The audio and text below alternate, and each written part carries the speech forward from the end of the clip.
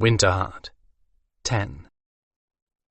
Amberdrake did not notice that Skan wasn't behind him on the stairs until they reached the outside of the tower, beyond the antechamber. That was when he turned to say something to the Black Gryphon. And the Black Gryphon wasn't there. They were already beyond the immediate perimeter of the tower. Amberdrake swore under his breath.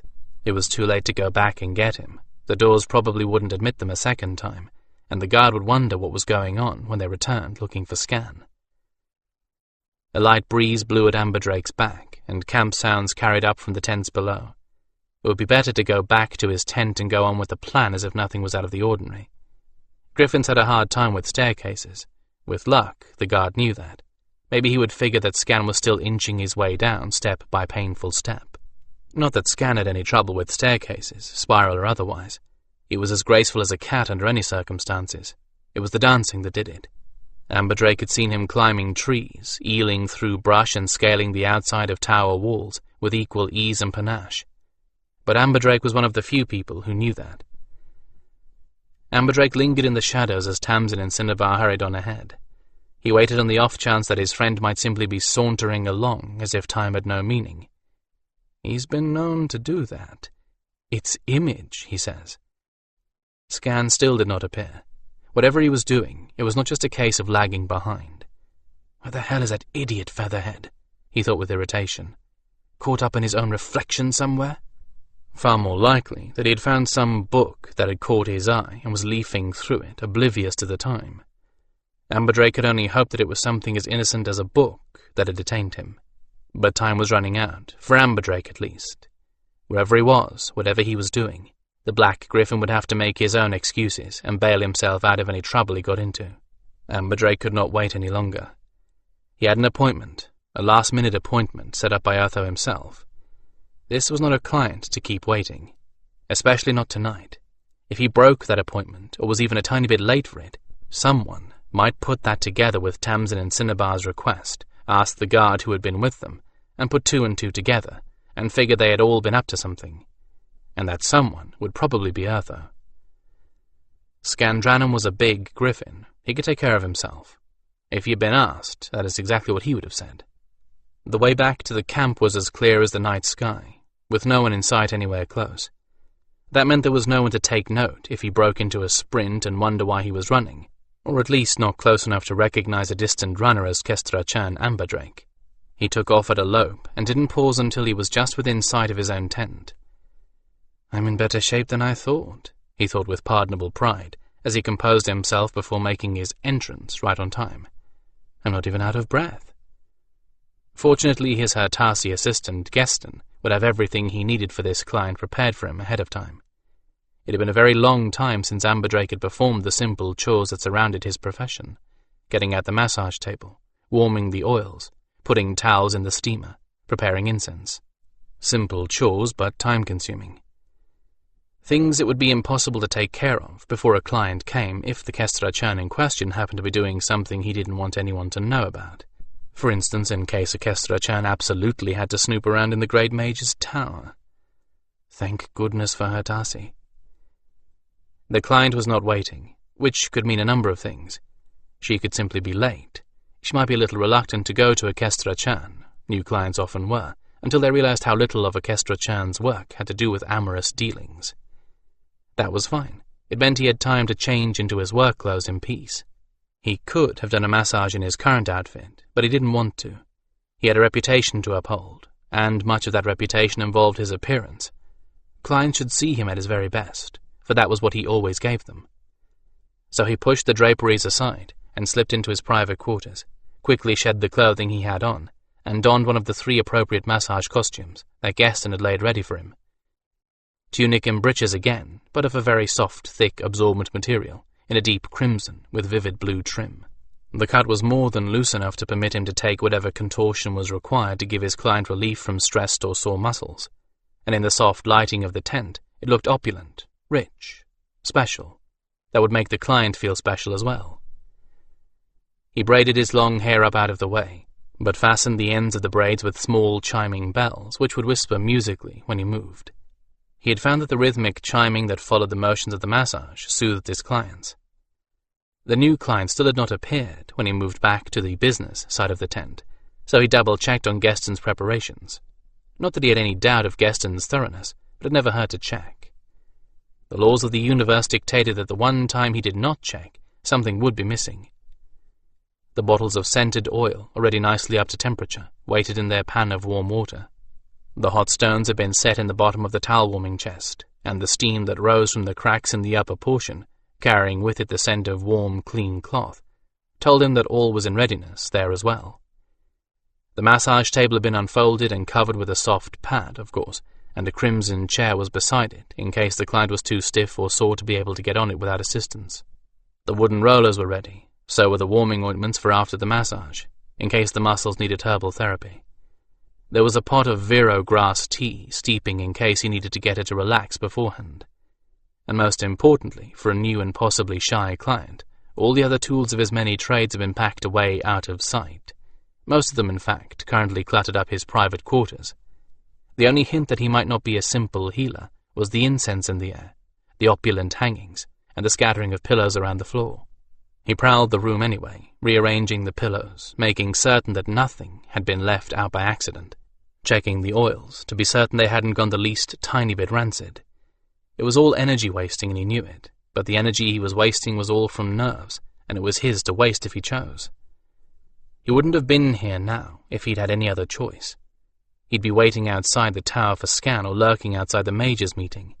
I wish I knew what was going on at the meeting, he thought fretfully. I wonder if the Hertasi have anyone there. If they do, Geston will know the results as soon as they let out. Maybe before. I hope so, but of course Victorian will tell me whatever happened. Gods, I hope Skan got out of the tower without tripping some alarm or other. I hope the guard doesn't figure he was up to something. I hope he wasn't up to something. He simply spotted a book he could not resist, I'm sure. I hope Tamsin and Cinnabar really can find a way to give the Gryphons their fertility. Mental nattering, really. Fretting over things he could not control and could not change was a habit of his. If he could change something, he did so. If he couldn't, he fretted it to pieces in hopes of finding a way he could affect the situation. Fortunately, he didn't have time to work himself up over either the Mage's meeting or Skan. Geston finally poked his nose through the door flap and motioned someone inside. A female, but Amberdrake knew that already. But now he knew why Urtho had not specified who was coming in making this appointment.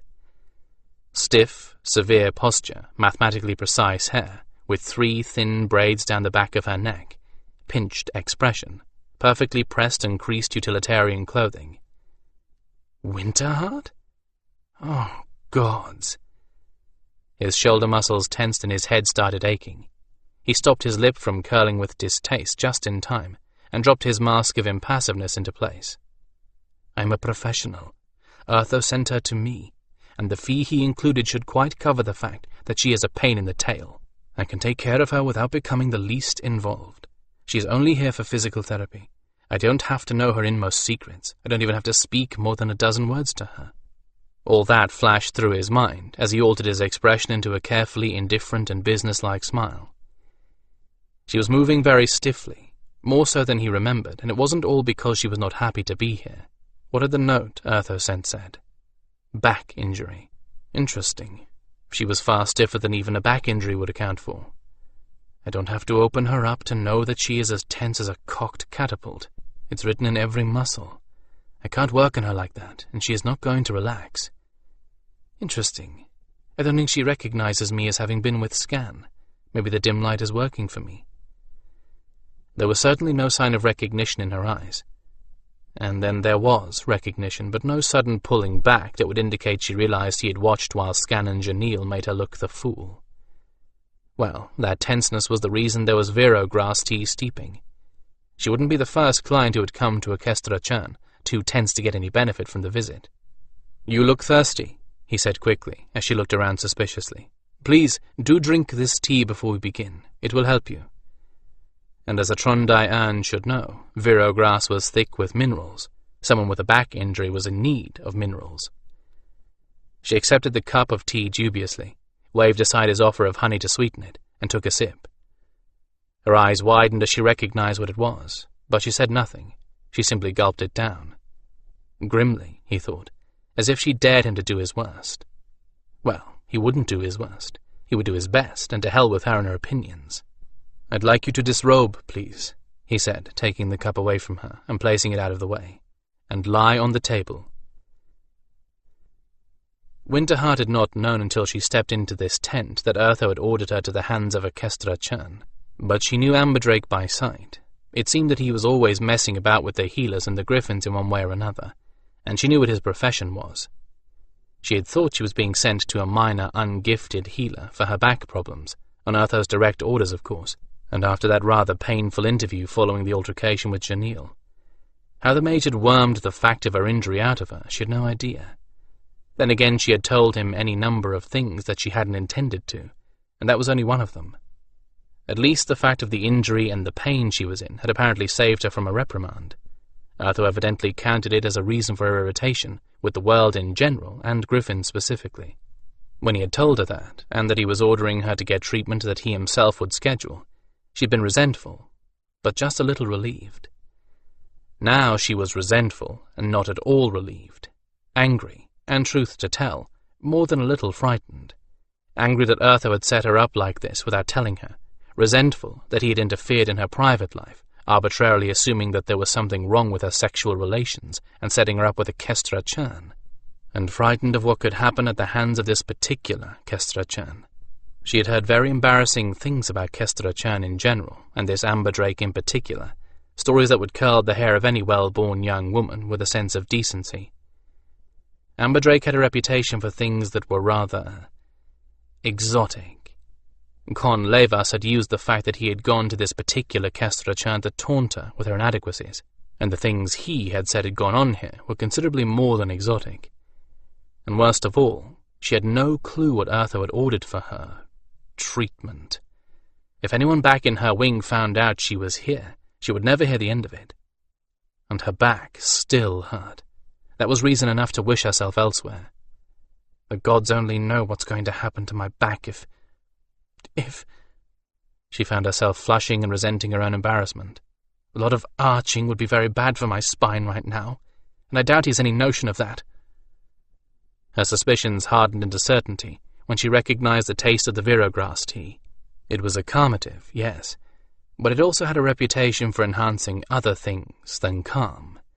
But it was a muscle relaxant as well, and right now my back needs it badly enough that I'll drink the damn stuff, she thought grimly. Maybe he thinks that if he drugs me enough, I'll be too limp to stop him. Huh, not with this back. One cup of tea isn't going to do worse than take the edge off the pain. Then he looked at her, as if he was sizing her up for purchase, and said, "Disrobe and get on the table, please." She stared at him, utterly taken aback, as much by his clinical coldness as by the words. Wasn't there supposed to be some, finesse involved here? She looked from Amberdrake to the table and back again. "You want me to... what?" she asked, still stunned. Amberdrake sighed with exasperation. What was wrong with the stupid woman? Couldn't she understand that in order to massage her, he would have to have her unclothed and on the table? Surely she didn't think he could do anything with her standing in the middle of the room like a statue. "You are who Urtho sent me, aren't you?" he asked, with just a touch of irony. She swallowed, but with difficulty. "Yes," she replied. "And you do have a back injury, do you not?" he persisted. What was going on in her mind? She answered with more reluctance than before. "Yes." He sighed with open exasperation which seemed to annoy her. Well, good. Up until this moment he'd been the one who was annoyed. Let her enjoy the sensation for a change. "Then please, lady, let me help you as I was assigned to do. I cannot help you if you will not disrobe and get on the table." "Help me how?" she replied sharply, her eyes darting this way and that. "I thought I was being sent to a healer." He gritted his teeth so hard it hurt. "You have been sent to a healer," he replied, allowing his tone to tell her that there was no doubt that he was exasperated. "Apparently you are not aware that a human cannot be effectively massaged through her clothing. If you would rather this were done by someone other than myself, you are quite free to leave. But you can explain to Urtho why you walked out on this rather expensive session. I perform my services in a professional manner, even with reluctant clients, and the services I intended to perform on you are entirely different from the ones I think you have imagined." Beneath his calm, cool exterior, he was seething, and his back teeth jammed so tightly together that it was a wonder they didn't split. Another gods-be-damned pure-as-rain healer. I should have known she'd react this way. Tamsin and Cinnabar were only too accurate in the way they described her. Bright Keros, how much more am I going to have to put up with this kind of nonsense? I'm besieged, truly I am. And as for Winterheart the Pure, well, from the pinched look on her face, I'd say she's certainly living down to her reputation as the princess of prim and proper. She hadn't budged a thumb length since he'd begun talking, and if his muscle readings were correct, she was so tense that he was rather mildly surprised that her eyes weren't bulging out. And it was all too obvious that she not only didn't believe he was a healer, she was certain it was just some kind of ploy to take advantage of her. As if I'd want to. I like my partner's willing, thank you. His headache worsened. Wonderful. It wasn't just his headache, it was coming from her as well. No wonder she had a pinched and sour look to her. Now how do I convince her that I am a healer? Chop off Geston's hand and fuse it back on? I wonder if Her Majesty, the Ice Maiden here, would even react to that. She and that steel-necked lover of hers deserve each other. If Urtho hadn't sent her to see me, I'd invite her to take herself and her token back to her tent. But outwardly, years of practice kept so much as a stray expression from crossing his face. I am no threat to your virtue, and I do assure you that you can relax. This is a massage table. I am to work on your back injury, and perhaps see if it is something that I can heal. It is that simple. He patted the table and smiled a cool and professional smile. She shifted her weight uneasily and moved ever so slightly away from the tent flap and toward the table. If that's the best she can do, we're going to be here all night before she gets on the damned table. Massage, he repeated, as if to a very simple child. I am very good at it. Lady Cinnabar will not have anyone else work on her but me. That earned him another couple of steps toward the table. He closed his eyes for just a moment and counted to 10. She was turning what should have been a simple session into an ordeal for both of them. If you're body shy with a stranger, I will turn my back while you disrobe. You may drape yourself with the sheet that is folded beside the table, he said. He pointed out the sheet to her and turned away. The sound of clothing rustling told him that he had finally convinced her of his sincerity, if not his expertise. His head was absolutely pounding with shared pain. He shielded himself against her, and it finally ebbed a bit. That was a shame. He generally didn't need to shield himself against a fellow healer, and allowing his empathy to remain wide open generally got him some useful information. Remaining that way also improved his sensitivity to what was going on with injuries and pain and helped him block it. Before a client even realized that something hurt, he would be able to correct the problem and move on. Correct the problem. Well, unfortunately, he could very well imagine why Urtho had sent the woman here. The few notes he had on her indicated some trauma in her life that she simply had not faced. Something that she had done, or that had been done to her. Trondayan were generally not so busy they disregarded their own health. There was the possibility she was punishing herself by leaving her conditions unattended, or worsening them in her mind. Oh, he had no doubt that there was a real physical injury there as well. But the way she acted told him that this was not a healthy, well-adjusted woman. Urtho must have seen that too. Here was the implied message in his sending her here. You're supposed to heal minds, so heal this one. What had Urtho said about her? That she had abusive parents, but the signs are all wrong for them to have been physically abusive. Urtho was known for having a very enlightened idea of what constituted abuse. No, this woman hadn't been mistreated or neglected physically, but emotionally. Ah, there was the theory that fit the problem. I would bet a bolt of silk on cold, demanding parents who expected perfection and got it. Very little real affection in her life, and most of it delivered when she managed somehow to achieve the impossible goals her parents set. Yes, that fits the picture. And now she was as demanding of everyone else as her parents had been of her. More than that, she was as demanding of herself as they used to be. Well, that was why she would have gotten involved with an arrogant manipulator like that mage in the first place. She doesn't see herself as deserving anyone who cares, so she picks someone who reminds her of what she grew up with. and then treats him the same, since she never learned to do otherwise. He ran his fingers across his forehead as the creaking of the table behind him told him he had managed to convince her to trust him that far.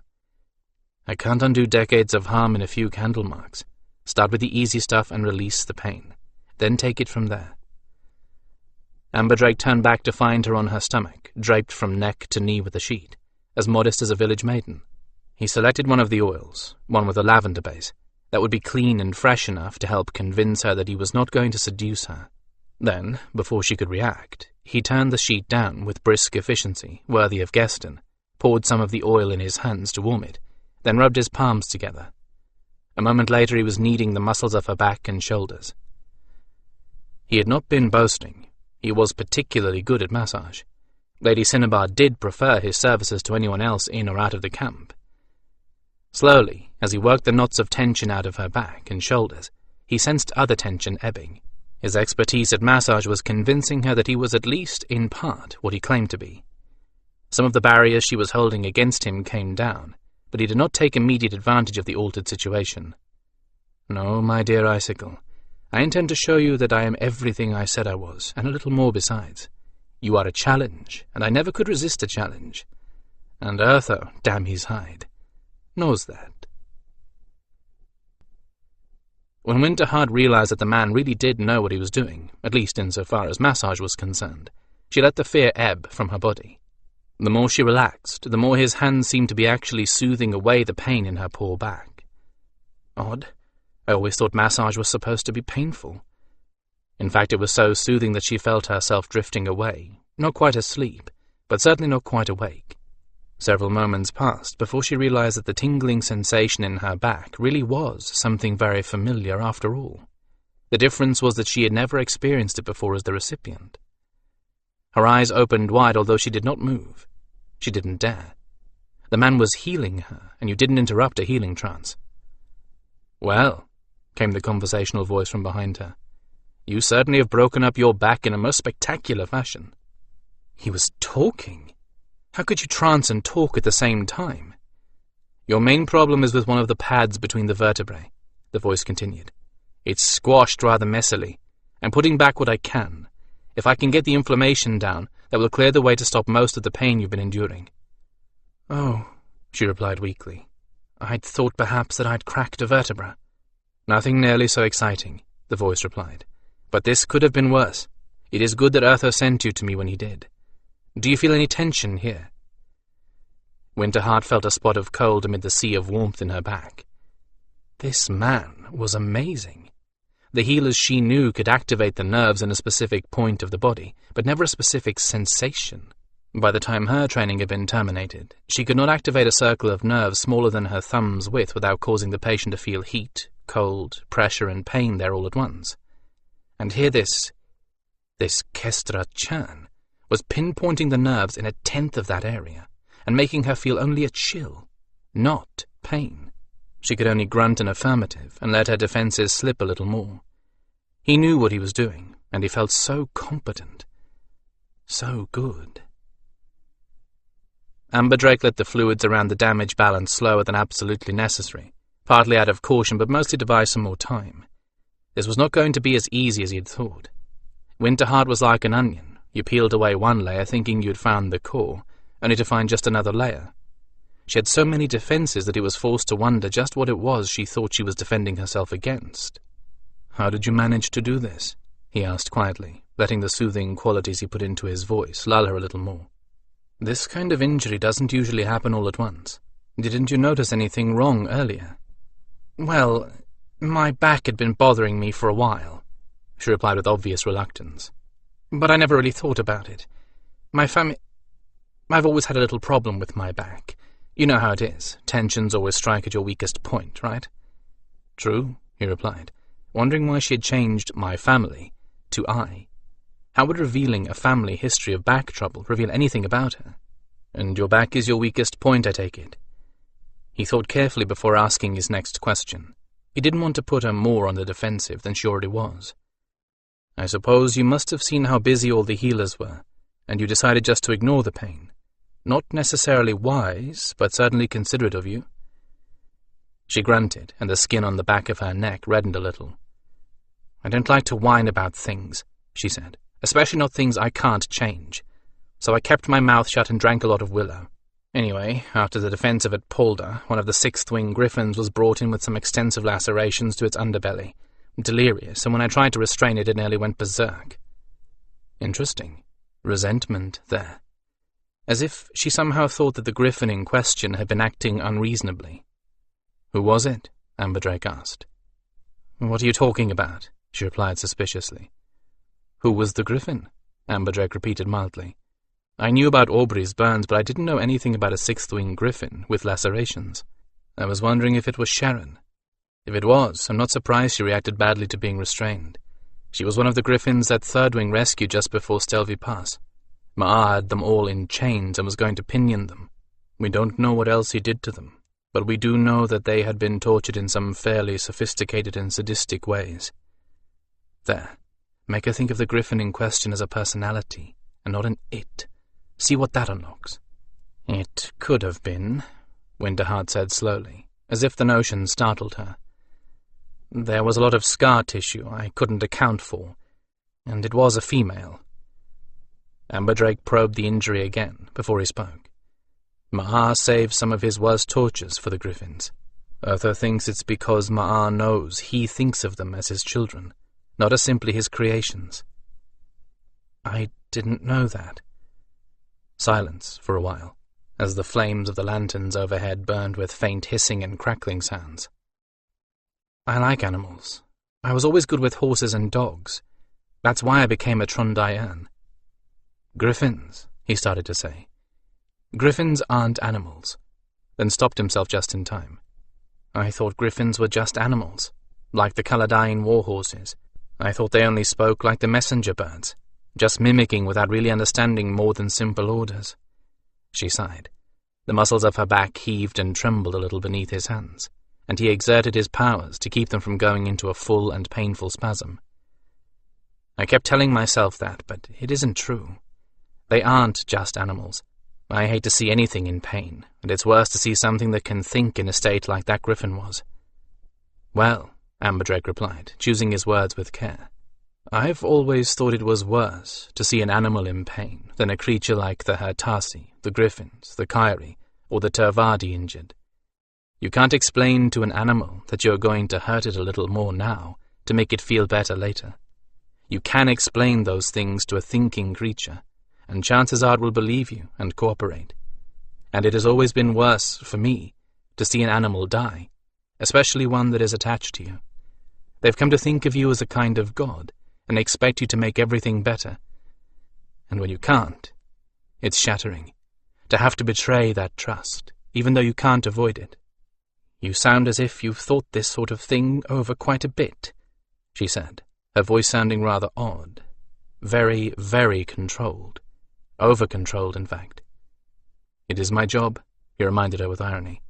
"You would be amazed at the number of people who come to me after a dreadful battle with nightmares of seeing their favorite puppy dying on the battlefield. Part of what I do is to explain to them why they see the puppy, and not the friends they just lost. Only I don't explain it quite that clinically." There wasn't much she could say to that, so after a few breaths she returned to the safer topic. "Anyway, I was trying to treat the Gryphon, and I'd gotten bent over in quite an odd position to stitch her up without tying her down, when she lashed out at me with both hind legs. She sent me flying, and I landed badly. I got up, felt a little more pain, but not much, and thought I was all right." "Good. The Gryphon has gone from it to she. That's progress anyway." "But the pain kept getting worse instead of better, right?" he probed. "That's the sign you've done something to one of those spinal pads." "I think that's one lesson I'm not likely to forget very soon," she countered, with irony as heavy as his has been. "But, as you said, the healers were all busy with injuries worse than mine, and I don't believe in whining about things as trivial as a backache." "I would never call telling of extreme pain whining," was all he said. She relaxed a little more, minutely, but visible to him. "This is going to need more than one treatment," he continued. "If you can bring yourself to resort to a mere kestrachan, that is." The skin of her neck flushed again. "You are a better healer than I am," she replied, with painful humility. She hadn't liked admitting that. "If you would be so kind. I know what your fees are for other things, but if you can spare the time. To make certain the healer of my friends is in the best of health, I would forgo the fee a king would offer for my services," Amberdrake replied with dignity. "When you are in pain, you can't do your best work. You know that as well as I do. Skan is not the only Gryphon friend I have, and I want my friends to have nothing less than the finest and most competent of care." "Ah," she said weakly. "Ah, thank you." He examined the injury again. "I've done all I can about this spinal pad right now," he told her truthfully. "I need to finish that massage, and then you can go. I think you'll feel some difference." "I already do," she admitted. He rubbed some fresh scented oil into the palms of his hands to warm it, and started soothing the muscles of her back he had not reached earlier. They'd gone into spasms so often they'd become as tense and tight as harp wires, and as knotted as a child's first spun thread. She gasped as the first of them released, quivered all over, in fact. Amberdrake was quite familiar with that reaction, but evidently she wasn't. "Oh!" she exclaimed, and tensed again. "It's quite all right. Don't move," he ordered. "It's the natural reaction to releasing tensed muscles. Ignore it if you can, and try to enjoy it if you can't ignore it." She didn't reply to that. Interesting. The last commoner he'd made that particular remark to had said, with dangerous irony, "What, like rape?" It was a natural thought for the ordinary soldier, who all too often found him or herself in the position of victim. But there was no tightening of Winterheart's neck muscles, no tensing at all to indicate that thought had occurred to her. Interesting. Very interesting. So whatever she is afraid of, it isn't that, and she is not the ordinary soul she says that she is. "If I hurt you, tell me," he said. "A good massage should not hurt, and in your case, if I start to hurt you, you'll tense up again and undo everything I've done so far other than the real healing." "I will," she promised, "but it doesn't hurt. It just feels very odd. The massages I've had in the past were never for injuries." What other kinds of massages are there? She can't mean sexual. So, for beauty treatments? That would account for the superb state of her body. There were no blemishes, no signs of scarring anywhere. When the posturing and stiffness were gone from Winterheart's body, she was a magnificent sculpture of human beauty. She cared for her skin and her hair scrupulously, filed her toenails and had no calluses anywhere that he had seen, not even the calluses associated with riding or fighting. Unusual, and definitely the marks of someone high-born, and he thought he knew all the humans of noble lineage who had ever lived near Urtho's tower. Perhaps she was here from before I came here, but that would date back to the very beginning of the war. "Do you get along with your commanders?" he asked, adding, "I need to know because if you don't, it is going to affect how your muscles will react, and I may need to ask you to resort to herbal muscle relaxants when you are around them." She was silent for a very long time. "They think I'm the proper subordinate. I suppose I used to be. That may be why my back went badly wrong all the once. I don't ever contradict them, even now. I suppose you'll think I'm a coward, but even though I don't agree with the way they treat the Gryphons, I don't want to be stripped of my rank and sent away." "You wouldn't be, if you took your case to Urtho," he pointed out. "As Trundai Ern, it is your job to countermand even the generals if you believe your charges are being mistreated." "I can't do that." Her skin was cold. She was afraid. Of what? Of confrontation? Of going directly to Urtho? "Besides," she continued hurriedly, "my lover is one of Shaiknam's mages. His name is Kon Levas. If I went to Urtho, I'd still be reassigned, and I don't want to be reassigned to some other wing than his." Untrue. Her muscles proclaimed it, and Amberdrake's intuition agreed. The way she'd stumbled over the word lover, not as if she were ashamed to say it, but because she could hardly bear to give the man that title. Amberdrake remembered Kon Levas, the mage who had come to him in order to shame his lover. That lover, it seems, was Winterheart. She and the mage might trade animal passions, but there was no love in that relationship. She didn't care that she might be reassigned someplace where he wasn't, precisely. There is something deeper going on here. In some way the man protects her. He must not know he is doing so, because if he did, he'd use it against her. This was getting more and more complicated all the time. "Well, I would say you aren't going to have to worry about that much longer," he said without thinking. "What do you mean?" Her alarm was real and very deep. She actually started. He put a hand in the middle of her back and soothed the jerking muscles. Only that thanks to Janil, Urtho is already aware of the situation in 6th Wing. You won't have to confront anyone now. I suspect he'll take care of things. He always does. Oh. She relaxed again. Now what on earth set her off like that? It has to be something to do with whatever it is that she's afraid of. What that could be, he had no clue. Perhaps he ought to try probing further back in her past, so far back that it would not seem like a threat. I learned all of my skills at healing when I was a child, he said casually. My parents sent me to a very odd school, one that did not admit the existence of a healing gift nor of empathy. I did learn quite a bit about healing without the use of either. Everything from massage to anatomy to herbal and mineral medicines. But I was also more or less trapped among very sick people with empathy too strong to shut them out. I was miserable, and my parents didn't understand why when I wrote them letters begging to come home. They thought they were doing their best for me, and couldn't understand why I wasn't grateful. My parents were like that, she said, sounding sleepy. They knew their children were exceptional, and they wouldn't accept anything less than perfection. They never understood why I wasn't fawningly grateful for all the opportunities they gave me. And I thought as much. Well, this is something I can start on, right this moment. Like my parents, yours surely thought they had your best interests at heart, he replied quickly. Perhaps they were too young for children. Perhaps they simply didn't understand that a child is not a small copy of one's own self. Many people think that. They feel the child must have the same needs and interests they do, simply because it sprang from them. They have no notion that a child can be drastically different from its parents. So, she replied, probably more harshly than she intended, does that excuse them? He let her think about that for a long time before he answered.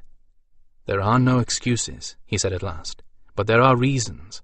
Reasons why we are what we are. Reasons why we do not have to stay that way. Even Maar has reasons for what he does. That turned the discussion into one of philosophy, and by the time he sent her away, he had come grudgingly not only to feel sorry for her, but even to like her a little. But she was going to have to change, and she would have a hard time doing so all alone. He was going to have to help her.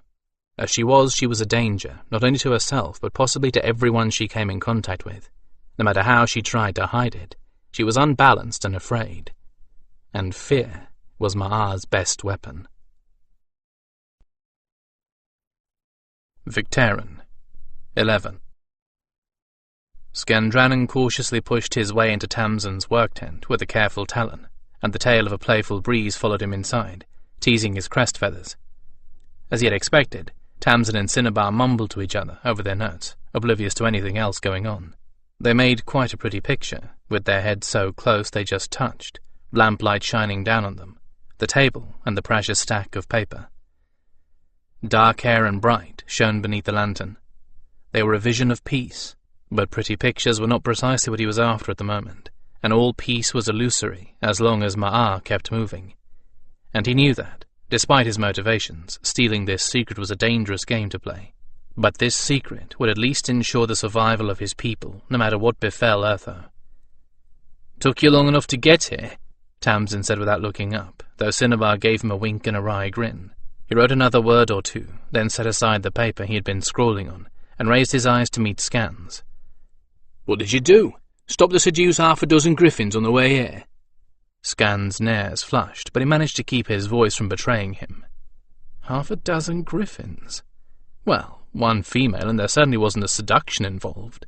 And until he had a chance to think out a plan, he'd rather not discuss Ketchara with anyone. "Not at all. I just stopped to look at something very interesting in the tower. So what have you discovered?" By the gleam in Tamsin's eyes, it was good news. Very good news. "That your so-called spell isn't precisely that," Tamsin replied. "Enabling fertility in male and female Gryphons takes a combination of things, and all of them are the sort of preparation that any Gryphon could do without magical help, although a little magic makes it easier. Urtho just shrouds the whole procedure in mysticism, so that you think it's something powerfully magical. His notes detail what to do to make the most impressive effects for the least expenditure of energy.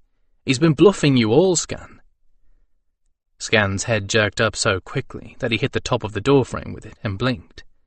He'd hoped for simple spells. He had not expected anything like this. "What?" he exclaimed.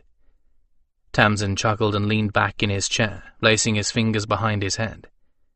When he designed you, he wanted to have some automatic controls on your fertility, so he borrowed some things from a number of different beasties. Take the great white owl. The females don't lay fertile eggs unless their male has stuffed them first with tundra mice. The sudden increase in meat triggers their bodies to permit fertilization of the eggs, and the more meat, the more eggs they lay. Well, Urtho borrowed that for your females. The ritual for the female Gryphon is to fast for 2 days, then gorge on fresh meat just before the mating flight. That gorging tells her instincts that there's food enough to support the family, just like with the tundra owls, and she becomes fertile. But, Skan protested weakly, we don't lay eggs. How can that— Tamsin ignored him. He borrowed from the snow tigers as well.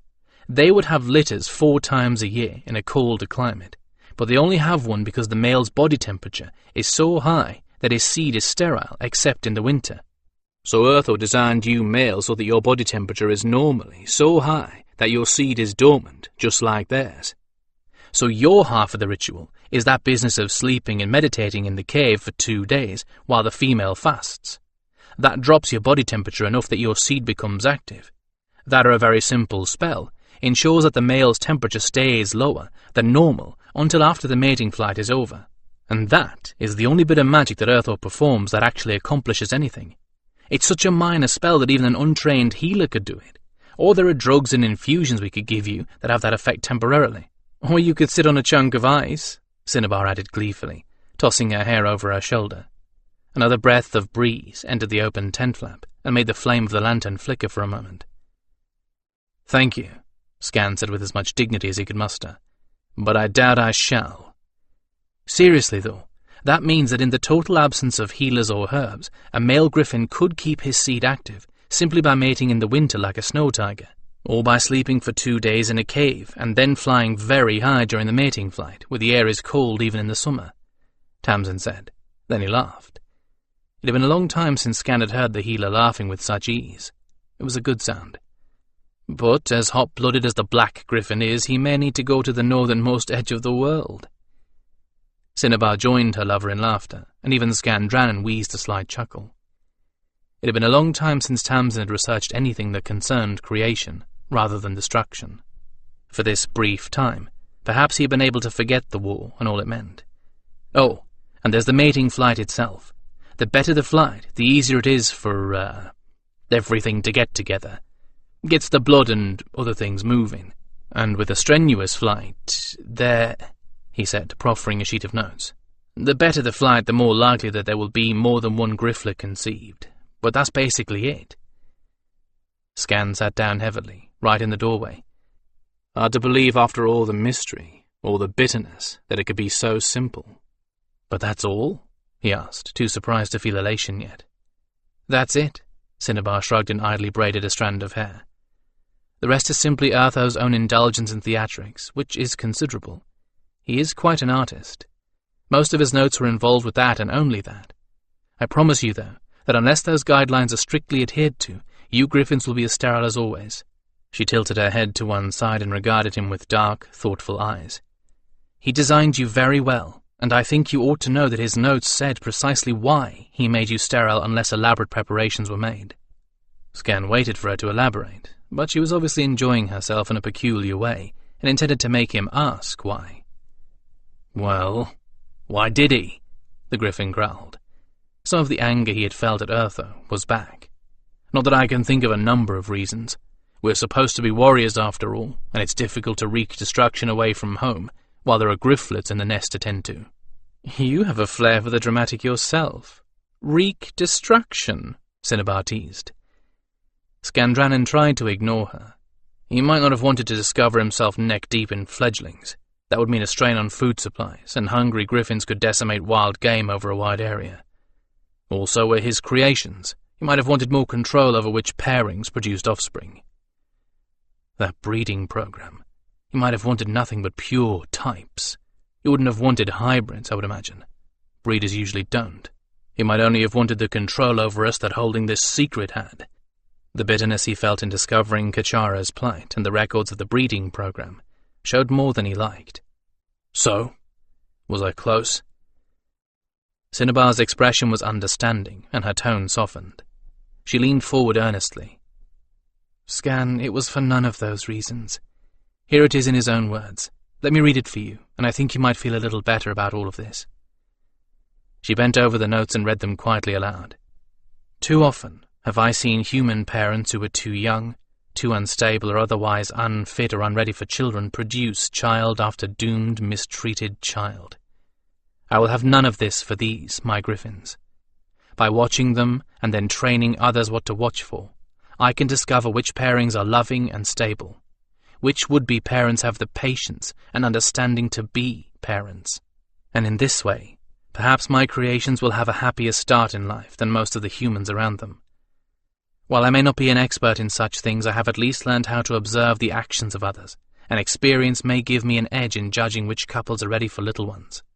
Those who desire children must not bring them into our dangerous world out of a wish for a replica of themselves, a creature to mold and control, a way to achieve what they could not, or the need for something that will offer unconditional love.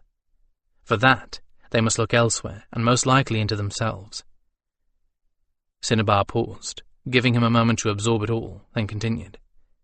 The reasons for bearing young should simply be love and respect for the incipient child, and for the world they will be born into. If it took more effort to produce a child than the exercise of a moment's lust, perhaps there might be less misery in this world. Perhaps my Gryphons will be happier creatures than their creator. Cinnabar looked back up at him expectantly. Skan simply sat where he was, blinking, surrounded by silence. The sounds of the camp seemed very distant and somewhat removed from reality, or perhaps eclipsed by a more important reality. Skandrannon's internal image of Urtho had undergone multiple drastic changes over the course of the evening. But this... elation and a crazy joy began to grow in him again. Simple, uncomplicated joy. The same joy that he'd had in his friendship with Urtho, and had thought he'd lost. This is more than I ever hoped to hear. A reason, a good one, a sound one even I can agree with. He wrote that in his own hand, to himself and no other. The whole secret makes sense. And look how, even with all these precautions in place, a mistake can happen. One happened with Janelle. Her parents died and she was neglected by others who thought her to be misborn. I'd no idea he had put such thought into this. Urtho was wiser than I thought, he said at last, his voice thick with emotion that he simply could not express. He was right to guide us so. Oh, I dare say you all can do well enough on your own, Tamsin told him with a twinkle in his eye. If nothing else, all this takes considerable effort on the Gryphon's part, and a pair will probably think carefully before going to all that effort. Skandrannon squinted his eyes shut tightly, and took a deep breath, then shook his body and flared his breast and back feathers. There's no probably about it, he told Tamsin, with some of his humour returning. We can be as lazy as any other race. There will be more young, but not that many more, not at first. For one thing, with the war there is rarely the leisure to make such extensive preparations. Cinnabar smiled and nodded her understanding. Tamsin sighed. By the way, he said, it's obvious from the notes that a male or female can't be overweight if they want to produce a youngster, and a mating flight has to be damned impressive in order to get everything moving well enough that fertility is assured. If you can't put everything you've got into that flight, well, you won't get anything out of it, except a bit of exercise. He raised his eyebrows suggestively. Sometimes exercise can be very beneficial, Skan replied with dignity. Well, Lady Cinnabar replied, with a face so innocent that Skan knew she was intending to prod him. You should know. I've heard you're probably the biggest expert in that type of Gryphon exercise that has ever lived. I? Skan contrived to look just as innocent as she. He would never miss a chance to boast a little in good company. Anyone as well known as he had detractors to belittle any and all of his traits, so it was up to him to say otherwise, wasn't it? I suppose since I am an expert dancer, attractive and skilled in aerobatics, you might be correct about that. Tamsin's shoulder shook with silent laughter. Cinnabar simply smiled serenely and released the bit of hair she'd been braiding. I'd have been worried about you if you'd said otherwise, Skan, she said gravely a heartbeat later. In all of this it would be easy to lose yourself. I won't say that I'm not feeling like a feather in a gale, my lady, but I have to maintain who and what I am, and since I am irresistible, it is only responsible for me to say so to reassure you all that I've not been overwhelmed. I owe you most profound thanks, my friends, he quickly continued, changing the subject before Cinnabar could ask him who he was supposedly irresistible to. I could not have done this alone, and that is perhaps the first and last time you will have heard the Black Gryphon admit he could not do something. Indeed. Tamsin's brows rose. Quite a concession, your highness. We were going to ask for all your possessions as payment, but that concession is rarer than— Cinnabar elbowed her lover sharply. He's serious, dolt, she scolded. About the thanks, that is. So much so that I cannot think how to properly repay you, Skan told her softly. It will not only be me that owes you a tremendous debt, but all of us. Cinnabar only shook her head. Don't think of it as owing anyone, she replied. The expression in her face was affectionate. Think of it as simply a gift between friends, perhaps the greatest gift that we could ever give you, and it was a privilege to do so, not a burden. He regarded her with surprise. He had not known that she felt that way.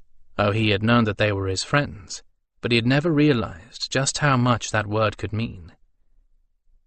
Why? He asked, making no secret of his surprise. Cinnabar looked thoughtful for a moment. Tamsin, Amberdrake, and I are greater admirers of your work than you know, I think. It is the same with nearly all the Trundayan as well. One cannot deal with Gryphons without feeling that admiration. There is so much about you that is good. Skan ground his beak, torn between pleasure and embarrassment. It was one thing for him to boast about Gryphons in general, and himself in particular. It was quite another thing to hear such effusive praise coming from the sweet lips of Lady Cinnabar, who had travelled the world, been entertained in the highest courts, and seldom praised anything or anyone. Still, you are an aggravating lot, she continued, her expression lightening with mischief, and an abundance of equally aggravating nestlings is exactly what you all deserve to teach you proper humility. Skan snorted and drew himself up to his full height, until his crest flattened against the canvas roof of the tent. Indeed, he replied. We shall be put in our place. If you would be so kind as to teach me that simple healing spell of yours, then tell me what herbs are needed. I will start circulating the information among the others. All ready, my friend?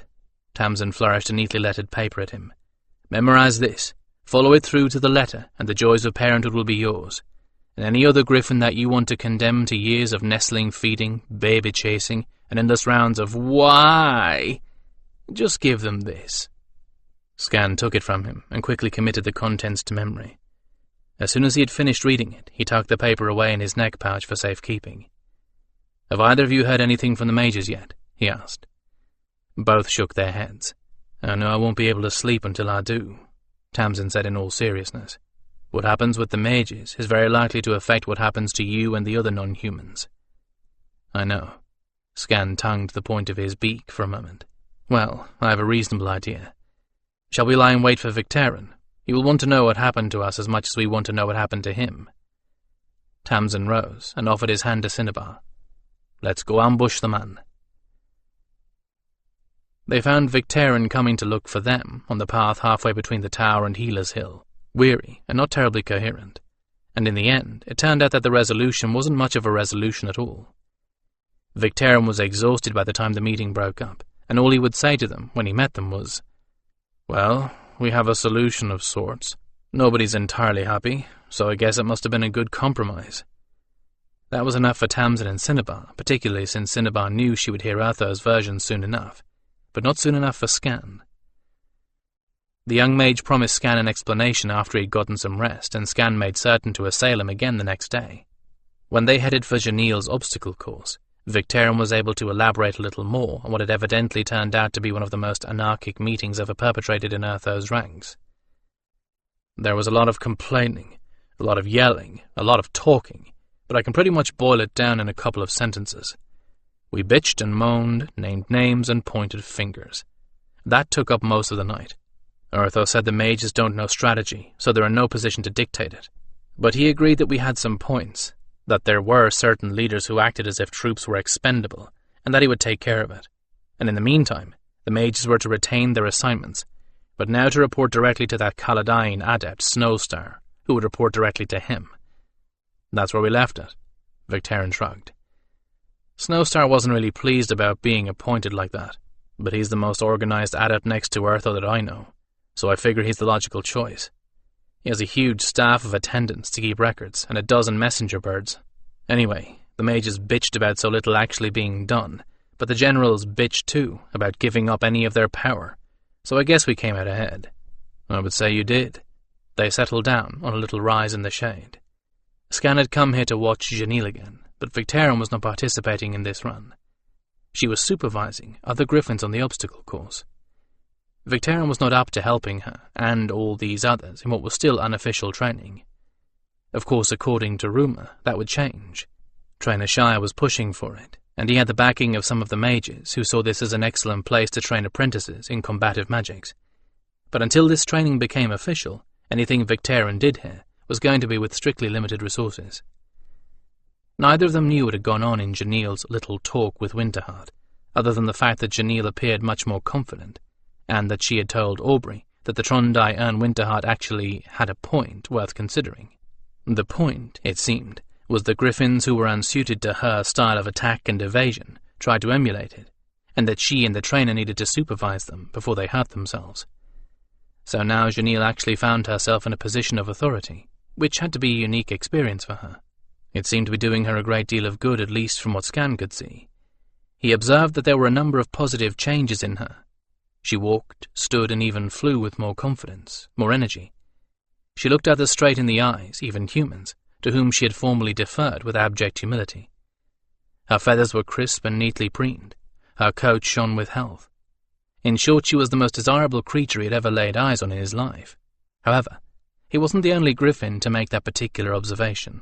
It did not escape his notice that the other male Gryphons exerted themselves and posed whenever she happened to look their way. It was also apparent that she was perfectly well aware of their interest. It was enough to make him grind his beak in frustration. She treated them all impartially, which was some relief, but she wasn't paying the least bit of attention to him, which was no relief at all. He was sitting quite prominently in the open after all. He was always conspicuous to Gryphons, especially in the daylight. Surely she saw him. Had she forgotten already how he had defended her to Winterheart? "So, are you coming with spreading your little secret around?" Victarion asked, idly braiding grass stems into a string. "It spreads itself," Skan replied, watching as Janelle demonstrated a tuck and roll maneuver, and wondering if his poor flesh and bones had healed enough to permit him to join her pupils. His dancing skills would surely help him in becoming a star pupil. What had become of that shy little Gryfalcon who had so aroused his protective instincts? The instinct she aroused now was anything but protective. I told the 8 wing leaders and their mates. They in turn told 4 more Gryphons each, and so forth. As Tamsin said, it is an absurdly simple thing, once you know how much was simple misdirection. I expect that in 3 days every Gryphon here will know. And that includes Janelle. But the information I want to give her, I must find a way to get her alone. I need to tell her what she really is. Has anyone asked how you came by this? The young mage glanced at him sideways. Or are you playing stupid? Skan laughed and raised his ear tufts. I seldom need to play stupid. If anyone asks, I have half a dozen different tales to explain how I learned this information. None of them are true, and all of them are plausible. The greater truth is that this is so important to us all that no one is likely to question the origin, so long as Tamsin and Cinnabar can verify that it is accurate. And it is so important that I do not believe there is a single Gryphon who will even tell his Herr Tarsi that he is privy to the secret. At least not soon. No one wishes Urtho to learn that we have this knowledge until I am ready to tell him. Victarion raised both eyebrows. So you're the victim... the volunteer, who'll take him the bad news and get nailed to his workroom wall? Skandrannon's nares flushed deep red. He could have done without hearing that. Urtho is my friend, and right or wrong it was my idea to steal the secret. I should be the one to face Urtho, and not a messenger. The Gryphons are all agreed that I will be the one to tell him that he no longer controls us through our wish for progeny. They believe I am the one who can best express this without causing him to react badly. You mean they think he's less likely to remove portions of your hide than that of any other Gryphon? Victarion observed. They're probably right. I can only hope, Skan muttered. I can only hope. Will Janelle know where the knowledge came from when it is passed to her? He sighed. I wish I dared tell her myself. Amberdrake had taken to finding Janelle for a few moments every day just to talk, if he could. This evening was no exception, and this evening, for a change, he had quite a bit of free time. That was just as well. All the recent improvements in her spirits and morale had triggered a partial moult, and she had a number of new blood feathers with feather sheaths that needed to be flaked and preened away. He hadn't done that for any Gryphon except Skan since his days as an apprentice and a feather painter. The simple task was oddly soothing. Feeling the hardness of the feather shaft against the softness of the insulating down, the pulse of her heartbeat just under the deep red skin, and the incredible heat a Gryphon's body generated, was always exhilarating. "He was there again today," Janelle told Amberdrake as he helped her groom her itching feathers. "I saw him. He looked thin." Amberdrake did not need to ask who he was, and the Kestrachan smiled to think of the mighty Skandrannon watching Janelle from afar like a lovesick brancher in a juvenile infatuation. "He is thin," Amberdrake replied. "That's partially because he's recovering from his injuries. We haven't been letting him exercise as much as he'd like. He always overstresses himself too soon after he's been hurt. But I think he might benefit from one of your classes. Should I see if he's interested?" "Interested? He'll probably claw his way through anyone who stands in his way to get in." "Oh," Janelle's nares paled. He... "Don't let him overawe you, my dear," Amberdrake said sharply. "He is just a Gryphon, like any other. Yes, he is beautiful, but he has as many faults as he has virtues. You are an expert on these new tactics of yours. He is not." Amberdrake tapped her gently and playfully on the beak. "Furthermore, if you're interested in him, don't show it. He has females flinging themselves at him all the time. You need to establish yourself as different from them. Pretend you think of him with simple admiration for what he's done, but no more." "I do not know." She looked at him over her shoulder, doubtfully. "I do not know that I can do that. He is Skandrannon. How can I not show—" Her nares flushed with embarrassment. "Why not?" he countered. "Janelle, you are every bit as good as he is. You know that. Trainer Shire and I have told you that daily, haven't we?" Yes, she said slowly. "So just be yourself. It isn't as hard as you might think. Haven't you always been yourself with me? Let your respect show, and let him guess at the rest."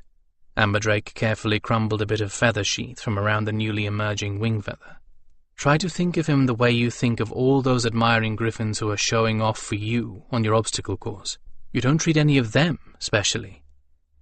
She blinked at him in perplexity. Amberdrake sighed. Lessons in the game's playing of love never went easily. It was a concept totally foreign to Janelle, but eventually she grasped it. "The quail that escapes is fatter than the one you catch," she observed. "I will try, if you think that will work. Since no one has ever succeeded in playing that particular game with Skan before, I suspect that it will," Amberdrake replied with amusement. "And what's more, I think it will serve him right.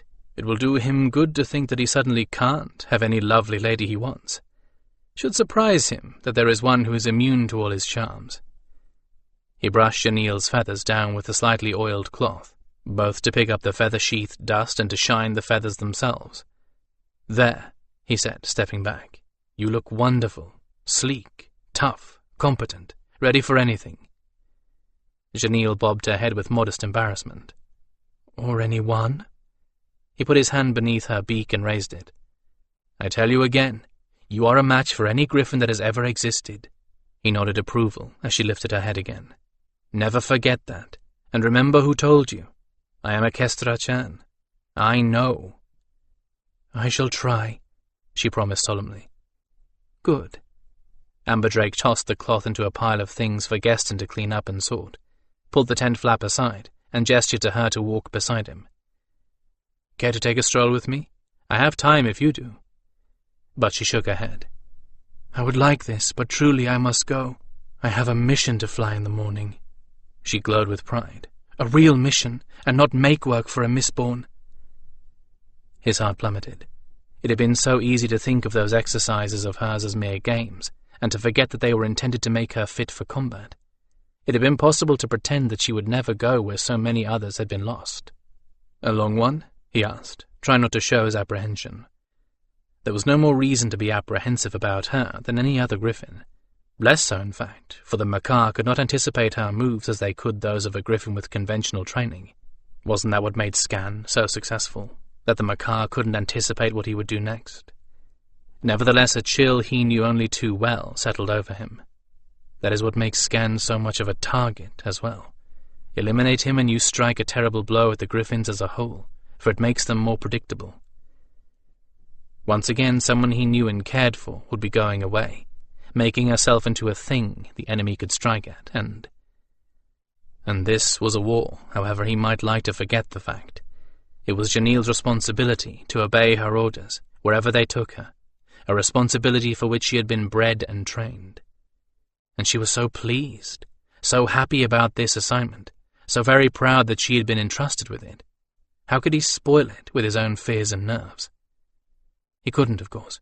So as always, he tried to ignore the way his insides knotted up around a ball of ice in the pit of his stomach, and smiled and praised her, as he had smiled and praised every fighter he had sent out to this war.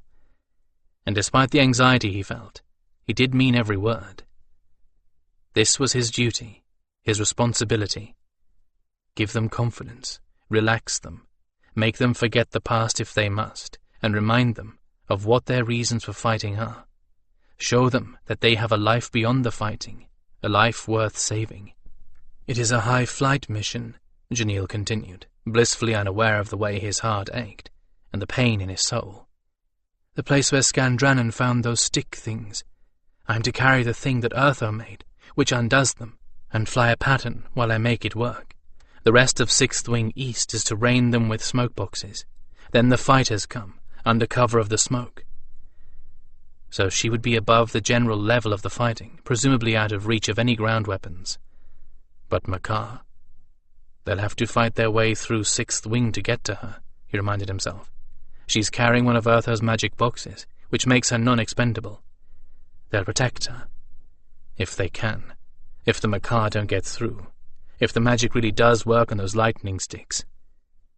If. Who commanded this mission anyway? If it was General Scheiknam, then even carrying a precious magical artifact, Janille was considered expendable by virtue of the fact that she was a Gryphon. Urtho planned this, Janille continued, thereby easing some of his unspoken fears. He commands the mission, and General Solma Fal is the field commander, and I am to carry the magic thing because I have true hands to make it work. If it is triggered too far away, it will not work, Urtho says. Then fly high and well, warrior, Amberdrake told her, patting her shoulder with expertly simulated confidence. I shall have fresh fish waiting for your return, and a victory feast. Janille's tiny ear tufts rose at that. Fresh fish? She said, clicking her beak in anticipation. Truly? She adored fresh fish, by which she meant still alive, and liked it better when they wriggled as she swallowed them. Where she had acquired this particular taste, Amberdrake could not imagine. Most Gryphons preferred raw red meat, and none but she liked their fish still living. Maybe there's some osprey in her somewhere, or maybe there are some eagles that have a liking for fish, or maybe it is only because it is Janille. Truly, he promised, a victory feast between friends, though I shall have my fish nicely cooked. Janille made a little hiss of distaste to tease him, but readily agreed to the celebration. What Amberdrake had not told her was that it was not going to be a victory dinner for two, but for four.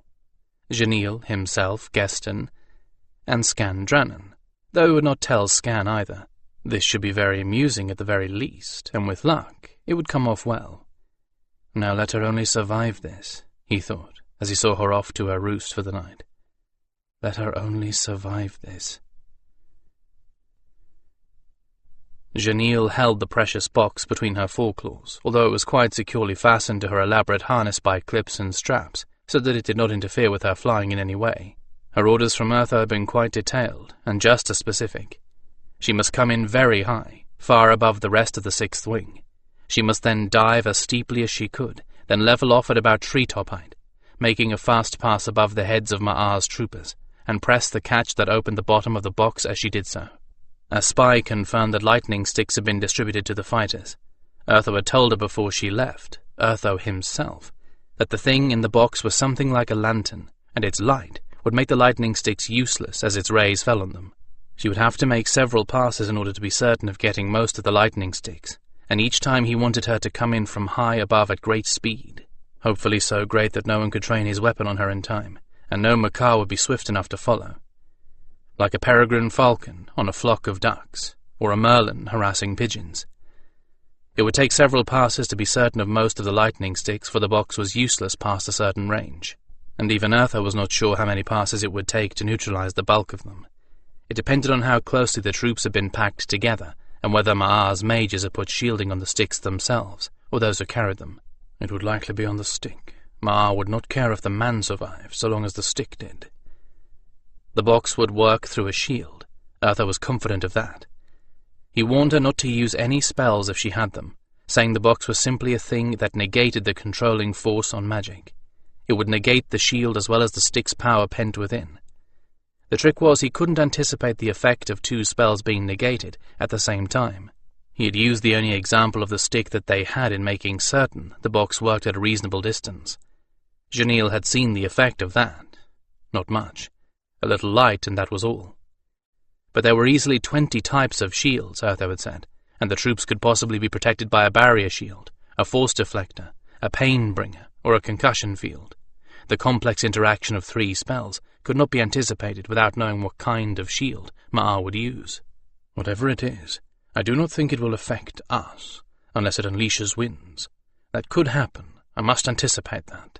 Or great light that might blind us. I must think of that as well. They neared the target. Janil signalled her flight and took herself high above the clouds, so high that the other griffins of her wing were scarcely more than ranks of dots below her, even to her keen eyes. Wisps of cloud passed between her and them. The sun overhead scorched her outstretched wings and back, but the wind bit bitterly against her nares, her underbelly, and her foreclaws. The precious box protected her chest from the wind, but the icy currents chilled her throat, and her breath only warmed when it reached her lungs. Was she high enough? The air was very thin up here, and her lungs and wings burned with the effort of staying aloft. Soon enough, though, she would be a spear from the heavens. They neared their objective, Leisfar, at the pass of Stelvi. Janil had never seen the town when it had been in Urtho's hands, but she had been told that the invaders had wrought terrible changes there. They bring terrible change wherever they go. Why should here be any different? There had been griffins here. Well, she knew well enough what Maar's forces did to griffins. They had assuredly done such terrible things to her own parents. Reason enough to hate the creatures below. Reason enough to wish that what she carried might do terrible things to them. It was time. She swept her wings back slowly. There was the pass, and below it, Maar's troops, a moving blotch upon the land below her fellows of the wing. Black macaw laboured up from their perches on the heights, a swarm of evil. They rose like biting flies to attack the oncoming forces, to pull the griffins to the ground where the men there could capture them in cruel wire nets and stab them with terrible biting spears. The men below, who have the lightning sticks. She folded her wings and dropped like a stone from heaven. 4 claws clutched around the precious weapon the Mage of Silence had entrusted to her. Faster, faster. The wind of her dive pressed against her as the earth rose up in her eyes, and it seemed as if the earth was trying to pull her down and swallow her. She narrowed her eyes and kept her wings pulled in tightly against her body, guiding herself with a tiny flick of a primary, a movement of the tail, even a single claw outstretched for a fraction of a heartbeat. The other griffins could not spare an eye for her. She must watch out for them. She must avoid them as she lanced through the center of their formation. This would take timing of the most delicate kind, and the control of the best. But not for nothing had she danced her dance of speed and skill against the imaginary enemies of her obstacle course. Even as the macaw closed with the leaders, she shot arrow swift straight past macaw and griffin alike, unstoppable. The ground rushed at her. Now! Janil arched her neck and fanned her wings open, feeling them vibrate as if the mountains themselves pushed her toward the ground as she strained. By treetop height, she had changed her angle just enough to pull out of the dive, but she was still streaking almost as rapidly as her initial stooping dive. And her 4 claws tightened, opening the shutter on Urtho's magic box, as she skimmed over the heads of the fighters, who were nothing but so many up-tilted heads and round, open mouths to her, passing below in a blur. Her course took her straight for the cliff, and she headed for it unswervingly.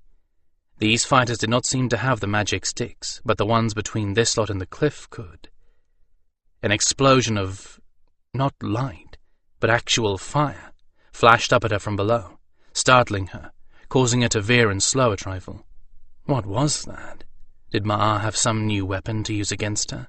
Taking no chances, she aborted the run, closing the shutter and shooting skyward again, opening her wings as she pumped furiously, labouring back above the clouds to a position of superiority. Only then did she look down to focus on the place where the fire had come from. The ground there was littered with blackened bodies, most of them still afire, and they did not move, while the troops around that area tried to flee. Slowly the answer came to her. Maar shielded these new weapons of his, just as we thought he might, and Urtho said he could not tell what cancelling two such spells would do.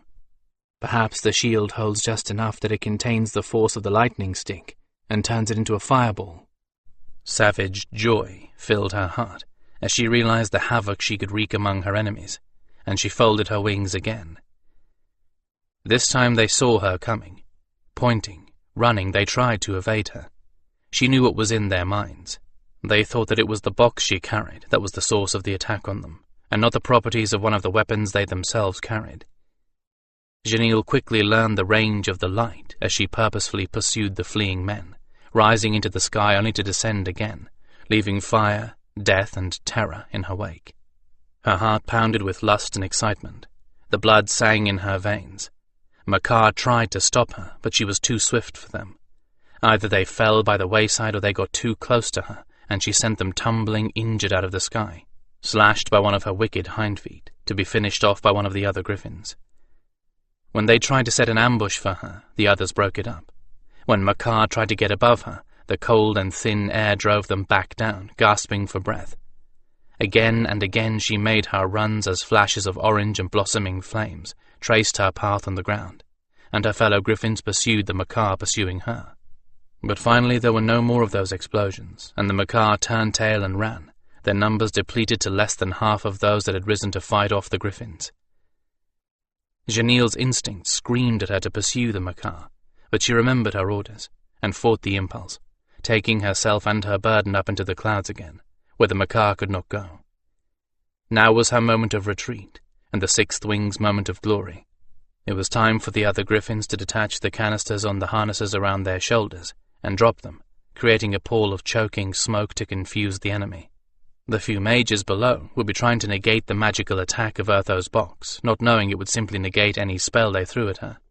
They would assume that the smoke was magical in nature as well, and waste precious time trying to destroy an illusion or cancel out a smoke spell. By the time they realized that it was real smoke and called up winds to disperse it, it would be too late. She would not be there to see the result. Urtho's orders were specific. When there are no more fighters carrying lightning sticks, return home.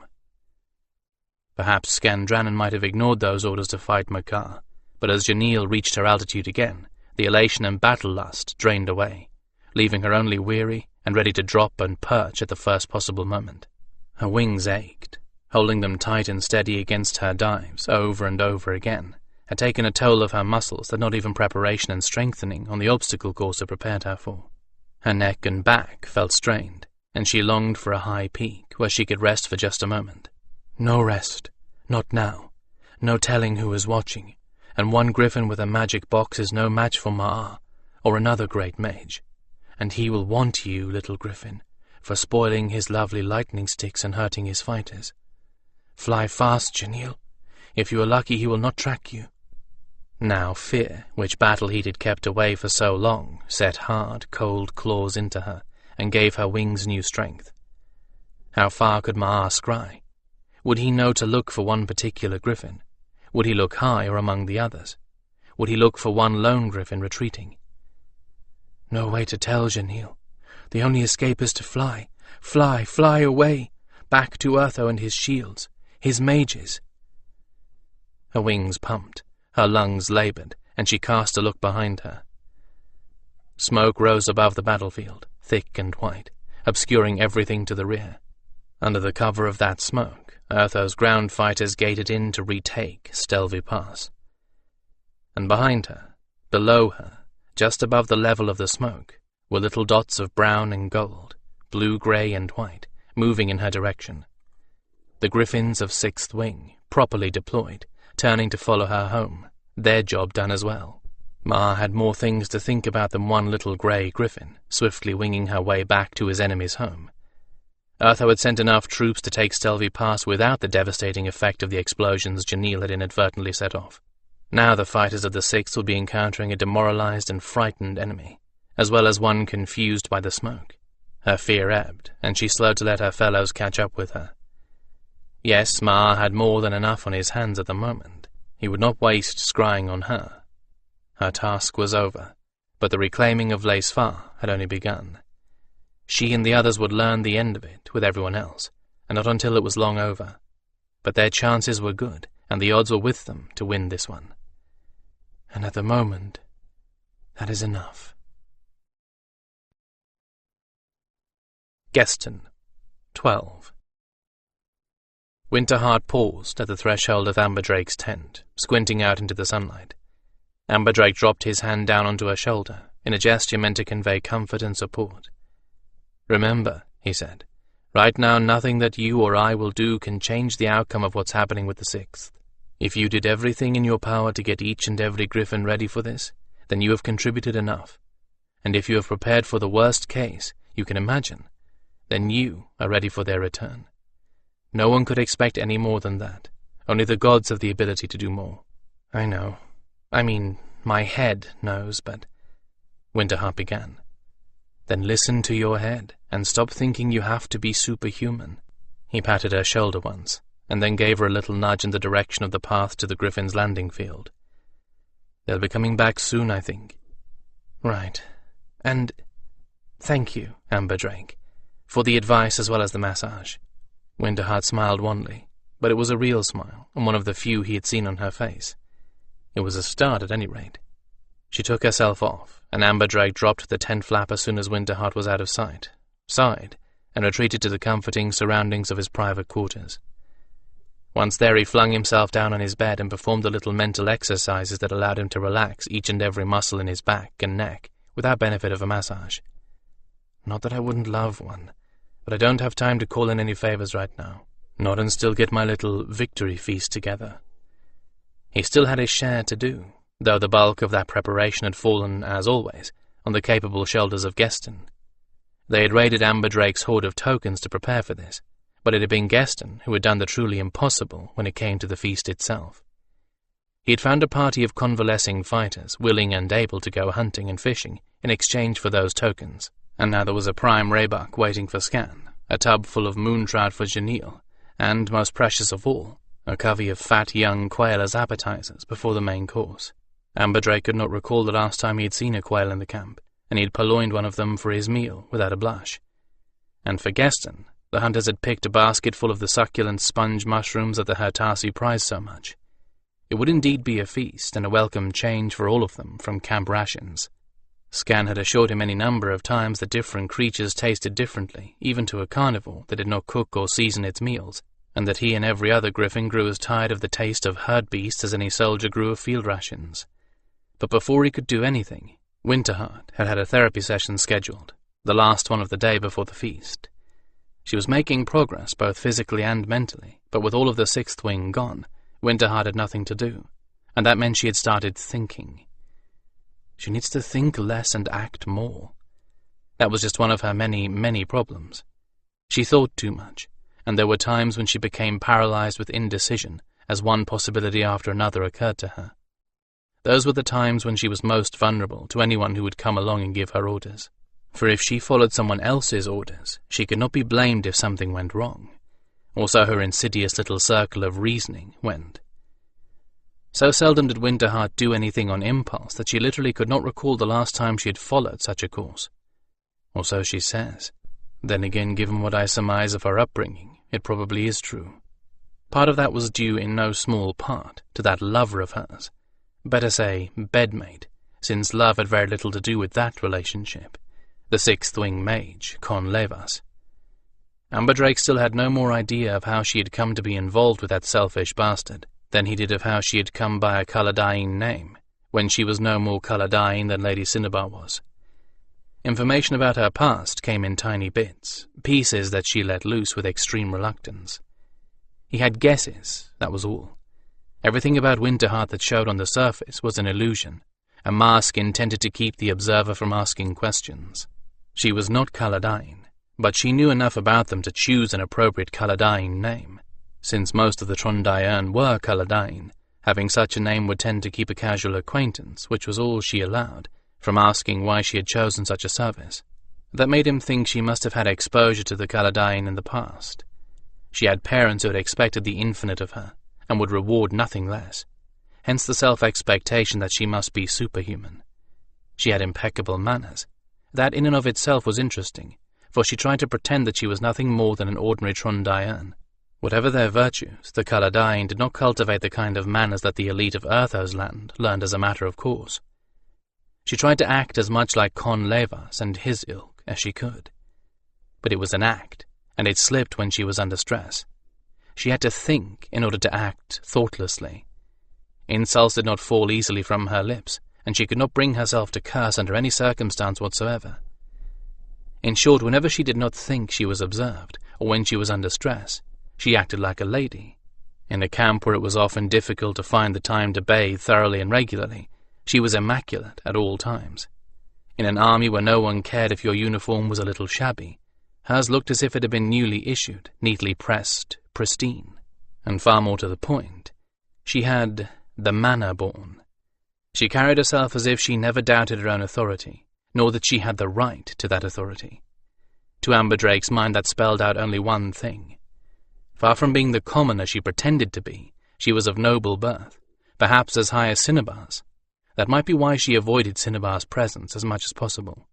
If the lady ever got a good look at her, long enough for unconscious mannerisms to show through the Trondaearn's carefully cultivated facade, Winterheart's ruse might well be over.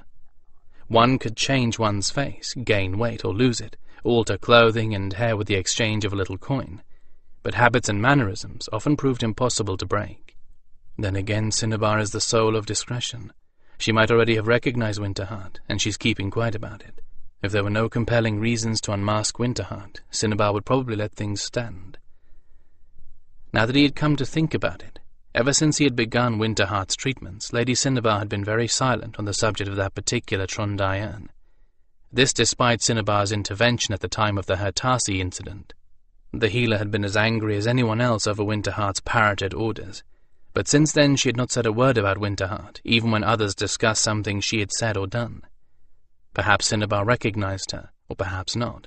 In any event, the lady was a powerful enough empath, as well as a healer, to realize, once she had been around the Trondaearn for any length of time, how much of Winterheart's coldness was due to emotional damage and fear. Little by little she reveals herself to me, as she begins to trust me. But I think this may be the most difficult case I've ever dealt with. Janelle was simple in comparison. She only needed to learn how outstanding she was, and to be given a way to succeed on her own terms. Once she had those, she blossomed. Winterheart has so pent herself up that I do not even know who she truly is, only what the facade and the cracks in it tell me. Winterheart is afraid every moment of her life, and she has yet to show me what she is afraid of. Maybe that was why she had taken Con Levas into her bed. The man was appallingly simple to understand. Simply give him everything he wants and he is happy to let you have an identity as his woman. He is protection of a sort, because he is so possessive about everything he thinks is his. She doesn't even know she isn't a Caladyne. He thinks she is just because of the name. That's how unobservant he is. Then again, that was simply a reflection of what Amber Drake already knew. A mercenary mage in this war only for the pay would have to be unobservant. Anyone who would even consider being in the pay of Maar would have to be completely amoral. But Con Levas was incidental to the puzzle. Amber Drake laid his forearm across his eyes for a moment, and tried to put the pieces he had so far into some kind of an arrangement. When she joined the army, it had to be for a reason. I don't know what that reason is yet, but she joined it under a cloud of fear, terrified that her identity would be revealed, even though, since she is very intelligent, she must have chosen the profession of Trondaearn, because it was utterly unlike anything else she had been known for in her previous identity. She may also have taken that position because of another fear. The Trondaearn do not normally go anywhere near the front lines. I know that fighting terrifies her. I know that she is horribly afraid of what Maar and his mages can do. He had seen her in the grip of that fear himself, more than once, when the two of them had been together at a moment when news came in from the front lines. She controlled herself well, but there was always an instant when absolute terror painted her features with a different kind of mask than the facade of coldness she habitually wore. So when Conlevas propositioned her, it must have seemed sent from the gods. Perhaps he even wooed, charmed her. I'm certain that he has the ability to do just that when he chooses. He had a position with Sixth Wing, so would she. He had an identity that no one questioned, so would she, as his woman. No one would ask her anything personal, and she could do her job among the Gryphons impersonally. After all, they were obviously nothing more than sophisticated animals. She could deal with them on terms that cost her nothing, other than a bit of energy. That was where Geneel had inadvertently shaken up her world as much as Amberdrake had. The Gryfalcon had forced Winterheart to accept the fact that the Gryphons in her charge were not sophisticated animals with limited ability to ape human speech, for she tried to convince herself that they were only something a little larger than a messenger bird, but along the same lines. But Geneel changed all that. Geneel showed her in no uncertain terms that these charges of hers were people, and she had an obligation to them, to see that they received treatment as such with consideration, politeness, and decency. She had an obligation to act as their advocate to the commander of Sixth Wing. She was in every way as responsible for them as their commander was. She had not wanted to know that. It was putting stresses on her that showed up when she came to get her treatments for her back from Amberdrake. So long as the Gryphons had not been people to her, she had been able to cope. Now they were real to her, as they had not been before. Now she had to look at them and know there were personalities there behind the beaks and alien eyes. Personalities like those of every human in the ranks. She was sending people off into the war to be swallowed up, and she could no longer ignore that fact. She had begun to feel again, and ironically, it was that very fact that was sending tremors through her relationship with her lover. As long as she had not been able to feel, she did not care what he did to her, said to her, or how he treated her.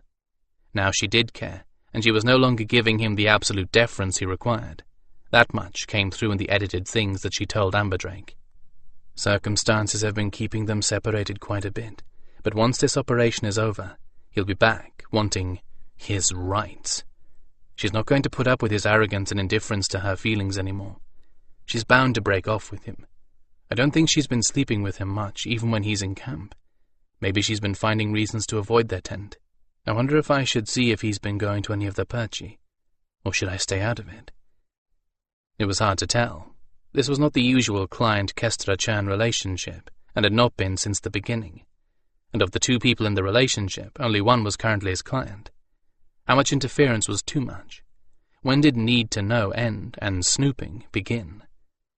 And she was so profoundly damaged, so terribly brittle. A confrontation with Conlevas would shatter her, for he would not hesitate to use the most hurtful things he could think of against her.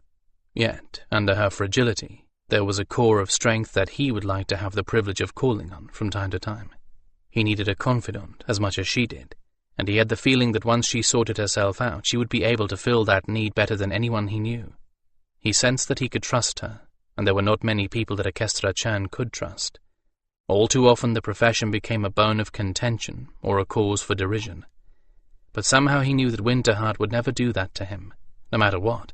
She would keep the things she knew would hurt the most under the tightest control. He knew that, even though he couldn't have told why he was so certain about it. This end of camp was very quiet, and usually so for the middle of the day. Off in the distance, he heard a sergeant bellowing orders, but here there was scarcely more than the chattering of messenger birds and the occasional rattle of equipment.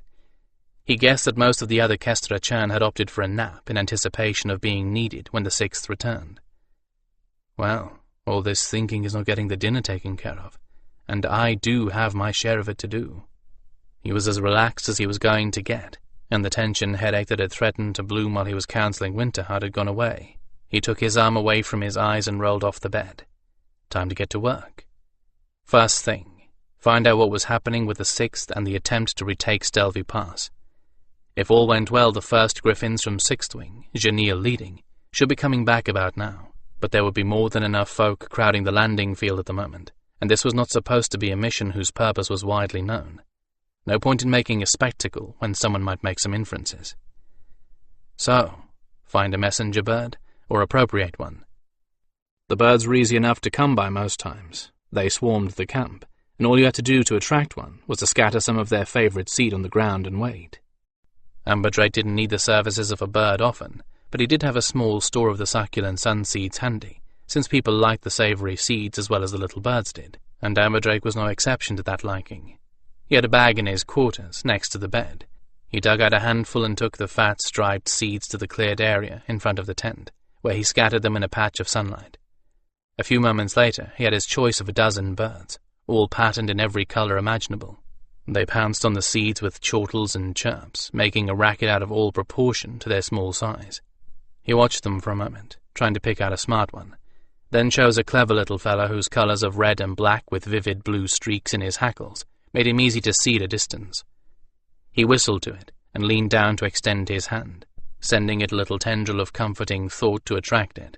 The bird hopped onto his outstretched hand with no sign of fear and waited for his orders, cocking its head sideways to look at him.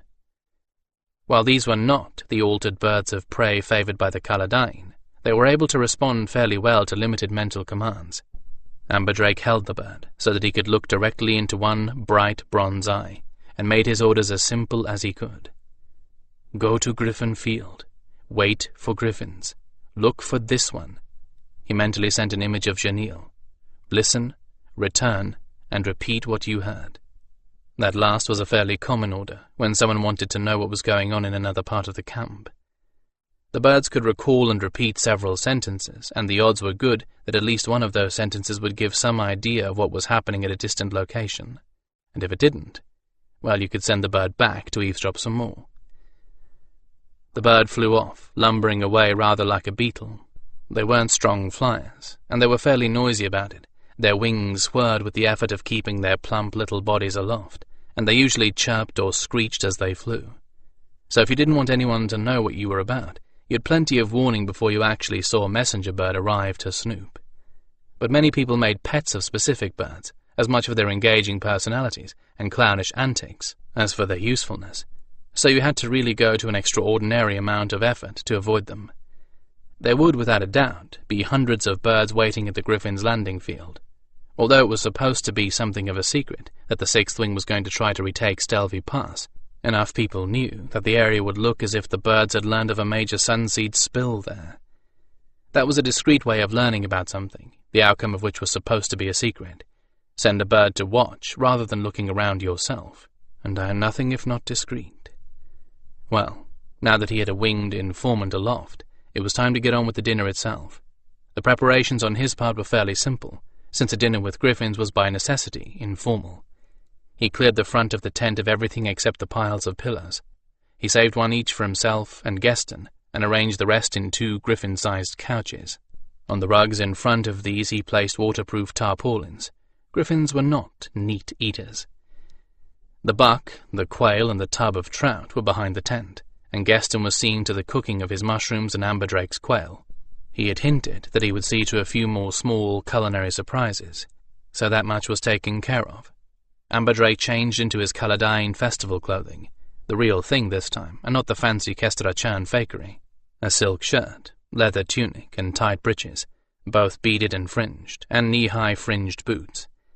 It was amazing how comfortable the leathers and silks felt, and how simply shedding his identity of Amberdrake the Kestrachan made him relax a little further. I wonder if Winterheart has ever actually seen Caladyne festival clothing, or if she is only familiar with what we would wear to blend in with folk from Outclan. He was tying up his hair when the chattering of the messenger bird brought him to the front of his tent. He held up his hand, his eyes straining to spot the red dot of the bird against the bright sky. The little red and black creature whirred in, and back-winged to a landing on his finger, still chattering at a high rate of speed. He placed one hand on its back to calm it, and fell silent for a moment. As he took his hand away, it muttered to itself a little, then began repeating what it had heard. Although its voice was very much that of a bird, the cadences and accents were readily identifiable as individual people.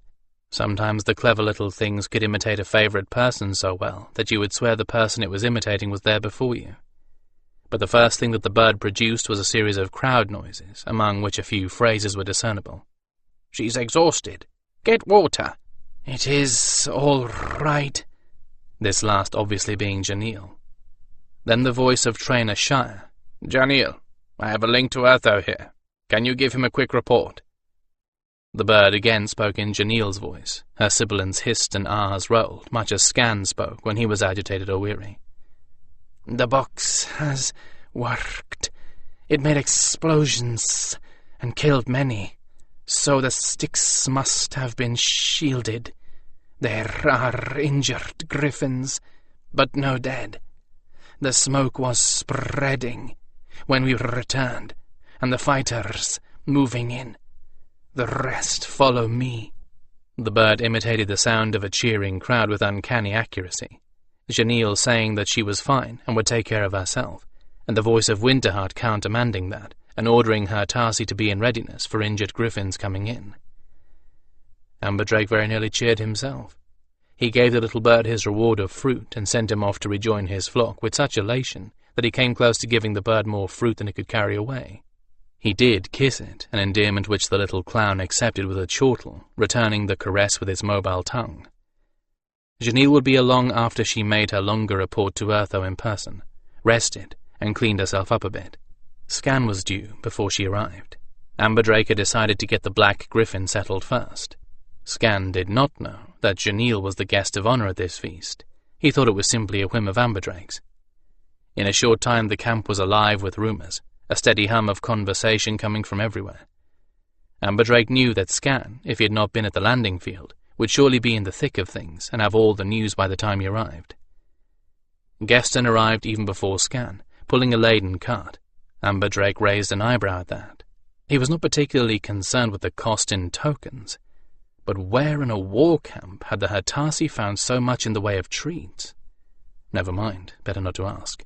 There were always those who had hoards of rarities and were willing to part with them for a price, and tokens for the Kestrachan were prized possessions.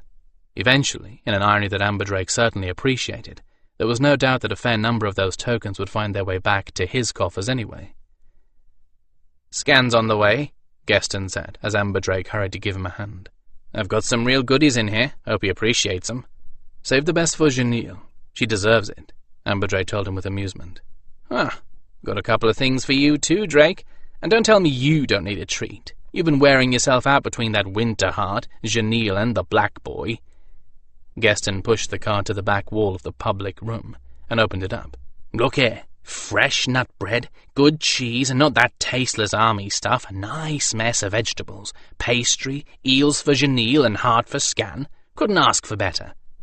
"I have to agree to that," Amberdrake replied, a little dazed. "I don't think I want to know where you got most of that." "Legally," the Hertasi said, turning up his snout saucily. "So none of your lip." "What about lip?" Skan said, pushing aside the tent flap. "Is Drake trying to give you excuses about why he can't have a proper meal for a change?" "Oh, you know Drake," the Hertasi replied before Amberdrake could even say a word in his own defense. "If no one else has something, he doesn't think he should have it either. Martyr, martyr, martyr." "That is not true," Amberdrake replied, going straight over to the cart and popping a bit of pastry into his mouth to prove Geston wrong. "It is only that I do not think that I should take advantage of my position to indulge myself alone." "Oh," Skan chuckled. "And what do you call this?" "Indulging a client," Amberdrake told him promptly. "You are one of my clients, aren't you?" "Well, yes. And you have been undergoing a prolonged and painful convalescence, haven't you?" "Well, yes. And you do deserve a bit of indulgence, don't you?" Skan coughed. "Well, I happen to. There, you see?" Amberdrake turned to Geston in triumph. "Moral indulgence." "My eye," the Hertasi replied, chuckling, and began taking things out of the cart. Skan eyed the heart appreciatively and moved a little nearer. "Away from that, you!" Geston slapped his beak. "That's your dessert, and stop drooling." "I wasn't drooling," Skan replied with indignation. "I never drool." It was on the tip of Amberdrake's tongue to say, "Not even over Janil?" But that would spoil the surprise. So he winked at Geston and gave the Hertasi a hand in unloading the gloriously laden cart, while Skan stood by and made helpful comments. "I hope you weren't planning on eating right away," Amberdrake said, as Skan settled down on his pile of pillows. "This is a little early for me, and I'd rather appreciate good food with a good appetite." "Oh, I can wait," the Black Gryphon replied lazily. "Besides, By now everyone knows about the operation at Stelvy, and I expect you want to hear how the 6th did. I'm sure you'll tell us even if we didn't care, Gaston sniped. But since we do care, you might as well give us the benefit of your superior oration. Skandrannon pretended to be offended for just a moment, then tossed a pillow at him, which Gaston ducked expertly. You cannot spoil my mood. I am feeling far too pleased. The 6 has retaken the pass. The messages are in from the mages, and the town is back in our hands. He continued at length, with as much detail as Amber Drake could have wished for, then concluded, But I've saved the best for last. His eyes gleamed with malicious enjoyment. General Shiknam and Commander Garber have been placed on detached duty for medical reasons, and General Farl has been given the 6th Wing as a reward for successfully commanding them in this operation, and for, I quote, appropriate and strategic use of the air forces, end quote. Meaning the Gryphons, Amber Drake said with pleasure, including Janelle. It was not his imagination. Skan's nostrils flared at the sound of her name, and his nares flushed a deep scarlet. He was going to probe a little further, but a shadow fell upon the closed flap of the tent. Ah, here is our 4th guest, he said instead, and rose and went to the door of the tent himself. Lovely lady, he said, bowing and gesturing for Janelle to come in. You brighten our company with your presence. Janelle was looking very lovely, if rather tired. Winterheart must have helped her with her grooming.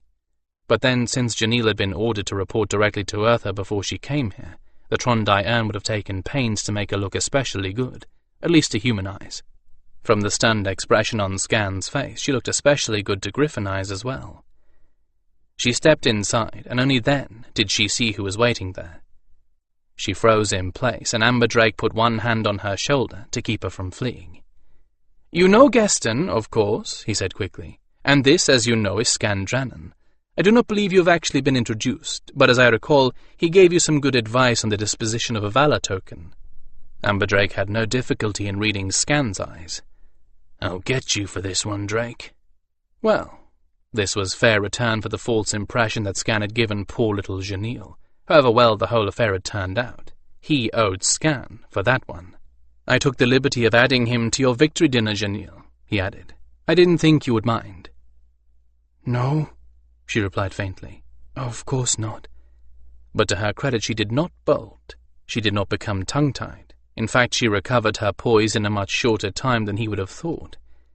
She blinked once or twice, then moved forward into the room, and took her place on the pile of pillows that Amber Drake pointed out to her.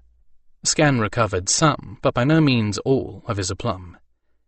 As the dinner progressed, he was much quieter than usual, leaving most of the conversation to Amber Drake and Gaston. Janelle managed to seem friendly toward Skan, and full of admiration, but not particularly overwhelmed by him, an attitude that clearly took him rather aback. As darkness fell, and Gaston got up to light the lamps, she seemed to relax quite a bit. Of course, these were familiar surroundings to her by now, and perhaps that helped put her at ease. Before the dinner was over, Skan did manage to ask if she would accept him into one of her training classes, subject, of course, to Amber Drake's approval.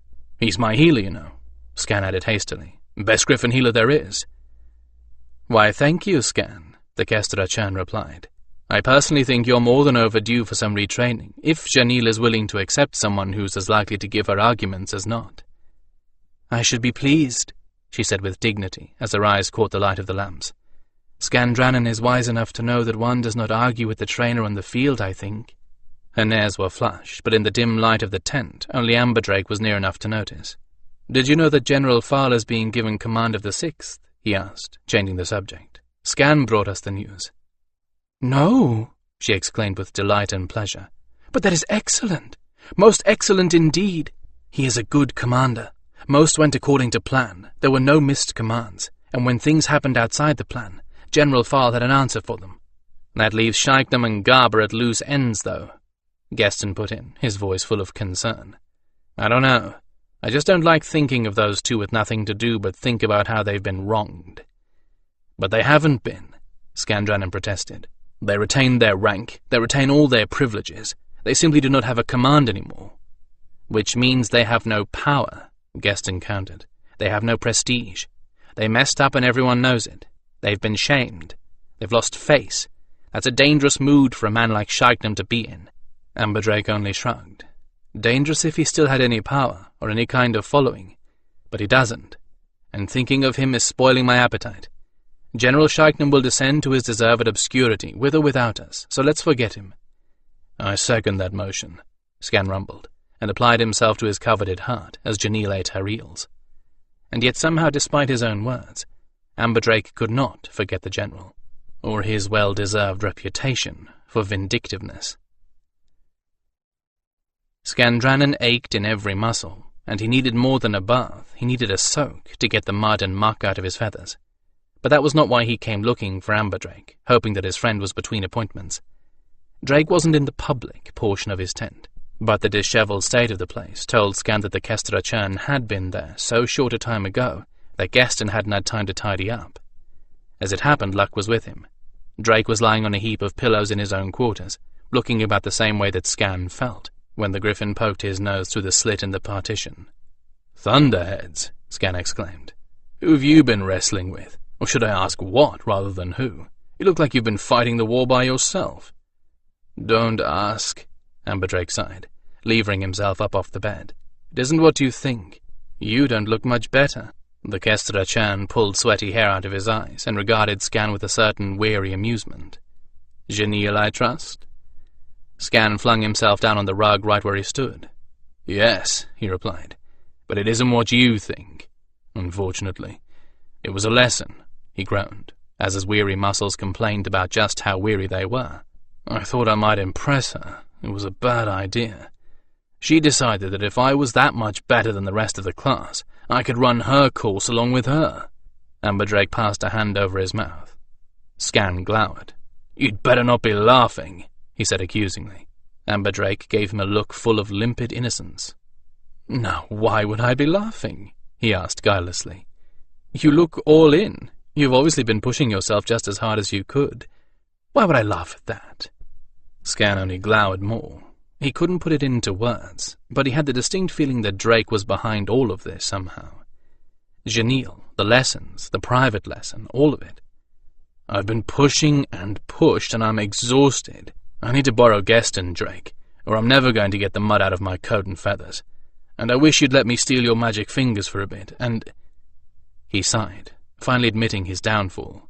"And I need to talk to you." Amberdrake nodded, as if he had expected as much, which, if he really is behind all this, shouldn't surprise me. "In private, I take it?" the Kestra-chan asked, as if he didn't know. "Very private," Skan confirmed, and flattened his ear tufts to his skull in real misery. "Drake, it's Janelle. She's the one, and I'm nothing more to her than one of her students." "And just how do you figure that?" Amberdrake asked casually. "Because I just don't impress her, no matter what I do," Skan exclaimed in desperation. "It's driving me insane. I don't know what to do." "Let me see if I understand what you're saying correctly," Amberdrake replied, leaning back on one elbow. "You have decided that Janelle is your ideal mate, and you are upset because she isn't following you and draping herself all over you like every other Gryphon you've wanted. Then when you strut and puff and act in general like a peacock, she still isn't impressed. Is that it?" Skan felt his nares flushing hotly. "I wouldn't put it that way," he protested. "I would," Gaston said from behind him. The Hertasi pushed his way in through the curtains past Skan. "Feh," he added, "you look like a used mop. If I were a female, I wouldn't have you either." "Drake!" Skan cried. "Gaston, that's enough," Amberdrake admonished. "Skan, has it ever once occurred to you to go and talk with the lady? Just talk? Not to try to impress her, but to find out what she's like, what she thinks is important, what kind of a person she is. Find out about her instead of talking about yourself." The Gryphon stammered. "Try it sometime," Amberdrake said, leaning back into his pillows. "You might be surprised by the results. Gaston, this used mop would like to know if you're willing to help him look more like a Gryphon. I can go get a bath in the shower tent for once. I look worse than I feel." "If you want," Gaston said dubiously. "I think you sprained something." "Then I can get Cinnabar to unsprain it for me," Amberdrake said to the roof of the tent. "Go on, Skan needs your help more than I do at the moment, and we are supposed to be sharing your very excellent services." "All right," the Hertasi said with resignation. "Come on, black boy, but you'll have to put up with my massaging. Drake is definitely not going to be up to it." Skan climbed to his feet with more groans. "Right now I'd accept a massage from Maar," he replied, "and I'd court the damned thing if it would get the muck off me." Geston looked back over his shoulder and batted his eyes at Skan in a clever imitation of a flirtatious human. "Why, Skan, I never guessed. Harbouring an unfulfilled passion for little me?" Skan only snorted and followed the Hertasi into the sunlight behind the tent. Geston opened up a box built into the side of the wagon that carried Amberdrake and all his gear when the entire army was on the move, and got out the brushes and special combs needed for grooming griffins. "You really ought to go find a vacant tub and have a bath," the Hertasi said, looking him over. "You're mage enough to heat the water so your muscles don't stiffen up in the cold." "Once you brush me out, please," Skan pleaded. "If I go in like this, it'll be a mud bath." "You have a point." The Hertasi picked up one of the brushes and set to work with a will. Bits of dried, caked mud flew everywhere with the force of Geston's vigorous strokes. "So besides you being infatuated with Janelle and her having the good sense to see through you, what else is new out there?" Skan ignored the first part of the question to answer the second. "What's new is that we may have the pass, but Maar isn't budging another toe length." He shook his head and leaned into Geston's brush. "I don't know, Geston. I can't tell if things look good for us or bad. Neither can anyone else." Geston put the brush down and picked up one with finer bristles. "Urtho doesn't know what to do, I hear. Maar won't leave us be, and Urtho won't spend troops like Maar does to get rid of him. That's the problem with an ethical commander. The leader who doesn't care how many of his men he kills has an edge." Skan shook his head. "Too much for me, at least right now." The Hertasi snickered. "Yeah, I know what's on your mind, what there is of it. Don't know how Drake thinks you're going to impress Janelle with it, since I haven't seen much evidence of a mind in you since I met you." Skan did not rise to his teasing this time. "Geston," he said hesitantly, "do you really think she'd ever pay any attention to me if I did what Drake said? Nothing I've done has worked. So try it. Who knows?"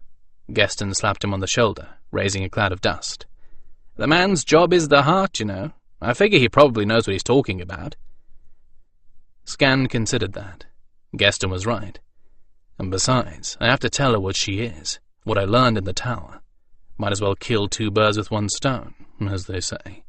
"But first, Skan," Geston cautioned, "there's something that's really important you need to do." Skan craned his neck around to look at him. The Hertasi sounded so serious. "What is it?" he asked anxiously. Geston fixed him with a sobering gaze for a long moment, then said with deadpan seriousness, "Skan, get a bath." The Hertasi made it all the way to the tent flap before the flung brush caught up with him. Conlevas, 13. Janelle preened a talon thoughtfully, then looked down at her hand. Hand, and not a misshapen collection of foreclaws. She was not some kind of accident. As Amberdrake had surmised, she was the living result of something that had been planned. So, she looked from the talon to Skandrannon, and even though she managed to keep her expression calm and serene, her heart raced to have him here beside her, on her favourite rock, overlooking the obstacle course. "I am the first of a breed, you say? And you saw evidence of that in Urtho's tower?" Skan nodded, his great golden eyes fixed upon her as steadily as if he were the needle of a compass, and she with a northern cross. The sun shone down on his black feathers, bringing up the patterns in them that were normally concealed by the dye he used. There seemed to be about 50 different types altogether, mostly broadwings, eagle types. You were based on the only kind that looks really falcon-based. I don't know what Urtho had in mind to call your type, but I'd call you a Gryfalcon. Gryfalcon. She rolled the word around on her tongue. It sounded even better when Skan had said it than when Amberdrake had come up with it. "And none of this," she spread her foreclaws wide, "is accidental. I am simply the only one of my kind." "Not that I saw. But, Janelle—" He hesitated a long moment, and she looked at him curiously. From the tension in his body, he was trying to make up his mind about saying something more. "Janelle, you aren't precisely the only one of your type, Only the first successful Gryphon. He ground his beak for a moment, then clearly made up his mind to continue. There's, well, what we'd call a real Mistborn in the tower, too. It looks as if she started out to be a Gryphon, but something went wrong. She's distorted, like a child in her head. I think she's a neuter, and there are probably other things wrong with her as well. Janiel's tiny ear tufts rose. In the tower? But why? Why would Urtho keep her there? But then all of the slights and insults, the teasing and the bullying of her own childhood returned to her, and she knew why. No, I see. Griffins did not cry, but sadness made their throats tighten and triggered a need to utter a keening sound. She bowed her head and stifled the urge to keen. The poor thing. Perhaps it is just as well that it is like a child, for it cannot understand how cruel the world can be, and it will not mourn what it has never seen. Does it have a name, this poor little one? Skan nodded. Urtho calls her Kachara, and she says that he visits and plays with her often. I don't think she's in any kind of pain or want. Kachara. Beloved. She took a deep breath, and her throat opened again. Yes, that would be like Urtho, to care for the poor thing that was not quite what he wanted, to make it as happy as he could. She'd come to understand their leader very well during the past several weeks. She wondered if Skandrannon knew how often Urtho had taken the time to talk to her. Amberdrake knew, and several times, things that Amberdrake had told her made her think that Urtho had been talking with him about her. But what does this mean for us? I think that if we can, we should find a way to free Kachara. With two of us to protect her, she will not suffer taunts as I did. Do you not think?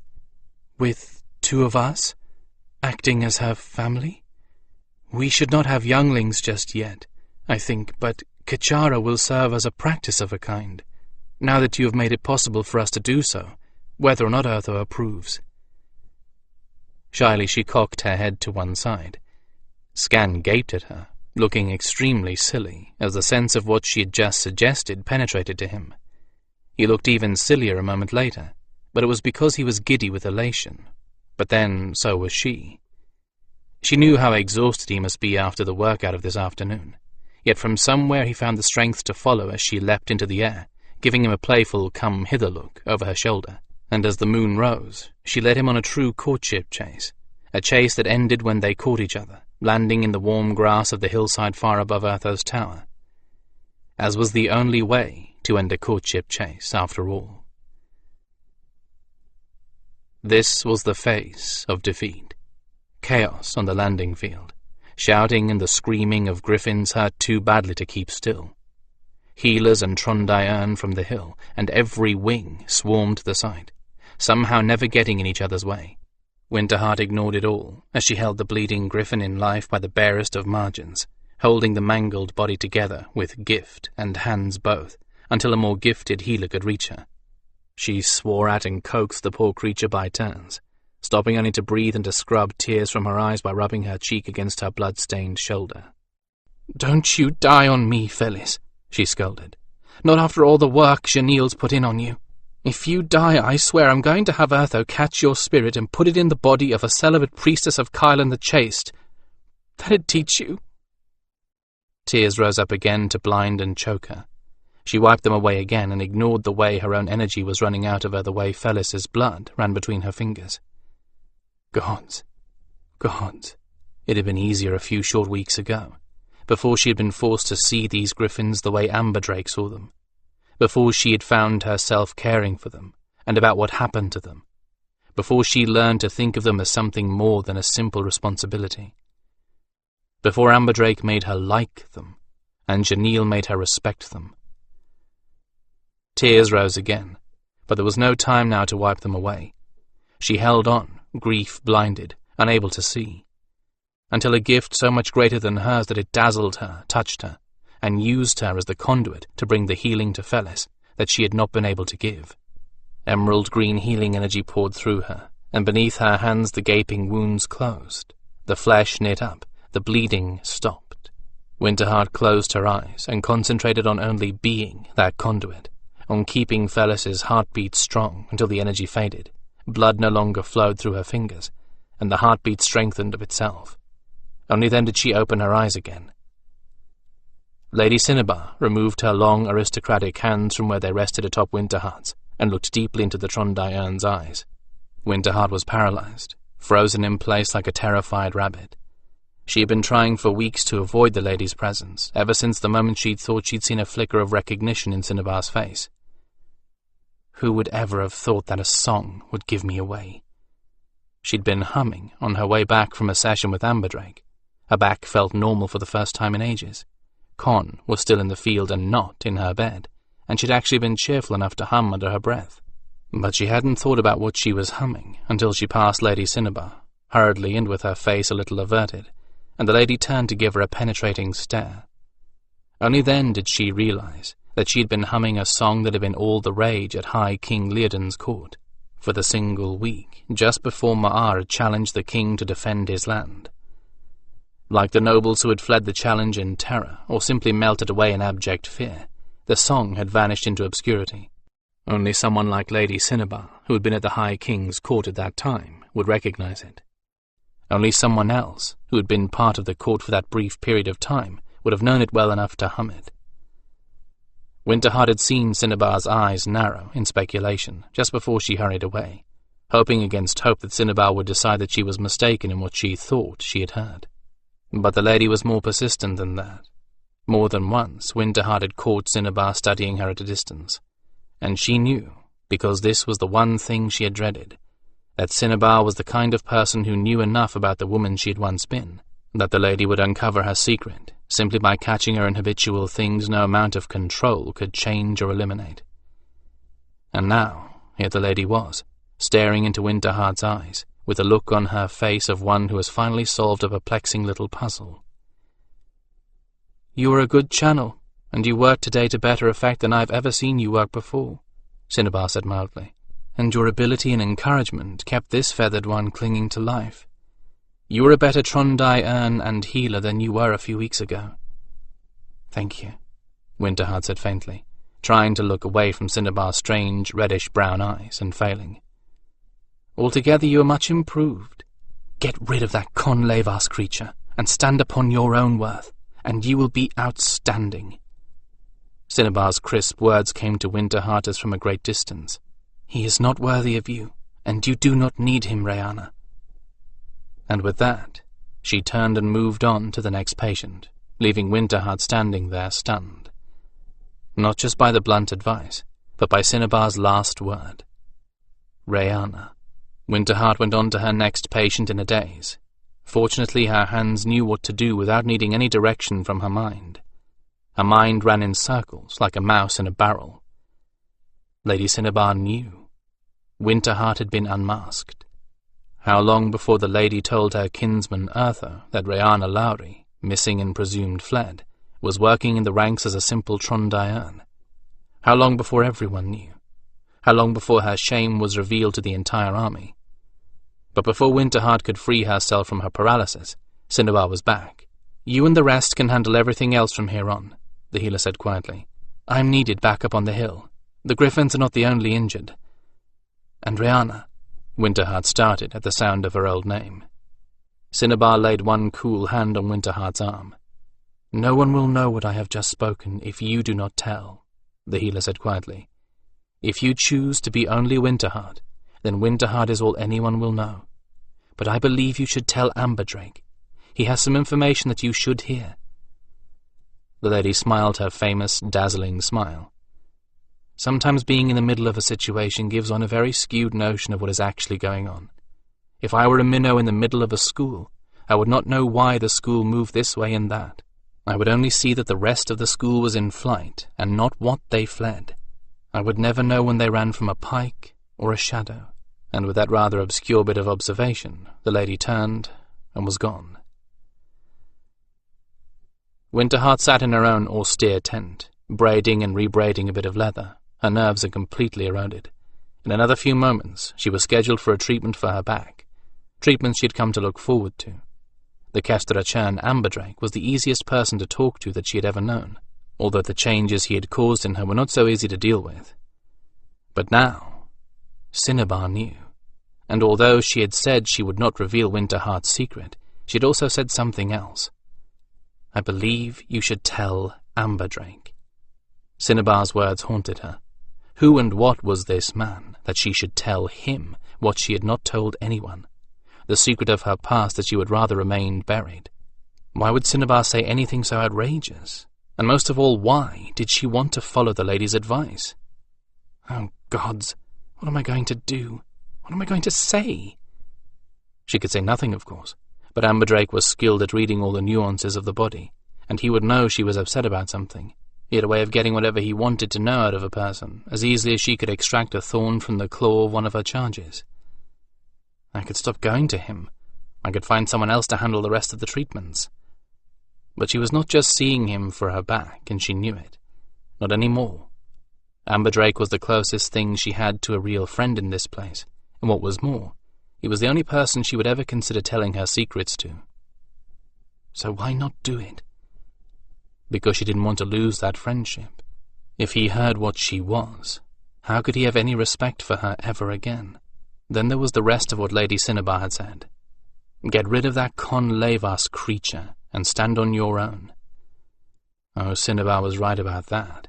She and Con were no more suited for each other than a bird and a fish, and dealing with Con took more out of her than anyone ever guessed. She had always known, whether or not Con was aware of it, that her liaison with the mage was temporary. She had thought when she first accepted his invitation to be his woman, that it would only last until Maar overran them all and killed them. A matter of weeks, months at the most. But Urtho was a better leader than anyone had thought, and she found herself living long past the time when she had thought she would be dead. Then she had decided that sooner or later, Con would grow tired of her and get rid of her. But it seemed that either most women around the Sixth knew the mage for the kind of man he was, an overgrown child in many ways, with a child's tantrums and possessiveness, or else he perversely prized her. He made no move to be rid of her, for all his complaints of her coldness. Then again he was a master of manipulation, and one of the people he manipulated as easily as breathing was her. She didn't like unpleasantness. She hated a scene. She was easily embarrassed. He knew how to threaten, what to threaten her with, and when to turn from threats to charming cajolery. On her part, the relationship originally had been as cool and prearranged as any marriage of state. He supplied her with an identity, and she gave him what he wanted. They maintained their own separate gear and sleeping quarters. They shared nothing except company. But you don't allow someone into your bed without getting some emotional baggage out of it. She was wise enough to admit that, and even though she would have been glad enough to be rid of him, as long as he claimed he had some feelings for her and he needed her, she knew she would stay. Not until he walked away would she feel free of him. Amberdrake had skillfully pried that out of her already, and in so doing, had made her face squarely what she had not been willing to admit until that moment. She didn't want Con anymore. She heartily wished him out of her life, and the most he would ever be able to evoke in her was a mild pity. There was no passion there anymore, not even physical passion. Amberdrake gave her more pleasure than he did, without ever once venturing into the amorous or erotic. And now Cinnabar, saying she should be rid of him. Cinnabar must think he's a drain on me, on my resources. I suppose he is. Every time he comes back from the front lines there is a scene. I spend half the night trying to make him feel better, and I end up feeling worse. I find myself wishing that he would die out there, and then I'm torn up with guilt for ill-wishing him. Oh, it was all too tangled. Amberdrake could help her sort it all out, but if she kept her appointment, Amberdrake would learn her secrets. Her stomach hurt. Her stomach always hurt when she was like this. Amberdrake knew everything that there was to know about herbal remedies. Maybe he would have something for her stomach as well as her back, and if she just kept the subject on that, she could avoid telling him anything important. She put the bit of leather aside and got up off her bedroll, pushing aside the tent flaps to emerge into the blue-grey of twilight. Time to go, but there was no place to run from it now, and no point in running. Amberdrake knew the moment that Winterheart slipped through the tent door that there was something wrong. Even if he hadn't been an empath, even if he was still an apprentice in the various arts of the Kestra Chan, he'd have known it. She moved swiftly, her muscles taut with tension, and the little frown line between her brows was much deeper than usual. Her eyes looked red and irritated, and she held her shoulders as if she expected a blow to come down out of the sky at any moment. "Is Conlevas back yet?" he asked casually, assuming that the mage was the reason for attention. But the startled look of surprise, as if that was the very last thing she had expected him to say, told him that the shot had gone far wide of the mark. Whatever was troubling her, it was not her erstwhile lover. "No," she replied, and turned her back to him, modest as always, to disrobe so that he could work on her back. "No, the foot troops are still out. They aren't doing well, though. I suppose you know that Maar is pushing them out of the pass again. The 6th got hit badly, and the 4th and 3rd sent in Gryphons with carry nets to evacuate the wounded. It was bad on the landing field." "So I'd heard." Skan was out there now. As the only Gryphon who could keep up with Janelle, Urtho had assigned him to fly protective cover on her. No standard scouting raids for them.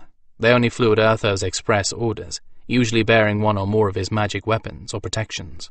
The Black Gryphon had already given Amber Drake a terse account of the damage before going out on a second sortie.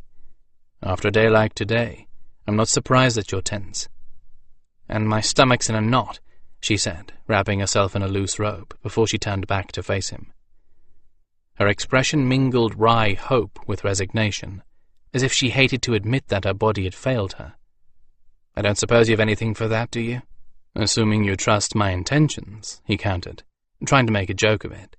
"I'd prescribe an infusion of virogras, alum lily root, and mallow, all of which I do have on hand. You aren't the only person who's come to me today with your muscles and stomach all in knots." Her eyes widened a little, for all 3 herbs were very powerful and had a deserved reputation for loosening the tongue and giving it free rein, and for loosening inhibitions as well. "I don't know," she replied hesitantly. "Then again, between the state of my back and my stomach, maybe I'd better." He had made the same concoction often enough for himself that he could nod sympathetically as he went to his chest of herbs. He put measured amounts of each into a cup, poured in hot water, and left the medicine to steep. "Believe me, I know how you feel. As I've said, I've had to resort to my own herbs more than once since this war started. I've been with Urtho's forces since, let me think, right after the High King collapsed and Urtho more or less took over as leader." She accepted the cup of bitter tea carefully, made a face as she tasted it, and drank it down all at once. "That's longer than I have," she remarked. "If you've been with Urtho that long, I suppose you must have seen quite a bit of the court then." "Me? Hardly." He laughed, and could have sworn that she relaxed a little. "No, I was just one Kestrachan with the Kaladain. All the clans came as fast as they could when Urtho called us in, and he didn't sort us out for several months after that. He just gave the clan chiefs his orders and let them decide how to carry them out, while he tried to organize what was left of the defenses. At that point, no one knew what ranking I was qualified for. Kestrachan aren't given a rank among the clans the way they are in the outside world. My rank and all that came later, as things got organized." She arranged herself on the massage table, face down. "The way that the clans stood by him, though. You must have been disgusted by the way the nobles just panicked and deserted him." He paused, a bottle of warm oil in his hands, at the odd tone in her voice. She surely knew that he knew she was no Kaladain, but there was something about the way she had phrased that last that was sending little half-understood signals to him, and the direction the conversation had been going in. "Go slowly, go carefully with this," he thought. "There is more going on here than there appears to be. I think if I am very careful, all my questions about her are about to be answered." "We stood by him because we were protected and never felt the fear," he replied, pouring a little oil in the palm of his hand and spreading it on her back. "We have our own mages, you know. Granted, we don't go about making much of the fact, and they only serve Kaladain, but between the mages and the shaman, Maar couldn't touch us, and there was no way that he could insinuate agents into our midst to bring us down, not the way he did the High King in his court." The muscles under his hand jumped. "What do you mean by that?" she demanded, her voice sharp and anxious. He soothed her back with his hands and deliberately injected a soothing tone into his voice. "Well, Maar has always been a master of opportunity, and he's never used a direct attack when an indirect one would work as well. Treachery, betrayal, manipulation, those are his favorite weapons. That was how he got control in his land in the first place, and that is how he prefers to weaken other lands before he moves in, to take them with his troops. He may be ruthless and heartless, but he never spends more than he has to in order to get what he wants.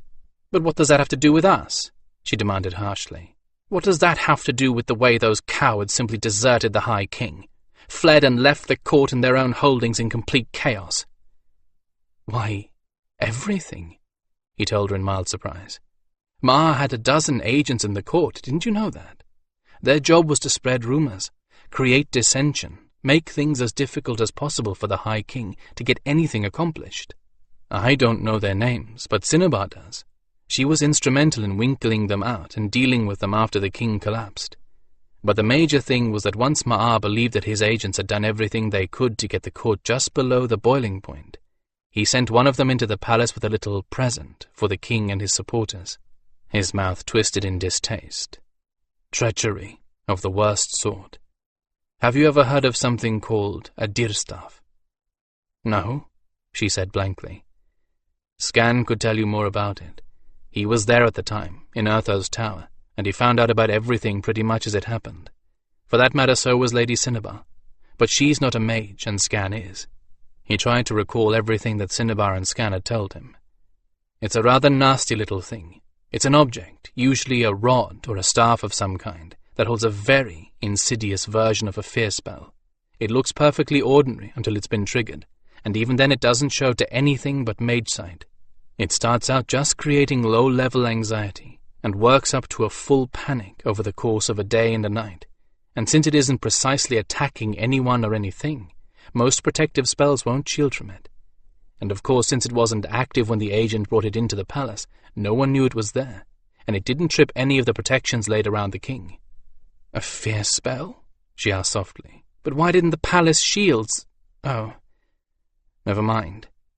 It was inside the shields when it started to work, so of course the shields wouldn't keep anything out. And by the time anyone realized what was going on, it was too late to do anything about it, Drake replied. In fact, it did most of its worst work after dark, at a time when people are most subject to their fears anyway. The mages always slept under all kinds of personal shielding, so of course they weren't affected. Anyone with healer training would also sleep under shields. Remember, most healers have some degree of empathy, and this was an emotion. They would also have been protected against it. But anyone else? She shuddered. And what most people did was simply to run away, Drake sighed. By morning the palace was deserted, and it wasn't only the nobles who ran, no matter what you might have heard to the contrary. It was everyone. Cinnabar said that the only ones left were the mages and healers. There wasn't a horse, donkey, or mule fit to ride left in the stables. The servants and the palace guards had deserted their posts, and the king was in a virtual state of collapse. She and the others called Urtho from his tower. By the time that Urtho found the distaff, it was too late. The worst damage had been done. But they didn't come back. No mistake about it. Winterheart's tone was incredibly bitter and full of self-accusation. They could have returned, but they didn't. They were cowards, all of them. No. He made his voice firm, his answer unequivocal. No. They didn't come back not because they were cowards, but because they were hurt. The distaff inflicts a wound on the heart and soul, as deep as any weapon of steel can inflict on the body. An invisible wound of terror that is all the worse because it can't be seen and doesn't bleed. They weren't cowards. They were so badly wounded that most of them had gone beyond thinking of anything but their fear and their shame. Some of them, like the king, died of that wound. He died, she faltered. I didn't know that. Drake sighed. His heart was never that strong, and he was an old man. Being found by Urtho hiding in his own wardrobe shamed him past telling. It broke his spirit, and he simply faded away over the course of the next month. Since he was childless and everyone else in direct line had fled past recalling, Urtho thought it better to just let people think he'd gone into exile. What about Cinnabar? She demanded sharply. Why didn't she run? Doesn't that just prove that everyone who did really is a coward? Cinnabar was already a trained healer, dear heart, he said. Not like you, little one. You might have had the gift, but your family didn't indulge you enough to let you get it trained. You've worked with her. You know how powerful she is, and her empathy is only a little weaker than her healing powers. She was shielded against outside emotions and didn't even know what was going on. Then in the morning, she was able to tell that the fear was coming from outside, and she was one of the ones who got Urtho and helped him in a search for the deerstaff. They all came in by way of Urtho's private gate into the throne room. All but Skan. He was too big to fit. Unfortunately, by the time Urtho and the mages found it was too late to do any good. They always said her family was eccentric, Winterheart said, as if to herself, letting the children get training, as if they were ever going to have to actually be healers and mages at all. I envied her. A gasp told him she had realized too late that she had let that clue to her past slip. If your parents had allowed you to have healer training instead of forcing you to learn what you could on your own, you probably wouldn't be here right now, he told her quietly. Don't you realize that if you'd been properly trained, you'd have been standing beside Cinnabar, helping her on that day? There is nothing more vulnerable than an untrained empath. You were perhaps the single most vulnerable person in the entire palace when the deerstaff started working. Didn't you ever realize that? If Maar's spell of fear wounded others, I am truly surprised that it didn't strike you dead. Her shoulders shook with sobs. I wish it had. She wept into the pillow. Oh, gods, I wish it had. Carefully, very carefully, he sat down on the edge of the massage table and took her shoulders in his strong hands, helping her to sit up and turn, so that she was weeping into his shoulder instead of into a comfortless pillow. For some time he simply held her, letting her long-pent grief wear itself out, rocking her a little and stroking her hair in the back of her neck. She shivered, and her skin chilled. Geston slipped in, silent as a shadow, and laid a thick, warmed robe beside him. He thanked the Hertasi with his eyes and picked it up, wrapping it around her shoulders. She relaxed as the heat seeped into her, and gradually her sobs lost their strength. So, that was why you chose the name Winterheart, he said into the silence. I'd wondered. It wasn't because it was Caladain at all. It was because a heart is a hunted creature, and because you hoped that the cold of winter would close around you and keep you from ever feeling anything again. I never even saw Caladain until I came here, came the whisper from his shoulder. Ah.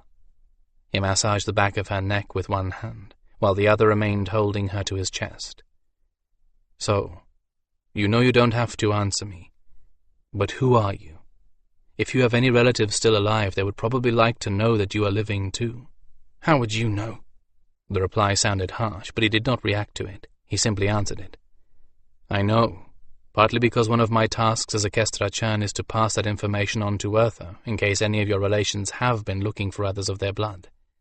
And I know because I lost my family when they fled without me, and I have never found them again, and there is a void there, an emptiness, and a pain that comes with not knowing, not being able to at least write finished to the question. Oh, I'm sorry, she said awkwardly. Thank you, he replied, accepting the spirit of the apology. He sensed that she was not finished and waited. Finally, she spoke again. Once. My name was Lady Rayana Lowry. Winterheart spoke, and Amber Drake listened, long into the night. She was his last client. He'd instinctively scheduled her as the last client of any night she had an appointment, knowing that if her barriers ever broke, he would need many candle marks to deal with the consequences, so she had all the time she needed. He talked to her, soothed her, and did not lay a finger on her that was not strictly platonic. He knew that she half expected him to seduce her. He also knew that given any encouragement whatsoever, she would seduce him. But the situation was too complicated to allow for one more complication, and he would have been not only unprofessional, but less than a friend if he permitted that complication to take place, much as he wanted to. She was very sweet, very pliant in his arms. He sensed a passionate nature in her that he doubted Con Levas even guessed at.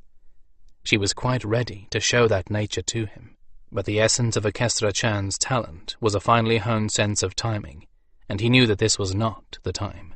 So he sent her back to her tent exhausted, but only emotionally and mentally comforted, but not physically, and he flung himself into his bed in a fever to stare at the tent roof and fantasize all the things he wished he had done. He had never really expected that he would find anyone he wanted to share his life with. He had always thought that he would be lucky to find a casual lover or two outside of his profession. He had certainly never expected to find anyone so well suited to him, little though she knew the extent of it. Right now she only knew that he could comfort her, that he had answers for the things that had eaten away at her heart until it bled.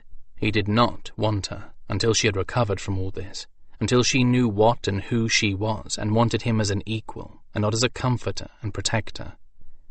She got enough of that with Con. For Winterheart, whatever she had been, was now a strong, vital, and competent woman. She had a deep capacity for compassion that she had been denying, fearing to be hurt if she gave way to it. She had overcome her fears to find some kind of training that would make her useful to Urtho's forces, and then had returned to take her place there, when hundreds of others who had not been affected as profoundly as she had remained deserters. Granted, she had not come back as herself, but at this point, any attempt to reveal her name and nature would only disrupt some of what Urtho had accomplished. The house and forces of Lowry answered now to Urtho, and not to those who had once commanded them and their loyalty by right of birth. Why disturb an established arrangement? He thought he had persuaded her of that, and what was more, he thought she had figured that out for herself, but had been afraid that saying anything of the sort would only be taken for further cowardice. It wasn't, of course. It was only good sense, which in itself was in all too short supply. It would be different, he told her, if we had a situation like Lord Corey's. He was back on his estate in retirement and was left the only member of his line to command his levy. So he did, even though he is far too old for the task. He is a fine commander, though, so Urtho isn't going to ask him to step down. But if one of his sons or daughters ever showed up, willing to take the old man's orders, there'd be a new field commander before you could blink. But the Lowry people are commanded by General Mishran, Winterheart had observed, and sighed. Bet Mishran is a better commander than I could ever be, and Urtho has the utmost confidence in her. I don't see any reason to come back to life. Nor do I, Amberdrake had told her. You might ask Lady Cinnabar, since she knows the political situation better than I. But if she says not to bother, then there is no reason why you can't remain Winterheart for the rest of your life. He chuckled a little then, and added, And if anyone asks why you have a Caladyne name, tell them it's because you have been adopted into my sept and clan. I'll even arrange it if you like. She looked up at him thoughtfully. I would like that, please, she had replied. Very much. He wondered if she knew or guessed the significance of that. Caladyne did not take in those from outside the clans lightly or often, and it was usually someone who was about to marry into the clans, someone who had sworn blood brotherhood with a Caladyne, or someone who had done the clan a great service. Still, he did not regret making the offer, and he would gladly see that the matter was taken care of, because if things fell out the way he hoped— Not now, he told himself. Take one day at a time. First you will have to deal with Con Levas. Only then should you make overtures. Otherwise she will be certain that she betrayed him somehow, and she has had more than enough of thinking she was a traitor. All it would take was patience. Every Caladyne was familiar with patience. It took patience to train a hawk or a horse, patience to perform the delicate manipulations that would bring the lines of bondbirds and war steeds to their fulfillment. It took patience to learn everything needed to become a shaman or a healer or a Kestrachan. But oh, I have had enough of patience to last me the rest of my life. I should like some immediate return for my efforts for a change. He would like it, but he knew better than to expect or even hope for it. It was enough that in the midst of all this pain and death, there was a little life and warmth, and that he was sharing in it. And it was with that thought uppermost in his mind that he finally fell asleep. Skandrannon in Flight 14. A bird's scream woke Amberdrake out of a sound and dreamless sleep. He knew those screams, high-pitched and sounding exactly as if a child were shrieking. He sat up in bed, blinking fog out of his eyes. What? A messenger at this hour? It was morning. What could— But if someone had sent a messenger bird to screech at the entrance to his tent, there was grave trouble. Anything less and there would have been time to send a Hertasi rather than a bird. Before Geston could get to the door flap, he had rolled out of bed and flung open the flap to let the bird in. It whirred up from the ground and hit his shoulder, muttered in agitation for a moment, then spoke in Tamsin's voice. Drake, we need you up on the hill, now. That was all there was to the message, and normally the last person that Tamsin would ask for help on the hill was Amberdrake, despite his early training. Amberdrake knew that Tamsin was only too well aware of his limitations. how his empathic gift tended to get right out of control even now. He was much better suited to the profession he had chosen, and they both knew it. But if Tamsin had sent a bird for him, then the situation up on the hill was out of hand, and the healers were dragging in every horse doctor and herb collector within running distance, and every other Kestra Chan who knew anything of healing or could hold a wound for stitching or soothe pain. He flung on some clothing and headed for the healers' tents at a dead run. There were plenty of other people boiling out of their tents wearing hastily donned clothing. As he had surmised, he was not the only Kestra Chan on the way up there. Whatever had happened, it was bad, as bad as could possibly be. He found out just how bad it was when he arrived at the healers' tents and stopped dead in his tracks, panting with effort, struck dumb by the sheer numbers of near-dead. The victims overflowed the tents and had been laid out in rows wherever there was space. There was blood everywhere, soaking into the ground, making spreading scarlet stains on clothing and hastily wrapped bandages. The pain hammered at him, making him reel back for a moment, with the force of it pounding against his disciplined shields. "Amberdrake!" He turned at the sound of his name. Victarion grabbed his arm and steered him into a tent. "Tamsin said to watch for you. They need you here with the non-humans," he said, speaking so quickly that he ran everything together. "I know some farrier work. I'm supposed to assist you if you want me." "Yes, I want you," Amberdrake answered quickly, squinting into the semi-darkness of the tent. After the bright sunlight outside, it took a moment for his eyes to adjust. When they did, he could have wished they hadn't. There were half a dozen Kyrie lying nearest the entrance, and they seemed to be the worst off. Next to them lying on pallets were some Tervadi and Hertasi, he couldn't tell how many, and at the back of the tent, 3 Dahili. There was only one division of the forces that had that many non-humans in combat positions, and his heart sank. Oh gods. The second. All but gone, Victarion confirmed. Maar came in behind them, and no one knows how. But there was no time for discussion.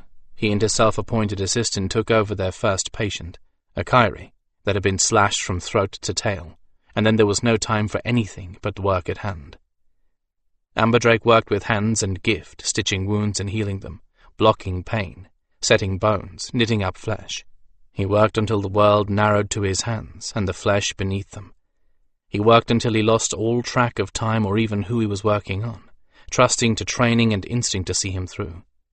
And at last, he worked until he couldn't even see his hands, until he was so exhausted and battered by the pain and fear of others that the world went grey, and then black, then went away altogether, and he found himself being supported by Victarion, his head under the spout of a pump, the young mage frantically pumping water over him. He spluttered and waved at Victarion to stop, pushed himself up to a kneeling position, and shook the cold water out of his eyes. He was barely able to do that. He had never in all of his life felt so weak. "You passed out," the mage said simply. "I figured that what worked for drunks would probably work for you." "Probably the best thing you could have done," Amberdrake admitted and coughed. How many more wounded were there? His job wasn't done yet. "I'd better get back." He started to get up, but Victarion restrained him with a hand on his shoulder.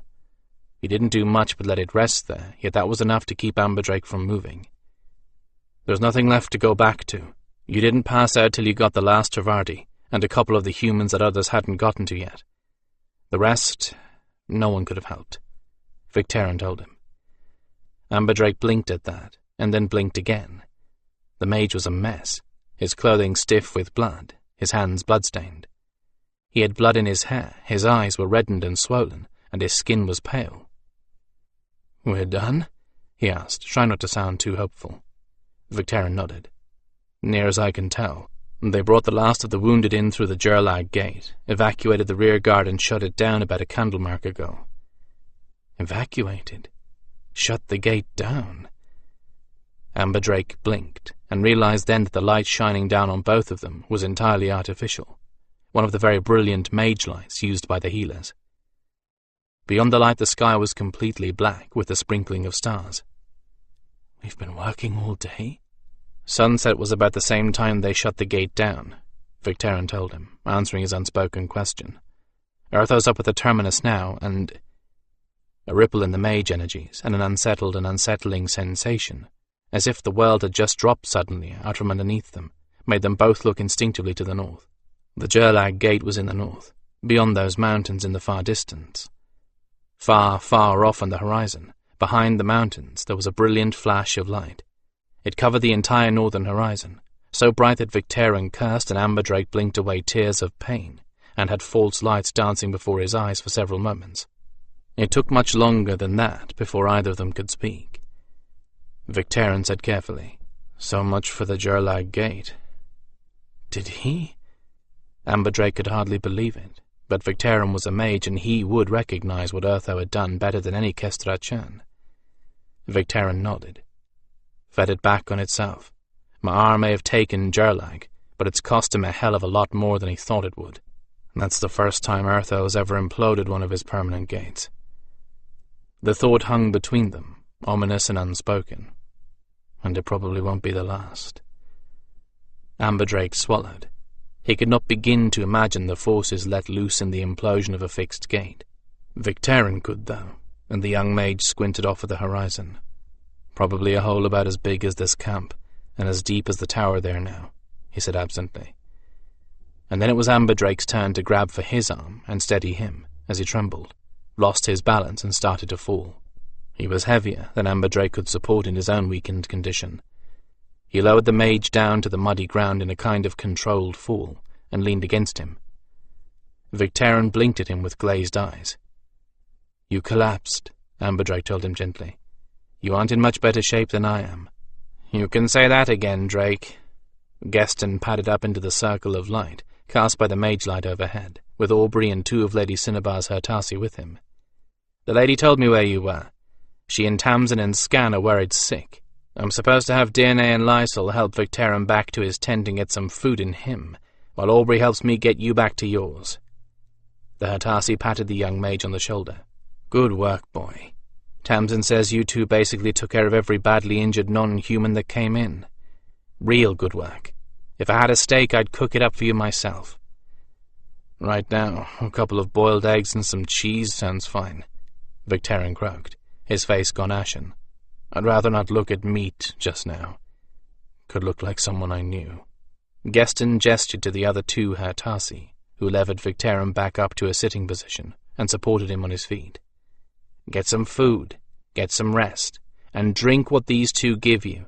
It'll keep you from having dreams." "Nightmares, you mean?" Amberdrake murmured, as the Hertasi helped the mage down the hill, step by wavering step. "I remember my first war wounded." "As do we all," Aubrey rumbled. "Geston, if you can get him standing. Amberdrake, you lean on my back." As he got to his feet, he began to black out again, and Geston tisked at him as he sat abruptly back down. "I thought as much," the Hertasi said. "You've drained yourself. You're going to be a right mess in the morning." "I'm a right mess now." Amberdrake put his head down between his knees until the world stopped spinning around him. "I hope you have a solution for this. I'd hate to spend the rest of the night sleeping in the mud." "That's why I brought Aubrey. Just give us a moment." The Hertasi hustled into one of the supply tents and came back out again with a number of restraining straps and a two-man litter. While Aubrey muttered instructions, Geston rigged a harness over Aubrey's hindquarters and stuck one set of the litter handles through loops in the harness. "Get yourself on that, Drake," the Hertasi ordered. "I've got this incline so Aubrey takes most of your weight." Amberdrake did manage to crawl onto the litter, but he was so dizzy that it took much longer than he thought it would, and his head pounded in time with his pulse until he wanted nothing more than to have someone knock him out. He knew what it was. He'd overextended himself, drained himself down to nothing. He was paying the price of overextending, and he wouldn't be the only healer who'd done that today. He closed his eyes for the journey back to his tent. When he opened his eyes again, he was being lifted into his bed. But the moment he tried to move, his head exploded with pain, so he closed his eyes again and passively let them do whatever Geston told them to. He wound up in a half-sitting position, propped in place by pillars. When he opened his eyes again, the tent was silent, lit only by a single, heavily shaded lantern, and Geston was still there, although Aubrey and the rest of the Hertasi's recruits were long gone. Geston turned with a cup in his foreclaw and pushed it at him. "Here," he said brusquely. "Drink this. You know what it is." Indeed he did. A compound of herbs for his head, and to make him sleep. So thick with honey, he was surprised the spoon didn't stand in it. At this point he was too spent to protest, and too dizzy to care. Obediently he let the too sweet, sticky liquid ooze down his throat. Then he closed his eyes, waiting for the moment when the herbs would take effect. And when they did, he slid into the dark waters of sleep without a single ripple. For a while. Winterheart had never wanted quite so much to crawl away into a hole and sleep for 100 years. Instead she dragged herself back to her tent and collapsed on her bedroll. She curled into a fetal position and waited for her muscles to stop twitching with fatigue, too tired even to undress. Urtho was losing. That was the general consensus. The only question was if their side would continue to lose ground, or if Urtho would come up with something that would hold Maar off for a little longer. We're being eroded by bits and pieces, instead of being overrun the way I thought we'd go. Even that stark certainty failed to bring her a shiver of fear. She was just too tired. It wasn't just tending her own charges now. It was being called up the hill at a moment's notice whenever too many wounded came in. And it wasn't just her. It was everyone. Anyone who even knew how to wrap a bandage. She'd seen Amberdrake working so long and so hard today that he'd become a casualty himself. And he wasn't the only one either. The rest of the Kestra churn worked just as hard, and even the Perchy came in to mix herbal potions and change bandages. For now, all the little feuds and personality conflicts were set aside. Unfortunately, Shagnam and Garber have their commands again. Although General Shagnam no longer had non-humans or mages under his command, he was still managing to account for far too many casualties. When he succeeded, he did so in grand style, but it was always at a high cost in terms of fighters. I wish that Urtho would just put him in charge of siege engines and catapults. They don't die. Well, she no longer had to parrot Garber's stupid orders, or try to make excuses for him, and the 6th was holding its own at the moment. Perhaps they would continue to hold, and Maar would give up for a while, let things stand at stalemate, and give them all time to breathe. Footsteps outside the tent warned her in time to roll over to face the back of the tent and feign sleep. It was Con, of course, and wanting the usual. She could not imagine where he got any energy to spare when everyone else was exhausted. He shoved the tent flap open roughly and stood beside her bedroll, waiting for her to wake up, except that she wasn't going to wake up. I'm tired of you, Con. I'm tired of your so-called temperament. I'm tired of acting like your mother as well as your lover. I'm very tired of being your lover. You have no couth and no consideration. It occurred to her then that he had so little consideration for her that he might well try to shake her awake. Then she would have no choice but to give up the ruse. But I'm damned if I'll perform for you, Con. You'll get me the way I feel. Too tired to move a muscle with nothing left over for anything or anyone, not even myself. He stood there a moment longer and experimentally prodded her with his toe once or twice. Very romantic, Con. But she had seen people fallen so deeply asleep that nothing short of an earthquake would wake them.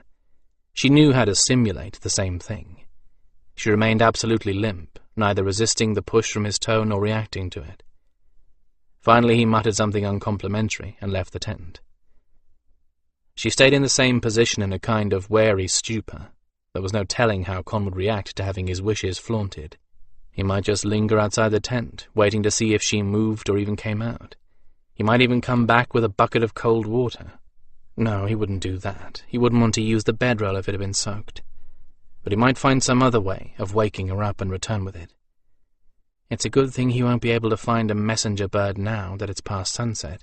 He'd probably bring one back here and have it shriek in my ear. Those little beggars love dramatics. He wouldn't have any trouble getting one to cooperate.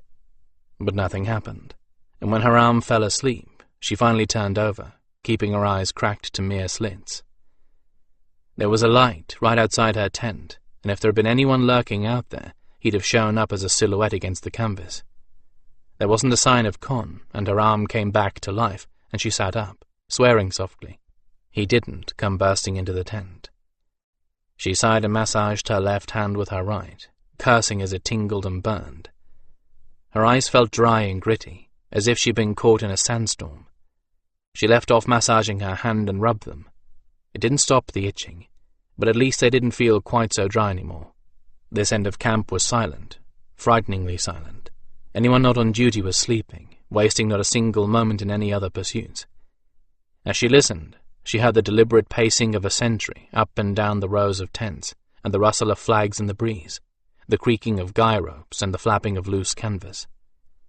And something muttered just overhead. She peered up, where the tent supports met in a cross. There was a tiny creature up there, perched on the poles. She got to her feet somehow and reached up to it without thinking.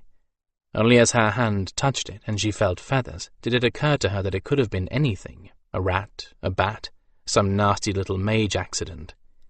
But it wasn't. It was only a messenger bird. She slipped her fingers under its breast feathers as it woke and muttered sleepily, and it transferred its hold on the pole to a perch on her hand. She brought it down carefully. While they were very tame, they were also known to nip when they were startled. She scratched it, with one finger around its neck ruff, while it slowly woke, grumbled to itself, and then finally pulled away and fluffed itself up. It tilted its head and looked up at her. Obligingly, she got into the light from outside, so that it could see her face and identify her. It snapped its beak meditatively once or twice, then roused all its feathers again and spoke. "Cancelling your appointment tonight," it said in Amberdrake's voice, and it was uncanny, the way the tiny bird was able to imitate sheer exhaustion, overlaying the words and making him slur his sentences. "Too tired. Tomorrow if we can.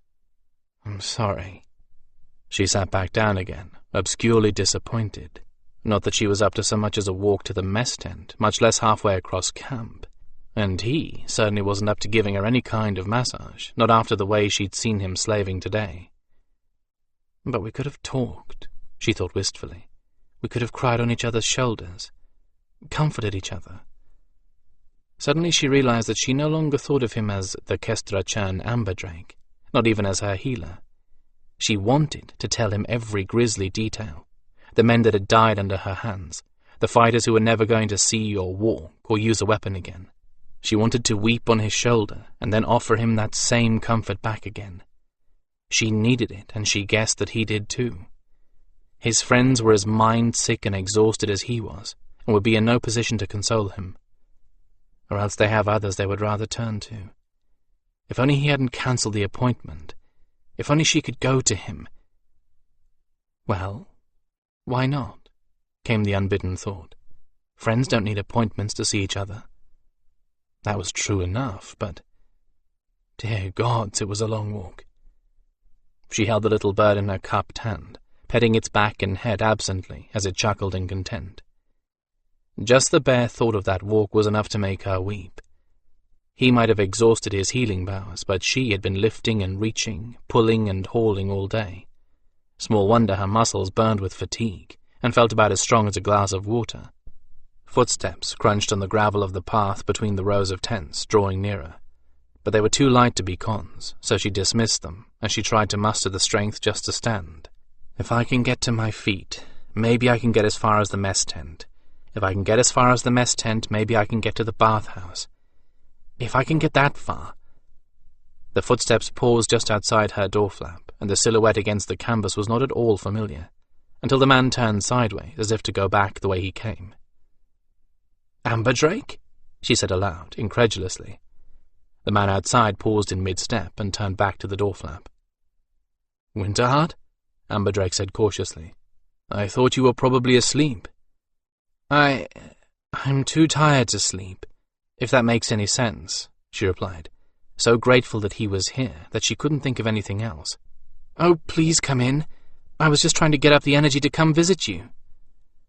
He pushed open the tent flap and looked down at her, sitting on her bedroll, little messenger bird in her hands.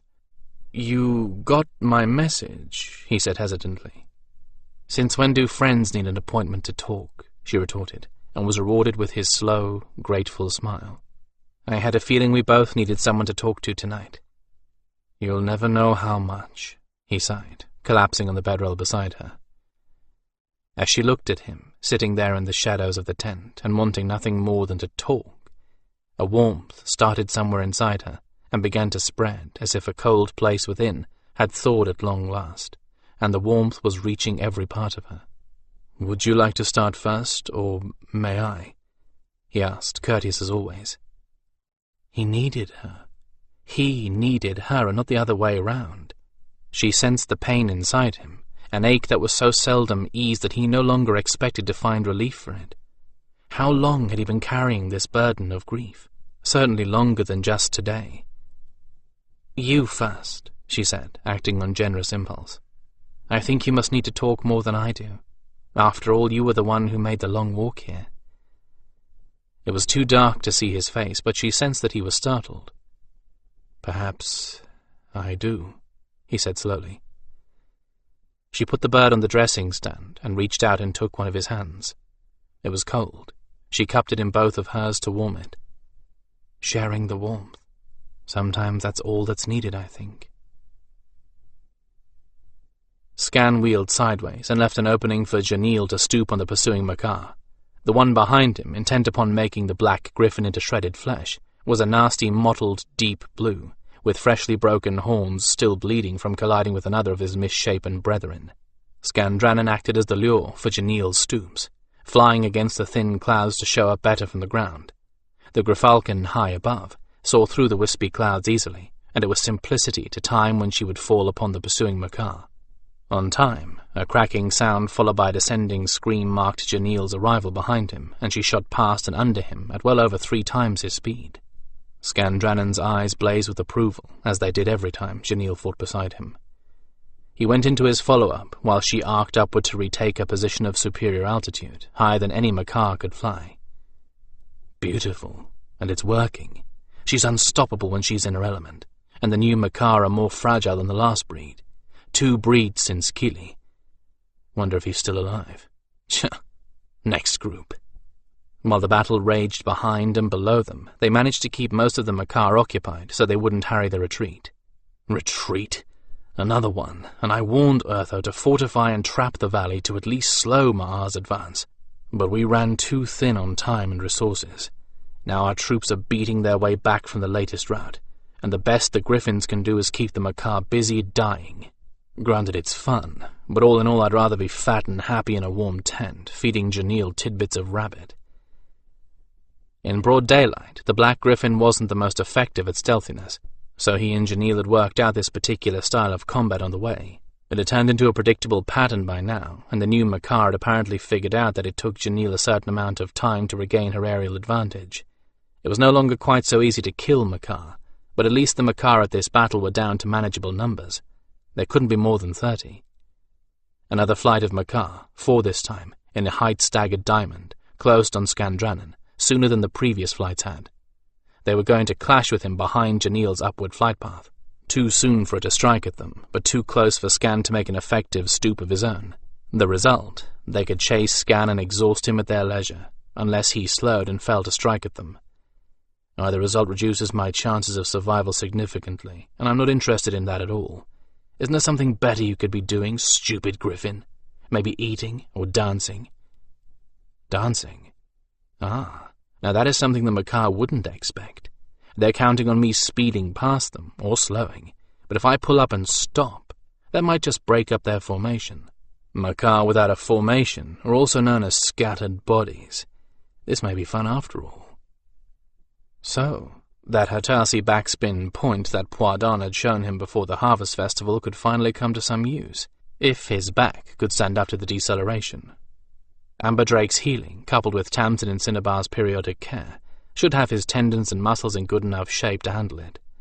Since he was a Broadwing, cupping enough air to stop should not be a problem, but the speed was going to be a critical factor. Janil was about to clear the cloud layer on her upswing, but couldn't know what was going on behind her. She'd be expecting Skandrannon to be in the next quarter span, and he wouldn't be there on time. She'd stay on station until she located him. If he slowed his flight too much right now, the Makar could guess his intention and swarm him. And even if... You'll talk yourself out of doing anything at all, while those 4 uglies are debating what sauce to put on your bones. Honestly, Gryphon, you should know better. Urtho's given you more than wings, you know. You have a brain to think with. That brain's learned spells, you silly side of beef, and the Makar won't be expecting that.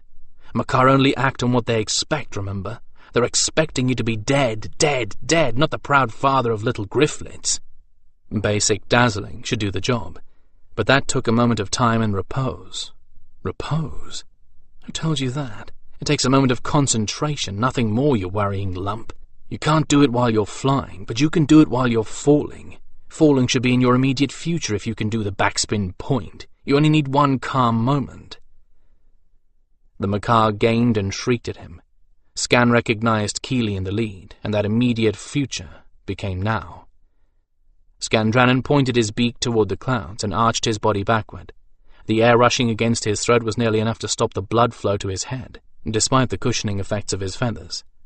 Slowly and deliberately, in what seemed like years of constant effort, he changed the angle of attack of his broad wings until he kited upward. His forward speed was decreasing rapidly, and in this deadly game, speed and endurance were all that kept a flyer alive. To the Makar, it must have appeared at first that he was surrendering. The old maxim of trading speed for altitude held true as long as Skandrannon kept his wings at a good angle of attack. He would be higher, but eventually he'd come to a stall and stop completely. Then, as his old enemy Keely surely knew, he would fall, and four Makar were sure to slice him open as he hurtled toward the unforgiving ground. Janil, if this doesn't work, don't tell anyone I did something this stupid, please. The Makar screamed their glee as he slowed in midair, his arms and wings spread. Keely started to shriek a victory cry.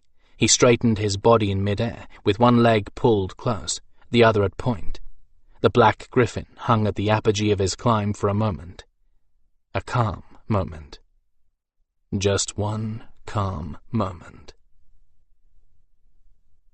Janil pumped her wings furiously, still game for the hunt but growing physically weary. The air was thin above the filmy layer of clouds that she and the black Gryphon were using for cover, and her lungs had trouble supplying her body for long up here. Her claws hurt from hammering Makar too. But she was making a difference. Fighting beside the black Gryphon was everything she had dreamed it could be, and more. They worked so well together, it seemed like nothing could go wrong. But she knew better than to believe such things.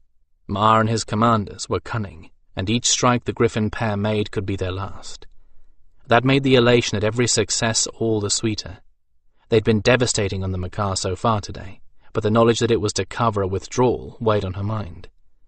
It was one thing to be greeted as heroes for making a glorious advance.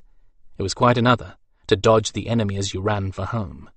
Things looked bad enough already by the time the army came boiling out of Maar's ground gate. Rank after rank of identically uniformed humans with pole arms and bows.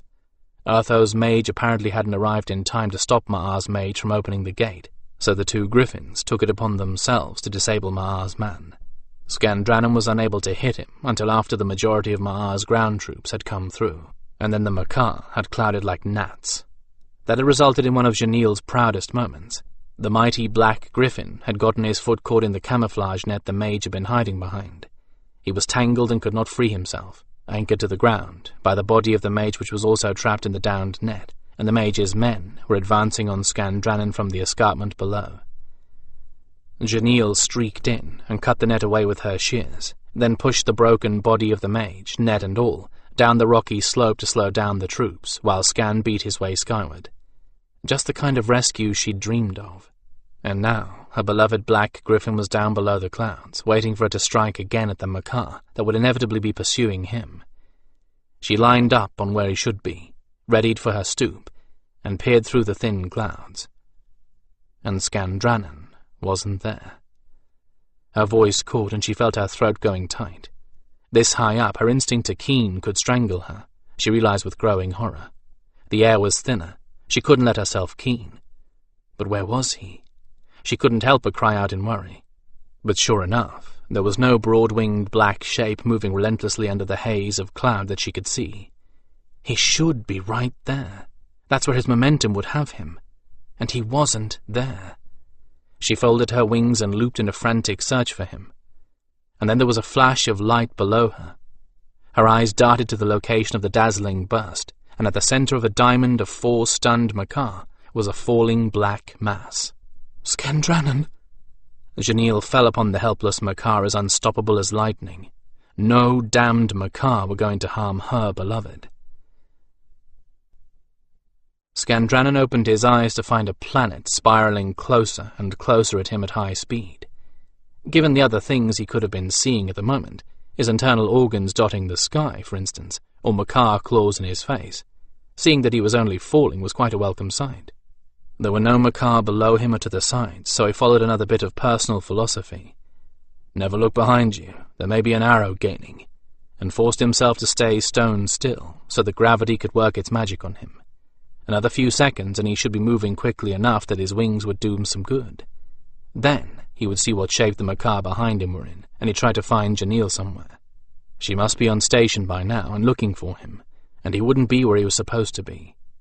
You've lasted this long, Sky Dancer, but will you survive what she'll do to you after the worry you'll cause her? Before he could formulate a rebuttal to his own question, the air around him shook from a massive displacement, and a Makar wing entered his vision, only a hand's breadth from his face. Keely's wing.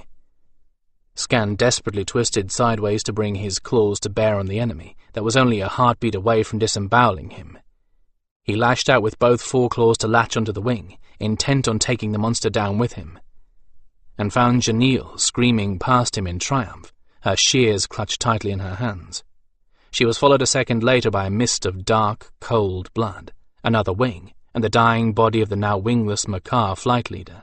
Janelle arced back up to come beside Skandrannon and laugh along with him as he dropped the lifeless Makar wing and resumed controlled flight. Oh, gods above! I am in love. The other three Makar, still bedazzled by Skandrannon's spell, scattered and took their remaining brethren along with them. No more Makar harried the retreat, and Maar's troops had already halted to assess their own losses. Safe again, and there she was, flying beside him every bit as confident and beautiful as Skandrannon's wildest dreams. Yes, Janelle, I'm definitely in love. You are worth living for, no matter what comes. You are worth anything. Makar, 15. Peace, at last. Amberdrake dropped the tent flap behind his last client for the evening. He turned with a whisper of silk to look back into the brightly lit public chamber, and sighed with relief. Geston raised his blunt snout from the towel chest where he'd been working, and looked straight at him, and then away, as if the Hertasi were going to say something, then thought better of it. Not a comment or a complaint, or he wouldn't have hesitated, so it must be a request. Spit it out, Geston, Amberdrake said patiently. You want something. Whatever it is, you've more than earned it a dozen times over. What is it? I'm tired, and I'd like to quit early and get some sleep, Geston admitted. But I don't want to leave you with all this mess to take care of alone, if you're tired too. I thought you felt pretty good until I heard you sigh just now. Amberdrake shook his head and pulled his hair back behind his neck. That sigh was because it is damned nice to be doing the job I'm trained for, and not playing second-rate healer, he told the Hertasi. It was a sigh of contentment. Amberdrake turned aside and went over to the portable folding table beside the couch, a table that currently held a selection of lotions and unguents, scented and not. He picked up the first, a half-empty bottle of Camille lotion, and put them in proper order. He made very sure that the lid of each was properly tightened down before he put it away. Right now there was no way of telling when he'd ever find replacements, and each drop was too precious to waste in evaporation or spillage. Cosmetics and lotions no longer appeared on the list of any herbalist's priorities. He knew how to make his own, of course, but when would he ever have the time or the materials? Of course, he might not ever need to find replacements. Maar might very well make the question of where or how he would find them moot at any point. Better not to think of that. Better just to enjoy the respite, and try not to think of how brief it might be. No, Geston, I'm not tired. Oddly enough, I think that exhausting myself on a regular basis up on the hill only made me learn how to make better use of my resources, he continued. Either that, or I'm fitter now than I was before. It's just such a pleasure to get back to being nothing more than a simple Kestrachan. A pregnant silence alerted him, and he turned to see that Geston was grinning a toothy Hertasi grin. He made a face. And you can wipe that smug smile off your snout, my little friend. No puns and no clever sallies. Just go get some rest. I had to clean up after myself long before you came along, and I think I can remember how. If anything, Geston's smile widened a bit more, but there was no doubt that the Hertasi was as tired as he claimed, probably more so. The past few days had not been easy ones for him either. If anything, he had gotten less rest than Amberdrake. His scales had dulled, and he carried his tail as if the weight of it was a burden to him. That didn't stop him from exercising his tongue, however. He bowed, spreading his foreclaws wide. "Yes, O greatest of the Kestra-chan, O master of massage, O summit of the sensuous, O acme of the erogenous, O prelate of—" "That'll do," Amberdrake interrupted. "One of these days, Gaston, you're going to get me annoyed. And when that happens, the moon will turn purple and there'll be fish flying and birds under the sea." Gaston jeered. "You almost never get angry, Drake, not even with people who deserve it. Demon's blood. The last time I saw you get angry was with that uppity healer, the one that came all the way down from the hill to tell you off, and then you cooled off by the time you got back to the tent. You ought to get angry a lot more often. You're too polite. You've got too much control for your own good. Dams break, you know." But Amberdrake shook his head and continued to put the jars and bottles back into their special places, each one in order. The sandalwood-lined case had cushioned slots for each, so that no matter how roughly the case was handled, the contents would never break or spill. And after all the times of trouble in the recent past, doing a simple task was relaxing. So was simply talking to his dear Hertasi, rather than trading snap opinions of how to deflect this emergency or that crisis. "It's not that I'm polite. It's that I know too much about human nature. And I know how it can be twisted and deformed until people turn into monsters.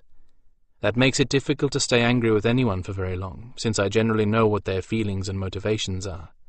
Now that I've talked with Urtho about our enemy, I even know why Maar is the way he is. I can manage to stay angry with Maar. I just wish that knowing the reasons for his behavior would make some difference in stopping him." "But you never stay angry with anyone else," Gaston argued, "and people think you're weak because of that. They think that they can walk all over you, and they think that because you don't fight back you must really think that they are in the right." He had to raise a surprised eyebrow at that. "Do they really?" he replied. "Interesting. Well, Gaston, that's all to the good, don't you think? If they believe that I'm a weakling, they'll underestimate me. If they think I'm harboring some kind of secret guilt or shame, they'll believe that I'm handicapped in dealing with them. I'll be able to defeat their purposes or get around them with a minimum of effort, and they'll have spent their strategy time gloating that they've already won." Gaston snorted scornfully. "Maybe you think so, but what about all the folk like that damned healer? The ones who look down their noses at you, think they're better than you, and say rotten things behind your back? How are you going to stop a whispering campaign against you? How are you going to deal with people who slander you?" Amberdrake shrugged. "I'll do what I always do. Find out who they are and what they're saying. Once I know who the dagger is likely to come from, I have options. I can duck, I can find something to use as a shield, or I can tell the right people to deal with my detractors from a position of authority without my getting personally involved." Gaston growled, and it was clear that he was annoyed at Amberdrake's calm reasoning. "Mostly you duck, and they go on thinking you're weak. Worse, they figure you've just proved that they're right because you won't come after them." He thought about that carefully for a moment, then lifted the now-filled chest and returned it to its proper place against the tent wall. "That's true," he said at last. "But as long as what they say and do does me no real harm, why should I care? As long as I know who they are, so that I can guard against real harm in the future, there's no point in dealing with them on any level, and it makes them happy." Gaston's mouth dropped open, and his eyes widened. "I don't believe I just heard that," he said aghast. "That poison they spread. It's like stinky, sticky mud. It sticks to everything it touches and makes it filthy, contaminates everyone who hears it. Worse, it makes other people want to spread the same poison. Why would you want to make them happy?" Amberdrake turned back to his little friend, and sat with a sad smile on his face. "Because they are bitter, unhappy people, and very little else makes them happy. They say what they do out of envy for any number of reasons. It may be because I lead a more luxurious life than they, or at least they believe I do. It may be because there are many people who do call me friend, and those are all folk of great personal worth. A few of them are people that occupy high position, and deservedly so. Perhaps it is because they cannot do what I can, and for some reason this galls them. But they have so little else that gives them pleasure, I see no reason to deprive them of the few drops of enjoyment they can extract from heaping scorn and derision on me." Gaston shook his head. "Drake, you're crazy. But I already knew that. I'm getting some sleep. This is all too much for me. Good night." "Good night, Gaston," Amberdrake said softly, rising again and beginning to pick up scattered pieces of clothing. I wonder if I should have told him the whole truth, he thought, as he stacked pillows neatly in the corner. Maybe he was right. Maybe I should get angry, but I don't have the energy to waste on anger anymore. There are more important things to use that energy for than to squander it on petty fools. If there hadn't been a war, would he still feel the same way? No way of knowing. Maybe. He thought for a moment about the enemies he had among Urtho's ranks, most of them on the hill, healers, who felt that he was debasing their noble calling. Some few among the officers, people he had refused to serve for any amount of money. The motives of the latter were easy to guess. Those that Amberdrake sent away were not likely to advertise the fact, but the rejection infuriated them. For most of them, it was one of the few times anyone had ever dared to tell them no. But the motives of the healers were nearly as transparent. The fact that he used much the same training and identical gifts to bring something as trivial as mere pleasure to others sent them into a rage.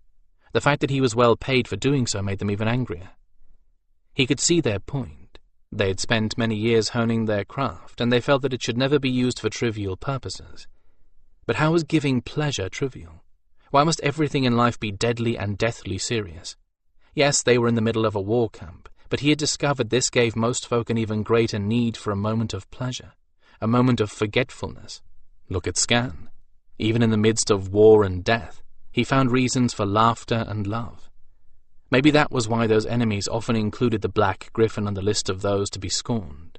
Oh, these are people who would never coat a bitter pill for fear the patient would not know that it was good for him. Never mind that honey-coating something makes it easier and more likely to be swallowed. And if this had been a time of peace, they would probably be agitating at Urtho's gates to have Amberdrake thrown out of the city without a rag to his name. And they would be angry and unhappy, because if this were a time of peace, I would be a very rich Kestrachan. That is not boasting, I do not think. And in that time of peace, Urtho would listen to their poison and nod, and send for Amberdrake. And Amberdrake would come, and the two would have a pleasant meal, and all would remain precisely as it had been before, except that Amberdrake would then know exactly who was saying what. Which is exactly what happens now, except that it's Tamsin and Skan, Gestin and Cinnabar, who tell me these things rather than Urtho. We Kestrachan are officially serving even as they, and it is obvious that we have a place here as far as Urtho is concerned. Besides, if they tried to rid the camp of us and of the Perchi, there would be a riot among the line fighters. But would he hate his enemies if he had the time and energy to do so? I don't think so, he decided, but I would be very hurt by what they said. I am now, though I try not to dwell on it. I may not hate people, but I do hate the things that they do. Whispering campaigns, hiding behind anonymity, those I hate. As Gestin said, they are poison, a poison that works by touch. It makes everything it touches sick, and it takes effort and energy to become well again. For all of his brave words to Gestin, he felt that way now, hurt and unhappy, and it took effort to shrug off the feelings. He immersed himself in the simpler tasks of his work, things he had not done since Gestin had come to serve him, to help push the hurt into the background. Putting towels away, draining and emptying the steam cabinet, rearranging the furniture. These things all became a meditative exercise, expending the energy of anger and hurt into something useful. As he brought order into his tent, he could bring order into his mind. Although Skan claimed that a neat and orderly living space is the sign of a dangerously sick mind, he thought with amusement, as he folded coverings and stacked them on one end of the couch. It's a good thing the Gryphons don't have much in the way of personal possessions, because I've seen his lair. Amberdrake? It was a thin whisper behind him, female, and it was followed by what sounded like a strangled sob. He dropped the last blanket and turned quickly, wondering if his mind was playing tricks on him. But no, he had not imagined it. Winterheart stood in the doorway, tent flap drawn aside in one hand, clearly in tears. He quickly reached out, grasped her hand in both of his, and drew her inside. The tent flap fell from her nerveless fingers, and he took a moment to tie it shut, ensuring their privacy. "What happened?" he asked, as she took a few stumbling steps, then crumpled onto the couch, clutching a pillow to her chest with fresh tears pouring down her face. "What's the matter? Don't worry about being interrupted. My last client just left, and I have all night for you if you need it." "I may," she said, rubbing the back of her hand fiercely across her eyes. "I'm sorry. I didn't mean to fall apart on you like this. It's just... I saw you standing there and you looked so confident, so strong, and I feel so horrible." He sat down beside her and took her into his arms, handing her a clean towel to dry her tears and blow her nose with. It might not be a handkerchief, but it was at hand. "Tell me from the beginning," he said, as she took several deep breaths, each of which ended in a strangled sob. "What happened?" It's Con," she said, muffled in the towel. "You know we haven't been for a couple of weeks now. Mostly it was because I was exhausted, but sometimes... Amberdrake, I just didn't want to. There's nothing there for him anymore, even if there ever was. I just wished he'd go away. So tonight, when his group came back in and he started on me, well, that's when I told him that I wanted him to leave, and not just for right then, but permanently." "And?" Amberdrake prompted gently. "He said..." She burst into tears again. "He started yelling at me, telling me how worthless I am. He said I was a cold, heartless bitch, that I didn't have the capacity to love anyone but myself. He said I was selfish and spoiled, and all I cared about was myself. He said I was the worst lover he'd ever had, that it was like making love to a board, and that I'd never find another man as tolerant as he was. He said I was probably a Trondian because no human would have me as a healer, and if it weren't for the fact that there's no one checking on the Trondian's competence, I wouldn't even have that job. He said I was clumsy, incompetent, and if there weren't a war on, I'd be a total failure." She was weeping uncontrollably now, and if Amberdrake hadn't been listening carefully, he wouldn't have been able to understand more than half of what she said. "And you're afraid that it's all true, right?" he said gently, as soon as she gave him the chance. She nodded, quite unable to speak, her eyes swollen and bloodshot, her nose a brilliant pink. She looked horrible. He wanted to hold her in his arms and protect her from the rest of the world. And then he wanted to take the nearest crossbow and go hunting for Con Levas. And I told Gaston I couldn't be angry with anyone anymore. But none of that would solve anything. She did not need to be coddled or protected. She needed to regain confidence in herself so that she could stand on her own feet without having to hide behind anyone else. "You think what he said is true, only because you are very self-critical, and there is just enough truth in what he said to make you believe all of it," he said firmly. "We both know what kind of a manipulator he is. He plays people the way a musician plays his instruments, and he can do that because he simply doesn't care what happens to them so long as he gets the tune he wants." He pulled away a little and looked her straight in the eyes. "Think about him for a moment. Right now, the one thing he is afraid of is that someone will think you left him, because he isn't man enough to keep you. He said what he did to make you feel too afraid to leave him. Let's take the things he said one at a time. What's the first thing you can think of?" That I'm a cold bitch," she said in a small voice. "By which he means that you are both uncaring and an unsatisfactory lover?" he replied. "Well, so far as he is concerned, that's correct. You told me yourself that you didn't care in the least for him emotionally when you made your arrangement with him. You used him to protect your real identity. Rihanna would never have had anything to do with someone like him, which made him perfect as part of your disguise. Right?" "Rihanna would never have taken any lover, much less a low-born one," she replied, her cheeks flaming. I... He shook his head gently. "You made an unemotional bargain, and you expected it to remain that way. It didn't, in part because he was good enough at winkling out your real feelings and using them against you, which by definition means that you are not without emotion. Yes?" She nodded, still blushing, her eyes averted. "He also claimed that you are incompetent and clumsy, and you are professional enough to fear that he is correct in that assessment as well." He thought for a moment. "The worst that I ever heard about you, and trust me, Kechara, Akestra-chan hears a great deal, was that you parroted rotten orders without questioning them, and treated your charges as if they were so many animals. No one ever questioned your competence, only your, manner. And now that you treat your Gryphons as the people they are, you have the highest marks from everyone, Cinnabar included." "I do?"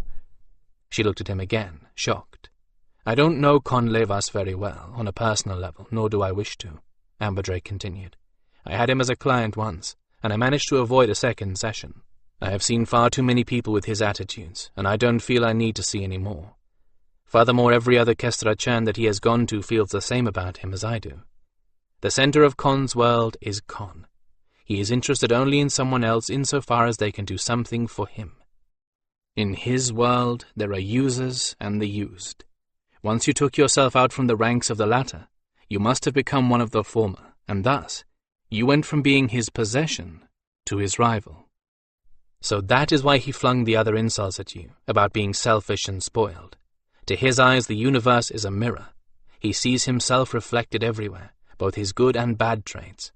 People who are good to him must be like him, and people who are bad to him must also be like him." She nodded and rubbed her eyes with the corner of the towel. "As for the rest of his accusations..."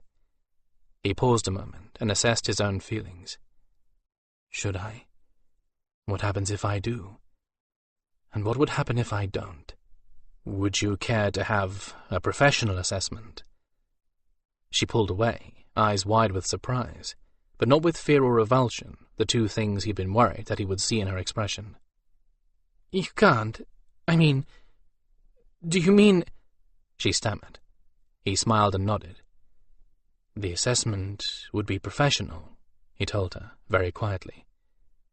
"But the motives are purely selfish. I find you exceedingly attractive, Winterheart.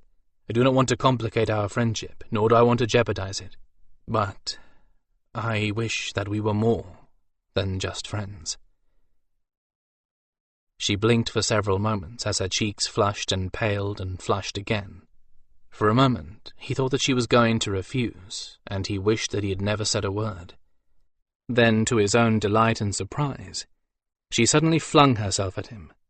But not like a drowning woman, grasping after safety, but like an eagle coming home to her eyrie after a long and weary flight.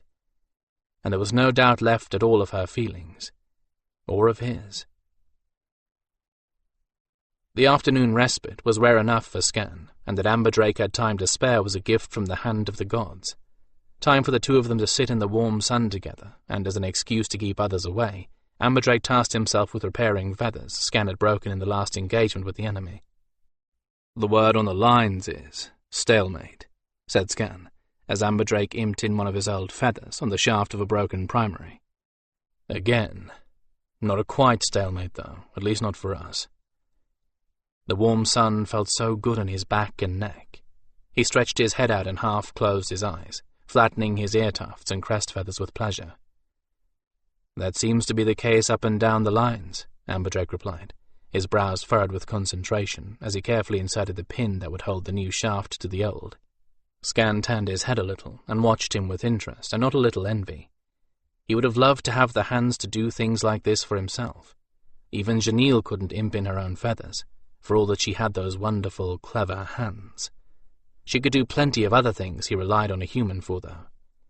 She no longer had the disadvantage of shortened foreclaws that had handicapped her in aerial combat. A human in the 6th, who had once been a trainer of fighting cocks, had made her a set of removable, razor-sharp fighting claws that fit over the backs of her hands. She could still manipulate objects while wearing them, for they worked best when she held her own foreclaws fisted. Now she was as formidable as the strongest of the Broadwings and wouldn't need to rely on her shears to take down Maar. These new claws were made of steel, sharp as file and stone could make them, and much longer than natural claws. She'd been so effective in claw-to-claw combat with the Maar while wearing these contraptions that the man had been pulled out of the ranks and set to making modified claws and spurs that other Gryphons could wear. The Maar dropped with gratifying frequency, and Gryphons wearing the new contraptions found themselves able to take on 2 and even 3 Maar more per sortie.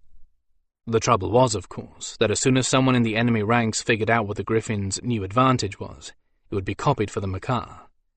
It was only a matter of time. As long as every Maar that gets close enough to see the new claws winds up dead, we can keep our secret weapons secret a little longer, Skan told himself. And every Maar dead is one more that won't rise to fight us and will have to be replaced. I understand that word in the camp is much more interesting than that, Skan continued casually, looking back at his friend through slitted eyes. Amberdrake fitted the trimmed feather onto the spike of the pin and slowly eased it into place. Skan had expected him to hem and haw, but the Skandrannon surprised him by glancing up and smiling. "If you mean what's going on between Winterheart and me, you're right," he said with a nod. "The situation between us is not a stalemate anymore." He looked back down and finished the work of gluing the feather to the steel pin and the place where both shafts met. "Hold still, don't move. If you can sit there patiently until this sets, it's going to be perfect." "Not a stalemate?" Skan asked, suppressing the urge to flip his wings, which would ruin Amberdrake's careful work. "Is that all you can say?" Amberdrake peeled the last of the glue from his fingers and tossed aside the rag he had used to clean up before he answered. "What else do you want me to say?" he asked. "She is the sixth wing East Trondai Anne. I am theoretically the chief Skandrannon. She can't and won't abandon her duties, and neither will I. Mine take up a great deal of the evening and night, and hers take up a great deal of the daytime. Aside from that, we are managing. Conlevas is back out in the field. He has made no moves to cause her trouble other than gossip and backbiting, which we can both ignore. He chooses to believe that she is proving what a fool she truly is by taking up with a manipulating Skandrannon. And if that makes him happy and causes him to leave her alone, then he can spread all the gossip he wants so far as we are concerned. We have an ear among the mages in the person of Victaren, so we know everything he says." "Huh." Skan cast Amberdrake a look of dissatisfaction, but the Skandrannon ignored it. "Tamsin and Cinnabar had a lot more to say about it than that." "Tamsin is a romantic, and Cinnabar was raised on ballads," Amberdrake retorted, his neck and ears flushing a little. "Winterheart and I are satisfied with the arrangement we have. We are fulfilling our duties exactly as we did before. That is all anyone needs to know." Skan raised his head carefully and flattened his ear tufts. "Hey, excuse me," he said in surprise at Amberdrake's controlled vehemence. "Didn't mean to pry. When you're in love, you like to hear that the whole world's in love too." Amberdrake finally looked into his eyes and patted his shoulder. "Sorry, old bird," he said apologetically. "There have been too many people who want to make up some kind of romantic nonsense about the two of us being life-bonded, and just as many who want to turn me into the evil Percy who seduced the virtuous Winterheart away from the equally virtuous Conlevas. I'm a little tired of both stories." Skan nodded, but for all of Amberdrake's denials, there was very little doubt in his mind that Amberdrake and Winterheart were a life-bonded pair. Tamsin and Cinnabar said so, and they also said that those who were life-bonded tended to be able to recognize the state in others. "It won't be easy for either of them," Tamsin had added pensively. "Life-bonding is hardly as romantic as the ballads make it out to be. Both of you have got to be strong in order to keep one from devouring the other alive, and you'd better hope that both of you are ready for the kind of closeness that life-bonding brings, especially between two people who are empaths. You can't fight or argue. You feel your partner's pain as much as your own. You become not two people precisely, but kind of a two-headed, two-personalitied entity, Tamsin and Cinnabar. And you'd better hope that one of you doesn't suddenly come to like something that the other detests because you wind up sharing just about everything." "But when it finally works," Cinnabar had added, with an affectionate caress for Tamsin, "it is a good thing, a partnership where strengths are shared and weaknesses minimized. I think that the good points all outweigh the bad, but I have reason to." Neither of them had bothered to point out the obvious, that Tamsin was as low-born as Cinnabar was high, and if there had not been a war on, there would have been a considerable opposition to their pairing even from Cinnabar's conspicuously liberal and broad-minded family. In fact, there had been terrible tragedies over such pairings in the past, which was why there were as many tragic ballads about life-bonding as there were romantic ones. Even Skan knew that much. Well, if Amberdrake chose not to admit to such a tie with Winterheart, that was his business and not Skan's, and if he preferred to make the relationship seem as casual as possible, well, that was only good sense. "Can't help what people say, and you know the con is the origin of most of the spiteful talk," Skan observed. "And as for the people who are spreading it, well, you know who they are too. If it wasn't Winterheart, they'd make something up about you, and that's a fact. I just want to know one thing. Are you happy? Both of you?" Amberdrake nodded soberly. "I think that we are as happy as any two people can be in this whole situation. We aren't unhappy, if that makes any difference." He sighed and smoothed down the veins of the feather, blending the old one into the new. "This is a war. She deals with the physical hurts. I try to deal with the emotional ones. Every day brings more grief. I help her through hers, and she helps me through mine.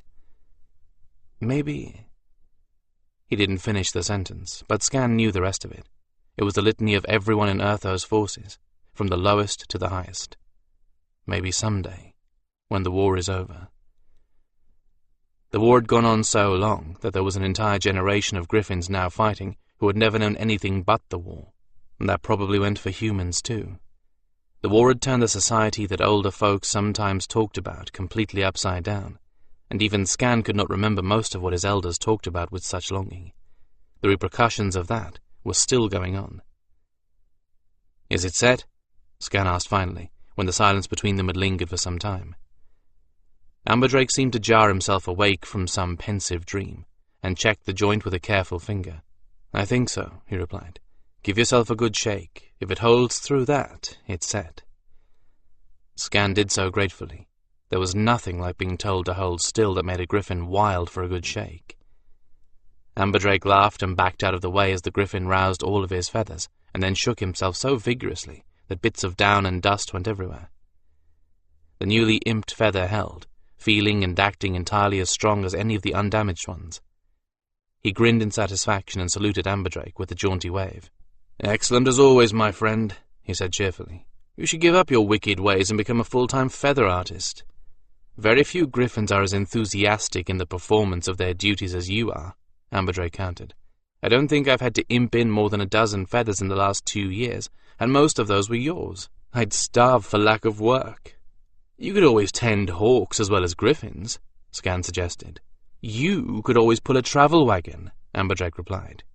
"Thank you, no. I enjoy my duties. I would not enjoy tending psychotic goshawks, neurotic peregrines, murderous hawk-eagles, and demented gryfalcons. Have you ever heard the story about how you tell what a falconer flies?" "No," Skan replied, with ear tufts up. Hawks and falcons fascinated him, because they were so outwardly like and inwardly unlike a Gryphon. "How do you?" "The man who flies a falcon has puncture wounds all over his fist from nervous talons. The man who flies a goshawk has an arm that is white to the elbow, because he never dares go without his gauntlet.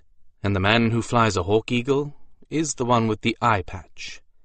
Amberdrake's mouth quirked slightly, and Skan chuckled. "I presume that must be a very old Caladyne proverb," Skan told him, with the sigh that was supposed to tell Amberdrake he had quoted far too many Caladyne proverbs. "But nervous talons? What does that mean?" "Tense birds have tense toes, and peregrines are notoriously nervous," Amberdrake said, his mouth quirking a little more, this time with a distinctly wicked glint in his eye. "Remember that the next time your little Gryfalcon is startled when she's got some portion of you in her hands." Skan laid his ear tufts back with dismay. "You aren't serious, surely?" Amberdrake laughed and slapped the Gryphon's shoulder. "You wouldn't do anything to make Janelle nervous now, would you?" "Of course not," he said firmly, and wondered in the next moment if there was any chance. Amberdrake only chuckled. "I've spent enough time with you, Featherhead. There are some things I need to take care of, and I'm certain that you have plenty to do yourself. So if you don't mind, I'll get on with my cleaning and you get back to your mate." Skan's crest rose with pleasure at that last word. Mate. He had a mate, and that mate was Janelle. Swift, strong, and altogether lovely. He tugged affectionately on a mouthful of Amberdrake's hair, and then shoved the Kestra churn back in the direction of his own tent. "Back to your housekeeping, then, if you prefer it to my company. You really ought to know that a clean and neat dwelling place is the sign of a disturbed mind. Yes, I know." Amberdrake combed the hair Skan had mouthed back with his fingers, grinned, and took himself back into his tent before Skan could retort with anything else. Such respites were doomed to be short in wartime. The flight back to the Gryphons' lairs was a short one, and normally completely uneventful. But as Skan took to the air and got above the tops of the tents, he saw evidence of a great deal of disturbance in that direction. Gryphons flew into the lairs from all over the camp, their irregular wing beats betraying agitation.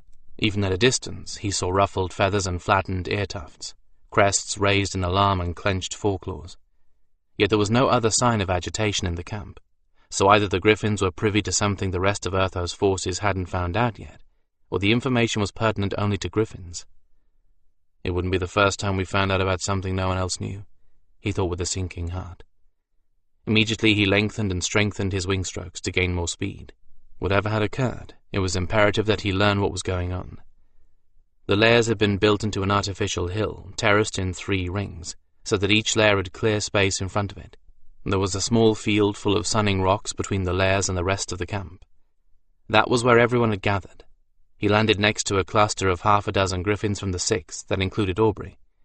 All of them listened intently to what the Broadwing had to say, necks stretched out, and heads cocked a little to one side. Their sides heaved as they panted heavily.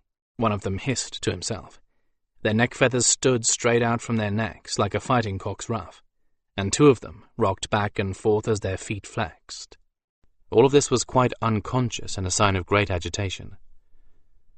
Aubrey stopped in mid-sentence as Skan back-winged down on top of a rock beside them and waved Skan over with an outstretched foreclaw. "I've got bad news, Skan," he called out, as Skan leapt down off the rock and hurried over to join the group. "It's not all over the camp yet, but it will be soon. General Farl's dead." "What?" Skan could not have been more surprised if Aubrey had told him that the tower had just burned down. Farl? Dead? How did you kill a general without wiping out the entire command? Chief officers were never anywhere near the front lines. Granted, Farl had a reputation for wanting to be near the action, but the general wasn't stupid, and he was certainly the best protected man in the 6th. How had anyone gotten to him? Was it accidental? Could it have been treachery? "I was telling the others. We think that some kind of suicide group got through and took him out. Him and most of the other chief officers of the 6th, Aubrey said. "We don't even know how or who did it. There was just an explosion in the command tent, and when the smoke and dust cleared, there wasn't much there but a smoking hole. The mages are trying to figure out just what happened, but the main thing for us is that we've lost him." Skan swore. There was only one man of Farl's rank that was not already in a command position. Shiknam, the general that Farl had replaced. The official story was that Shiknam was on leave, while Farl got more command experience, although the real reason Shiknam had been taken out of the post was his incompetence. But Urtho could not help being his optimistic self, nor could he stop giving unworthy people so many second chances that they might as well not even have gotten reprimanded. Urtho would remember all the great things that Shiknam's father had done, probably assumed that Shiknam had learned his lesson and would give him back the command he had taken away, rather than promoting someone else. After all, it would look very bad for General Shiknam if Urtho did promote someone of a lower rank to command the 6th, when Shiknam was sitting there on his thumbs doing nothing. Until now, Urtho had been able to maintain that polite fiction that he was seasoning Farl, and that General Shiknam was taking a well-earned leave of absence to rest. He would not be able to maintain it for more than a moment after the rest of the forces learned of Farl's death. It was either shame Shiknam, with all the attendant problems that would cause, or give the 6th back to the man who'd never completed a task in his life. There was no doubt in Skan's mind which it would be. Shiknam was too well born, too well connected. The 6th would go back to him. That seemed to be the conclusion everyone else had come to as well. With Shiknam in charge, the Gryphons of the 6th just became deployable decoys again. Right now, the big question seemed to be what, if anything, they could do about it. Skan moved from group to group just listening, saying nothing. He heard much the same from each group. "This is dreadful, and we're all going to get killed by this madman, but we can't do anything about it." There was a great deal of anxiety, panic in fact, but no one was emerging with any ideas, or even as a leader, willing and able to represent them all. Which leaves me. Well, this was the moment, if ever, to act on the theories of leadership he had been researching all this time. Can you be a leader, Featherhead? He looked around once more at the gathering of his kind. Gryphons had started to pick at their feathers like hysterical messenger birds, they were so upset. "I guess there isn't a choice. It's me or no one." He jumped up onto the highest sunbathing rock and let loose with a battle screech that stunned everyone else to silence. "Excuse me," he said into the quiet, as startled eyes met his and upturned beaks gaped at him. "But this seems to be a problem that we already have the solution to. Urtho doesn't control us anymore, remember? We are just as autonomous as the mages if we want to be. We can all fly off into the wilderness and leave the whole war behind any time we want." A moment more of silence, and then the assembled Gryphons met his words with a roar of objections. He nodded and listened without trying to stem the noise or counter their initial words. Most of the objections boiled down to the simple fact of the Gryphons' loyalty to their creator. No one wanted to abandon Urtho or his cause. They just wanted to be rid of Skandranon. When the last objection had been cried out onto the air and the assemblage quieted down again, he spoke. "I agree with you," he said, marveling that not a single Gryphon in the lot had made any objection to his assumption of leadership. "We owe loyalty, everything, to Urtho. We shouldn't even consider abandoning him. But we do not have to tell him that. The mages all felt exactly the same way, but they were perfectly willing to use the fact that they could all pack up and leave as a bargaining chit. We should do the same thing. If the situation was less dangerous for us than it is, I would never suggest this course of action. But I think we all know what life for the Sixth was like under Skandranon, and we can't allow a fool to throw our lives away." Heads nodded vigorously all around him as crest feathers slowly smoothed down, ear tufts rising with interest. "You've got to be the one, black boy," Aubrey called out from somewhere in the rear. "You've got to be the one to speak for us. You're the best choice for the job." Another chorus, this time of assent, greeted Aubrey's statement. Skan's nares flushed with mingled embarrassment and pride. "I'll tell you what, then," he told them all, wondering if what he was doing was suicidally stupid or would be their salvation. "I was trying to come up with a plan to get the confirmation over with quickly, before Skandranon has a chance to entrench himself. Now we all know that where Skandranon goes, Garba follows, and I'm pretty certain he is going to be the one to try to bring us to heel initially. This is the tactic that just might work best." 2 messages came by bird from Garba, both of which he ignored. One of the Gryphons, who had a particularly good relationship with the birds, smugly took the second one off for a moment when it arrived. When the Gryphon was finished, the bird flew off. Shortly thereafter, messenger birds rose in a cloud from the area around Skandramon's tent and scattered to the far corners of the camp. That left Skandranon and Garba with no choice but to use a human messenger. The Gryphons of the Sixth took to their lairs to hide while the rest made themselves scarce, and Skan was the only Gryphon in sight. He reclined at his ease up on the sunbathing rock as an aide-de-camp in the colours of the Sixth came trudging up the path to the lairs, looking for the Gryphons Garba had summoned so imperiously. The Gryphons in question hid in the shadows just out of sight, although they had a clear view of Skan and the aide. They were not going to show so much as a feather until Skan gave them the word. The young man glanced curiously around the area, which looked, for all intents and purposes, to be completely deserted. Skan wondered what was going on in his mind. The Gryphons were not with their Trondayan, who obviously had not been told of this impromptu conspiracy. They were not on the practice grounds, nor on Janil's now sanctioned obstacle course. They were not with the command. They could only be at their lairs unless they had all taken leave out of the area, and leave had not been approved. Yet the lawn in front of the lairs was completely deserted. No sign of Gryphons, nor where they had gone to. There was no one in the dust-bathing pits, nor at the water baths. No one lounged in the shady porch of his or her lair. No one reclined on a sunbathing rock. Except Skan. The black Gryphon watched the man's expression as he tried to reconcile his orders with what he'd found. Skan was not precisely assigned to the Sixth, but he had been flying cover for Janil. Skan would have to do.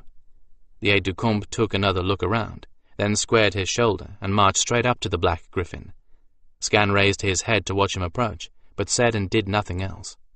"General Skandranon has sent 2 messenger birds here to rally the Gryphons of the Sixth," the young man said crisply. "Why was there no answer?" Skan simply looked at him, exactly the same way that he would have regarded a nice, plump deer.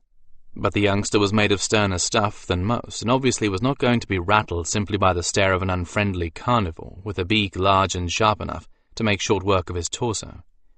He continued bravely. "General Skandranon orders that the Gryphons of the Sixth report immediately to the landing field for deployment." "Why?" Skan rumbled. The young man blinked, as if he had not expected Skan to say anything, much less demand information. He was so startled that he actually gave it. "You'll be making runs against the troops below Panjir," he said, "flying in at treetop level, dropping rocks and making ourselves targets for the 7 batteries of ballistas and other sky-pointing missile throwers," Skan replied caustically. "Scarcely moving targets at that. There isn't room between those cliff walls for more than 1 Gryphon to fly at a time, much less a decent formation. We'll look like beads on a string. If the missiles don't get us, the Maar will, coming down on us from the heights." You can tell the General that we'll be declining his little invitation. Tell him the message is from the Black Gryphon." And with that, Skan put his head back down on his foreclaws, closed his eyes to mere slits, and pretended to go to sleep. The aide's mouth dropped completely open for a moment, then closed quickly. But to his credit, he did not try to bluster or argue. He simply turned on his heel and left, trudging back down the hill, leaving behind a trail of little puffs of dust. Skan watched him until he was well out of sight, then jumped to his feet. "Now what?" one of the others called from the shelter of his lair. "Now I go to Urtho before Skandranon does," Skan replied, and leapt skyward, wings labouring to gain altitude, heading straight for the tower. Where would Urtho be at this hour? Probably the strategy room. That wasn't exactly convenient. He couldn't go to something deep inside the tower without passing a door and at least one guard. Skan was going to have to go through channels rather than landing directly on Urtho's balcony, the way he would have preferred. He back-winged down onto the pavement in front of the tower, paced regally up to the guard just outside the door, and bowed his head in salute. "Skandrannon to see Urtho on a matter of extreme urgency," he said politely and with strictest formality. "I would appreciate it if you would send him a message to that effect."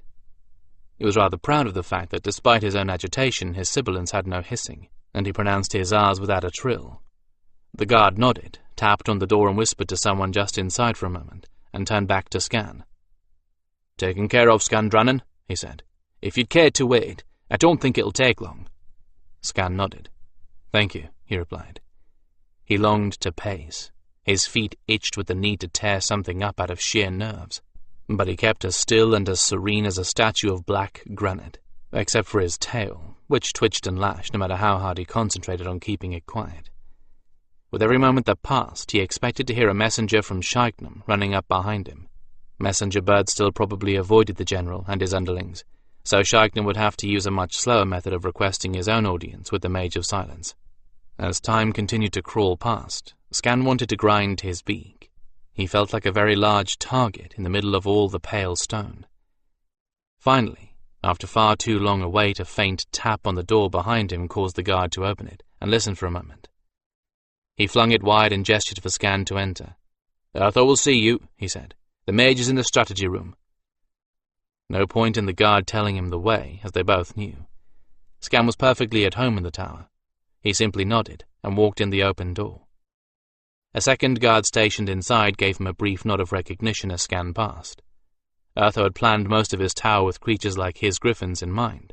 The floors were of natural, rough-textured stone, so their claws and talons did not slip on them. The doors and hallways were all made tall and wide enough for things larger than a human to pass. There wasn't a great deal to see otherwise, just the hallway itself, plain and unadorned, with closed doors on either side of it. The room that Skan wanted was behind the third door on the right, and he hurried right to it. The door opened for him, but by human agency and not magical. Urtho stood behind the table-sized contour map used for all major planning sessions. Areas held by Maar had been magically tinted red. Everything else was blue. There was an alarming amount of red on that map. "Urtho," Skan began, as soon as he was in the door. "You and the 6th Wing Griffins are staging a revolt," Urtho replied, with dangerous gentleness. Skan's ear tufts flattened. "How did you know?" he blurted, backing up a pace or two. Behind him, a Hertasi shut the door and took himself out of the room by a side passage, leaving the two of them alone. "I am a mage," Urtho reminded him. "While I do not squander my energies, I do use them on occasion to keep an eye on something. I knew you lot wouldn't care for having Skandranon set over you, but I didn't think you'd start a revolution." He crossed his arms over his chest and gazed levelly at Skan. "That's not a particularly clever thing to do. You can't survive without me, you know." "Oh, hells. We might as well drop it all at once." "Yes, we can," Skan replied, raising his head so that he looked down on Urtho, rather than dropping his eyes below the level of Urtho's, as all his training screamed at him to do. "I'm sorry, Urtho, but we don't need you anymore. We know how to make ourselves fertile now. Janil is the proof of that, if you doubt my unadorned word on it." He had never in all his life seen Urtho taken aback before. Surprised, yes. Shocked, certainly. But completely dumbfounded, never. The expression of complete blankness on Urtho's face was so funny that Skan couldn't help himself. He started laughing. Urtho's face flushed, and the blank expression he wore turned to one of annoyance and a little anger. "What are you laughing at, you overgrown chicken?" the mage spluttered. "What is so damned funny?" Skan could only shake his head, still laughing. "Your face!" was all he was able to manage, before he ran out of breath. Urtho reddened a little more, but then grudgingly he smiled. "So, you think you have the upper hand, do you?" he said, challenge in his tone. Skan got himself back under control, and quickly, even though laughter threatened to bubble up through his chest at any moment. "Yes and no," he replied. "We can leave now. You no longer control us by means of our future, Urtho. That doesn't mean we will leave, though. It just means that we won't have to put up with idiots like Shiknam and Garba, who think we're to be thrown away by the handful. Wait!" He held up a foreclaw as Urtho started to say something. "Listen to me first. This is what Shiknam planned to do with the Gryphons as soon as he got the 6th out into the field again." He told Urtho what the aide had told him, then traced out the planned maneuvers on the map. "You see?" he said, as Urtho's brow furrowed. "You see what that would do? Maybe we would provide a distraction for Maar's troops, but there are better ways of supplying distraction than sacrificing half the wings." "I do see," Urtho replied, nodding thoughtfully. "I do see." "We don't want to make trouble, Urtho," Skan continued earnestly, taking a cautious step nearer. "But we don't want to be blackmailed into suicidal missions. Maybe that's not how it seemed to you, but that was how it felt to us." He raised his head a little higher. "You built our urges to reproduce as strongly as our will to eat and breathe, and use that to control us. We'd rather serve you out of loyalty than coercion." "I would rather have you out of loyalty," Urtho murmured, blinking rapidly once or twice. He coughed, hiding his face for just a moment, then looked up again. "And just how did you obtain this knowledge?" he asked. "I'm sure it was you. I can't think of another Gryphon who would have tried, let alone succeeded." Skan gaped his beak wide in an insolent grin, hoping to charm Urtho into good humor. That, Urtho, would be telling. Maar, 16. For one brief moment, when Skandrannon defied him, Urtho had been in a white-hot rage. How dared this creature, a thing that he had created, presume to dictate the terms of this war? How dared this same creature usurp the knowledge it had no right to, and was not intelligent enough to use properly? But that rage burned itself out as quickly as it came, for Urtho had lived too long to let his rage control his intellect. Intellect came to his rescue, with all of the answers to the questions of how dared. Skan dared because he was not a creature. He was a living, thinking, rightfully independent being, as were all the rest of the Gryphons. They were precisely what he had hoped and planned for, and had never thought they would become in his lifetime. They had the right to control their own destinies. Perhaps he was responsible for their form, but their spirits were their own. He was now the one who had no right to dictate anything to them, and in a blinding instant of insight, he realized that he was incredibly lucky that they didn't harbor resentment against him for what he'd withheld from them. Instead, they were still loyal to him. They would have been perfectly within their rights to fly off as they threatened, he thought, as Skan laughed at the expression on his face. It's nothing short of a miracle that they didn't. Dear gods, we've been lucky. He didn't realize how lucky until Skan told him just what Shiknam had been planning. A quick survey of the topography of the area told him what it did not tell Skan, that Shiknam had intended to launch an all-or-nothing glory strike against the heavily fortified valley. Such things succeeded brilliantly when they succeeded at all, but this particular battle plan didn't have the chances of a snowflake in a frying pan of working. It was just another one of Shiknam's insane attempts to pull off some maneuver that would have him hailed as a military genius and a hero. The only trouble was that military geniuses and heroes had sound reasoning behind their plans. Shiknam, unfortunately, had only wild ideas. Urtho cursed the man silently, as Skan pointed out all the ways that the Gryphons would be cut down without being able to defend themselves. Shiknam's father was such a brilliant strategist and commander. How had the man avoided learning even the simplest of strategies from him? Well, there was no hope for it now. The only way to get rid of the man now would be to strip the 6th of all non-human troops and mages on the excuse that all the other commands were undermanned, and reassign the personnel elsewhere. Shiknam could still be commander of the 6th, but he would only command foot troops, all of them human. With no aerial support and no mages, he would be forced into caution. That should keep him out of trouble, and his inept assistant, Garber, too. He growled a little when Skan refused to tell him who his co-conspirators had been, but it was a good bet that Lady Cinnabar was involved in this, right up to her aristocratic chin. And where you found Cinnabar, you found Tamsin and probably Amberdrake. No doubt they got in when Cinnabar asked to look at my records on the Gryphons. I thought she was looking for a cure for bellyache. The Kestra Chan must have gotten a client to make him a set of keys for mage locks. That would account for how they'd gotten into the book. The wonder of it was that they'd managed to penetrate past all the fireworks and folderol in order to find the real triggers for fertility. "How many of you know the spell?" he asked, as reluctant admiration set in. "All," Skan said, without so much as blinking an eye. "And it's not exactly a flashy spell, Urtho. It was simply good design. There was no point in holding the information back. Every Gryphon outside this tower knows the secret." He couldn't help it. He had to shake his head with pure admiration. "And you've kept this whole thing from me all this time. Unbelievable." "We had reason to keep it among ourselves," Skan replied. "Good reason. We didn't know how you would feel or act, and we didn't want you finding out before the time was right for me to tell you." "So, you were the sacrificial goat, Urtho eyed Skan dubiously. "I don't know. A sacrifice is supposed to be savory, not scrawny." Skan drew himself up in an exaggerated pose. "A sacrifice is supposed to be the best of the best. I believe I fill that description." His eyes twinkled as he watched Urtho from beneath his heavy lids, and his beak gaped in a broad grin when Urtho laughed aloud. "I submit to the inevitable, my friend," Urtho said, still laughing, as he slapped Skan on the shoulder. "I suppose I must consider this as your test of adulthood, as the Kaladain give their youngsters. You Gryphons are certainly not my children any longer. Not anyone's children." Then he sobered. "I'm glad that this has happened now, Skan, and I'm glad that you are here. I need to pass along some grave news of my own, and this will probably be the best opportunity to do so."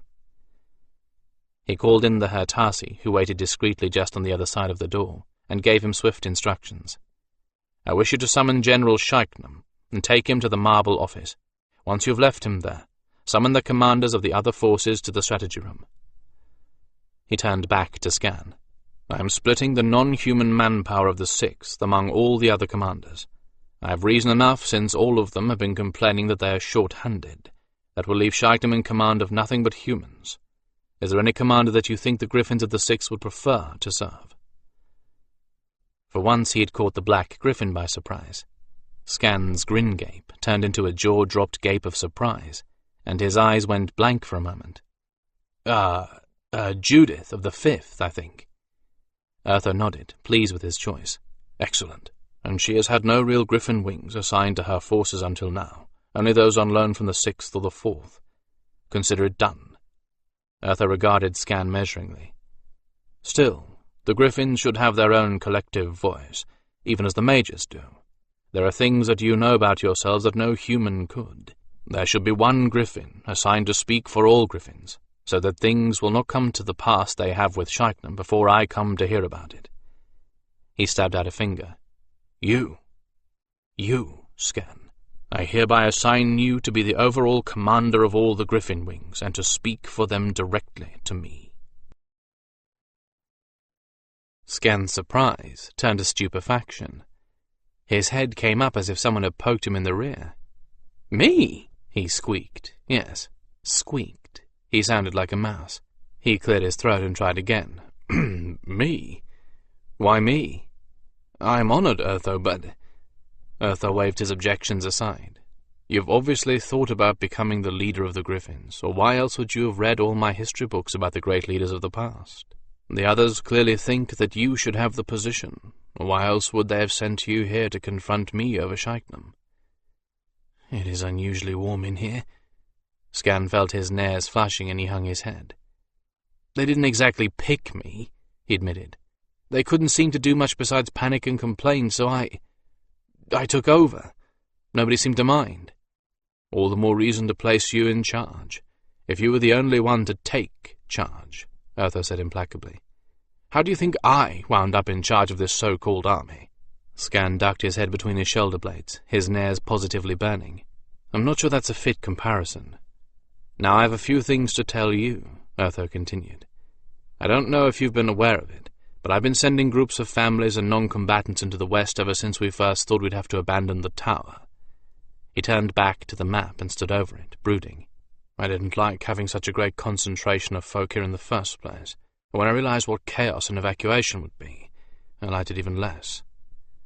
Skan nodded with admiration. He hadn't realized that Urtho was moving people out in a systematic way. That in itself spoke for how cleverly the mage had arranged it all. "I've been posting the groups at the farthest edges of the territory we still hold, near enough to the permanent gates, that they can still keep in touch with everyone here as if nothing had changed.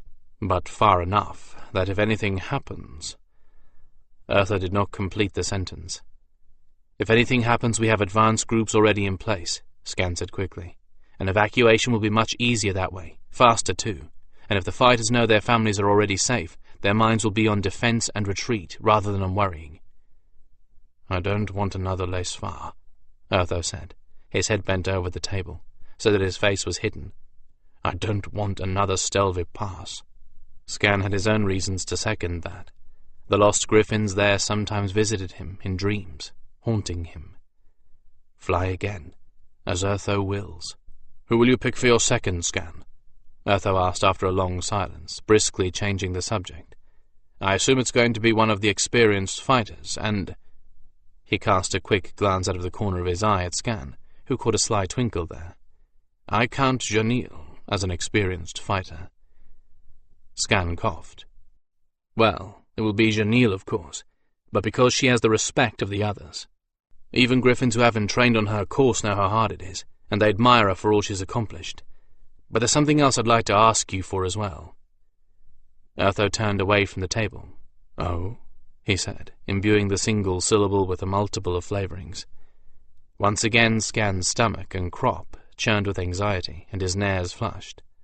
"I did a little exploring on that level of your tower. And—" Urtho's face and voice were carefully neutral. "I found the models." "How did you?" Urtho exclaimed, flushing for a moment with anger, but he quickly calmed. "Never mind. What—" Skan interrupted. "I met Kechara." Urtho stared at him blankly for a moment, then grew just a little pale. "I believe," he said carefully, "that I had better sit down. You must hate me." Skan shook his head as Urtho lowered himself into a chair, and if he was any judge of human reactions, the mage had been profoundly shaken. "How could I hate you? The more time I spent with her, the more I realized that you had done the best you could for her, and once I had a few days to think about it, I believe I managed to puzzle out why you had her put up there instead of down with the rest of the griffins. It wasn't just to protect her from being teased and getting her feelings hurt." He took a deep breath and ventured everything on his guess. "It was because she's a very powerful mind speaker, probably the most powerful you've ever seen." Urtho's eyes widened, and he caught his breath. "Did she mind speak at you?" he asked. Skan nodded, pleased that he had been clever enough to figure out the puzzle. "I realized that I'd been getting a great deal more information from her than she had the words to tell me. That was when I remembered that she had hit me with a mind blast just before she attacked me, and I figured out that she wasn't just telling me things with her voice, but with her mind as well." He told Urtho the tale from beginning to end, saving only that he had gotten into the chamber in the first place with Victarin's mage keys. "That's why she's in the tower, in a room with such heavy shields, and why she creates the presence of a dozen griffins when there's only her. And that's why Janil and I would like to have her. We'll protect her from teasing and ridicule, and she can act as though a kind of relay for groups of griffins that may need to speak with each other. We have mind speakers, of course, but none as powerful as she is." "I see that you put a great deal of thought into this." Urtho mopped his forehead with a sleeve, as small beads of perspiration sprang up. "I must confess that use for her had occurred to me. I was too soft-hearted to— well, Mistborn usually die young anyway, and I assumed that her nature would take care of the problem she represented for me. When she didn't die, though, I had to do something about her. She's as old as you are, Skan. She only seems younger because she's so childlike, and because her memory for things longer ago than a year is very poor. I knew that if anyone ever discovered her and her power, she'd be a target for our enemies. In the wrong hands, she could be a terrible weapon. I was afraid that I would have to go to war just to protect her, and I couldn't reconcile the safety and freedom of one Mistborn with compromising the safety of all those who depend on me. You see, that was why I hid her in the tower and kept her existence secret.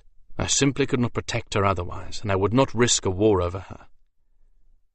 Although I hate to point this out, but we are in a war, and it isn't over Kachara, Skan retorted, with a little more sarcasm than he intended. No one is going to get into this camp to steal her, and there isn't much point in keeping her mewed up anymore. Skandrannon sat down across from Urtho. He was rather surprised to learn that Kachara was as old as he was. As Urtho said, the Mistborn generally did not live past their teens, much less grow to be as old as he. It was something of a tribute to Urtho's care that she had lived as long as she had. Urtho sighed. You're right, he admitted reluctantly. She deserves a little freedom, anyway. But keep her here, if not in the tower, then near it. Of course, Skan nodded. I should like to start moving the Gryphon families out to where the other non-combatants are going, if you don't mind. All pairs with nestlings and fledglings and all fledged still in training. I don't see any reason why they can't complete their training elsewhere. He thought for a moment. I'll tell them that you are concerned that with all of us consolidated here, we make a very tempting target for some terrible weapon. You want to get us spread out, so we aren't quite so easy to get all at once. Urtho considered that as he studied the map. What about here, and here? He pointed to 2 valleys, easily defended, at the farthest range for a permanent gate. I can set 2 of the gates for those places, and move not only Gryphons, but Kaladain, and all the non-humans who are not combatants there.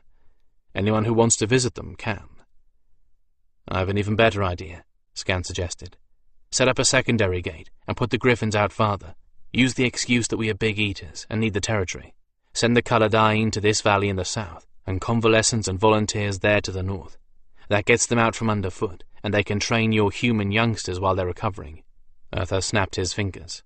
Of course. And what's more, I'll have the ambulatory, and the youngsters run foraging parties. Make them as self-sufficient as possible. Have them send the surplus here, Skan added, with growing enthusiasm. It won't be much, but it will make them feel as if we need to have them out there. And a little fresh game now and then. His mouth tingled at the very thought. Herd beasts have no real flavour. A good raybuck, though. With Hertasi in charge, Skan, I'm not certain I would be too ready to say that they won't send back much. Hertasi are remarkable scavengers. Urtho's eyebrows quirked a little. That's largely why I have them in charge of supply here. They find ways to make 10 loaves feed 100 fighters. But Skan noticed that Urtho was much more subdued than usual. Perhaps there is something he hasn't told me. Are things even worse than I thought? A light tap at the door prevented him from asking any further questions. Cautiously, Urtho's chief Hertasi stuck his snout inside. Their commanders are here, Urtho, the lizard said quietly. Urtho glanced over at Skan and shrugged. Let them in, Siri, he said. They might as well just hear it all at once. The commanders filed in. General Judith, last of all, impeccable and austere in her chosen colours of black and silver. They gathered around the table, and Skan saw 1 or 2 of them turn a little pale when they looked over at the latest conquests of Maar's forces. Didn't they know? Or does this mean something I can't guess at? Gentlemen, ladies, Urtho nodded to the group. I brought you here for several reasons. The first, General Farl is dead, assassinated as far as we can tell. A sharp intake of breath around the table told Skan that none of the commanders had heard the bad news yet. I'm afraid that under the circumstances I must dismantle the 6th as it has been known, and spread its non-human and magical resources among all of you. General Judith. As Urtho spoke her name, the lady sat up straighter and lost her look of shocked dismay. At the specific request of the new commander of all the Gryphon wings, I am assigning the wings that formerly belonged to the 6th to you. I know that you will command them well. The general did not salute or snap to attention, but she gave the impression that she had. I will do my best, sir, she replied simply. The rest of you may decide among yourselves how to apportion up the rest of the 6th available manpower. General Shaiknam will command the human foot soldiers, but all else will be available to you." Urtho nodded, and Skan saw with satisfaction that the commanders were already getting over their shock and thinking about the situation. "I'm certain that you will not allow any kind of rivalry to interfere with the best possible deployment of that manpower. Now, I'm certain you all know Skandrannon, the Black Gryphon, either on sight or by reputation." Nods and some slight smiles met that, as Skan bowed his head in a brief salute to all of them, but especially to General Judith.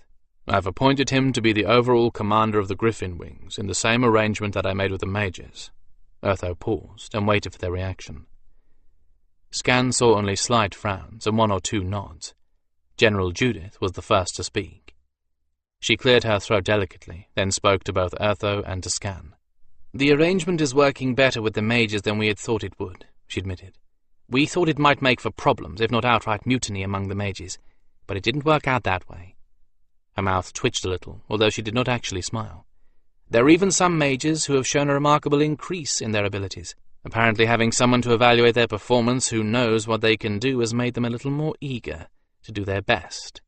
I trust both because Urtho has chosen you, Skandrannon, and from some of your reputation, that you will act in a similar manner." Skan's nares flushed, for there was no doubt just what the general meant by "some of your reputation," but he answered her steadily enough. "I can promise you that no Gryphon will balk at anything he is asked to do without a reason for objecting," Skan replied gravely. "We all understand that this is a war, and in war there is risk of death.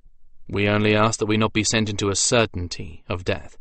I can also promise you that if there are objections to what we are asked to do, it will be because the loss will outweigh the gain for all concerned. The Gryphons will defend all the races." The general nodded at that, and turned her attention back to the table. "I see that you are all concerned by the amount of territory that Maar has taken," Urtho continued. "You should be. I've only just updated the map, and a great deal of that gain has been within the last month. You all knew you'd lost ground, but none of you has seen the real scope of the loss until now. We are in trouble, and I will not hide that fact from you. In fact, we have lost so much that Maar himself has moved into the palace and made it his headquarters." They all took that without flinching, although Skan was incensed at the idea that Maar would have taken the palace for his own. The idea of that beast, that tyrant, soiling the halls that great leaders had called home, soiling them with his bloody boots. "It would be rather difficult to hide that we are in trouble, with this spread out before us," General Movat said dryly. "The question is, what are your plans to deal with it?"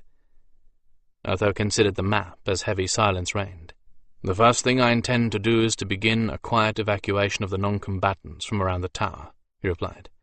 "Some preliminary work has been done in that direction, but now I want it to become a priority. I want to move them into the west. I'm going to take 6 of the permanent gates here on the tower grounds and activate them, targeting them to 6 points on the western border. That's mostly wilderness area, mountains and forested valleys, too steep to farm and not really suited for grazing. My very first tower was there," he added wistfully, "and I rather liked keeping it wilderness." "Yes, well now it's a good thing it is wilderness," General Korad said briskly. "Maar won't consider that you might have sent people into it." "My idea precisely." Urtho tapped the map, pointing to the 6 places where the gates would have their other ends. "If we have to abandon the tower, we'll have most of the people who would be trouble already out of the way. They, in turn, will have advanced camps ready for us. If we inform our people that we are doing this only to spread out our resources and make one spot less of a target, I believe we can keep them from panicking." The generals contemplated the plan quietly for some time, each one studying the map and making mental calculations. Urtho watched their faces. Skan watched Urtho. He looked satisfied. Well, if they've simply accepted the plan, that must mean it's strategically sound. So that's how he does it. He puts out a plan, waits to see what they think of it, and changes it with their suggestions and objections. I wondered how a mage had become such a good strategist. General Judith broke the silence first. "I'd like to have 1 strong mage with each group," she said. "Adept class. Perhaps this would be a good place to send those who are frail or those who have moral objections to combative magics, and those who simply do not have skill at combative magics. This way, if further gates need to be built, There will be someone at hand, rested and prepared to build those gates. Urtho nodded. My Kaladain will be here, he pointed. They will have mages enough in their ranks to cover that point. If any of you can think of particular mages who would be suitable, please let me know, especially if they are familiar with this kind of terrain. If they can deal with primitive conditions, he means. Some of his older mages, well, they ought to go with the Kaladain. The clans can make a home anywhere, if they have to, and the horse nomads are already set up for wandering. There was more discussion, and they put together a tacit agreement. Skan was impressed. He hadn't known that there were humans anywhere who could agree to so much with so few wasted words. But this is secondary, General Korad said, at last. The real question is, how in the name of all the gods are we going to defend the tower? Urtho hesitated, then asked humbly, Are you certain that we should? A chorus of objections met that statement, but it seemed to Skan that most of them boiled down to, Of course we should. It's your tower. Urtho waved them to silence. There is a great deal in the tower that can't be moved, and shouldn't be allowed to fall into Maar's hands. But things can be destroyed. The knowledge that made those things possible is as portable as the minds and the books that hold it. This place may be my home, and it is true that I have invested a great deal of my life in it, but that is no reason to remain here when the situation becomes untenable. Others have lost their homes. It would be arrogant of me to think mine was any more sacred than theirs. I would be as foolish as my critics have claimed if I clung to this tower when every wise person would have fled. He pondered the map. If Maar breaches our defences here and here, he can spread out his troops along this line. He has manpower far exceeding ours. If he does that, he can force us to try to counter him until we are spread so thin we can't defend ourselves. From here, on the plain, he has a clear run to the tower itself. We cannot hold a line against him, unless we can suddenly multiply our own troops by a factor of 10. The general studied the map with varying expressions of gloom. You're right, General Korad said, with no emphasis. Damn, but I hate to admit it. If he can get that far, he's got us. If we remain at the tower, Urtho reminded them all, if we retreat we can pick our place to make a stand, or make no stand at all. Simply keep retreating, making him string out his supply lines and his forces. Eventually, even Maar must become sated with conquest. We can go west, then retreat to the farthest south, in the lands that the High-Lay Emperors hold. The Black Kings, said Judith. Skan knew that referred not to their predilections, but their skin, which was supposedly as dark as a moonless, starless sky. Would they help us? Urtho shrugged. I don't know. I do know they would shelter us against a conqueror and despot like Maar, and their magic is so different from ours that I think even Maar would hesitate before he attacked them. It's not wise to attack an unknown. Judith bit her lip, then nodded, slowly and grudgingly. It's our best hope. If Maar gets that far, I'm going to see that he doesn't, if it takes every drop of blood in my body to stop him. She sounded and looked grim, and Skan shivered in a sudden chill, as ice threaded down his spine, as if a cold wind had just ruffled his feathers. How are you going to explain everything to Shaiknam? Korad wanted to know, after an uncomfortable silence. Urtho shrugged. I'll tell him that I've seen he is best with ground maneuvers, and I'm giving him the chance to concentrate on them without the distractions and annoyances of a mixed force. Then I'll show him what I've shown you, and we'll all meet tonight to plan the overall strategy to hold Maar. Right now, I want you all to go to your people and get those who are not essential ready to evacuate. I'd like to start moving people out steadily, starting tomorrow. That sounded like a dismissal to Skan, and so the other commanders took it. They saluted and filed out, with only General Judith pausing long enough to have a brief word with the Black Gryphon. As soon as you've seen to your new command, come see me with the old 6th Wing leaders, she said. And best of luck, Skandrannon. I think Urtho's chosen wisely. She turned smartly and left, leaving Skan to gape at her back as the door closed behind her. He turned to look at Urtho. The mage smiled wearily. I think I've chosen wisely too, Skan, he said. Now, go deal with your people while I see to mine. We both have a great deal to do, and only the Kaladain lady knows if we will be given the time to get it all done. Skan bowed deeply and profoundly, but he hesitated at the door. Urtho had turned back to the map, staring at it blankly. "Urtho," Skan said. The mage started, turned to face him, and stared at him as if he had not expected his new commander to still be in the room. "I want you to know something.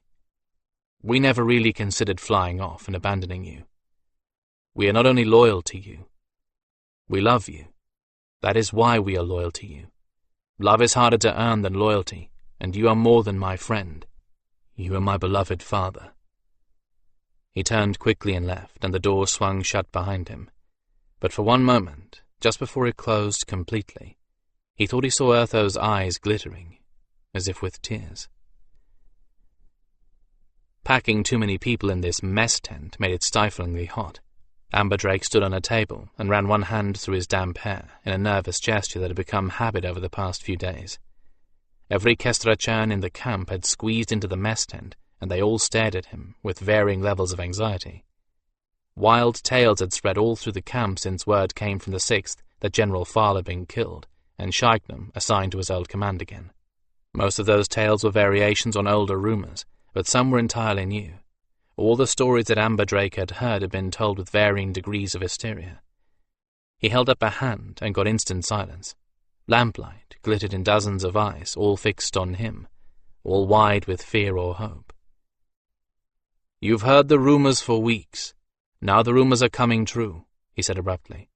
"We are evacuating all non-combatants from around the tower." A murmur started, but he shook his head and the murmurings died away. "Urtho gave me complete control of what to tell you.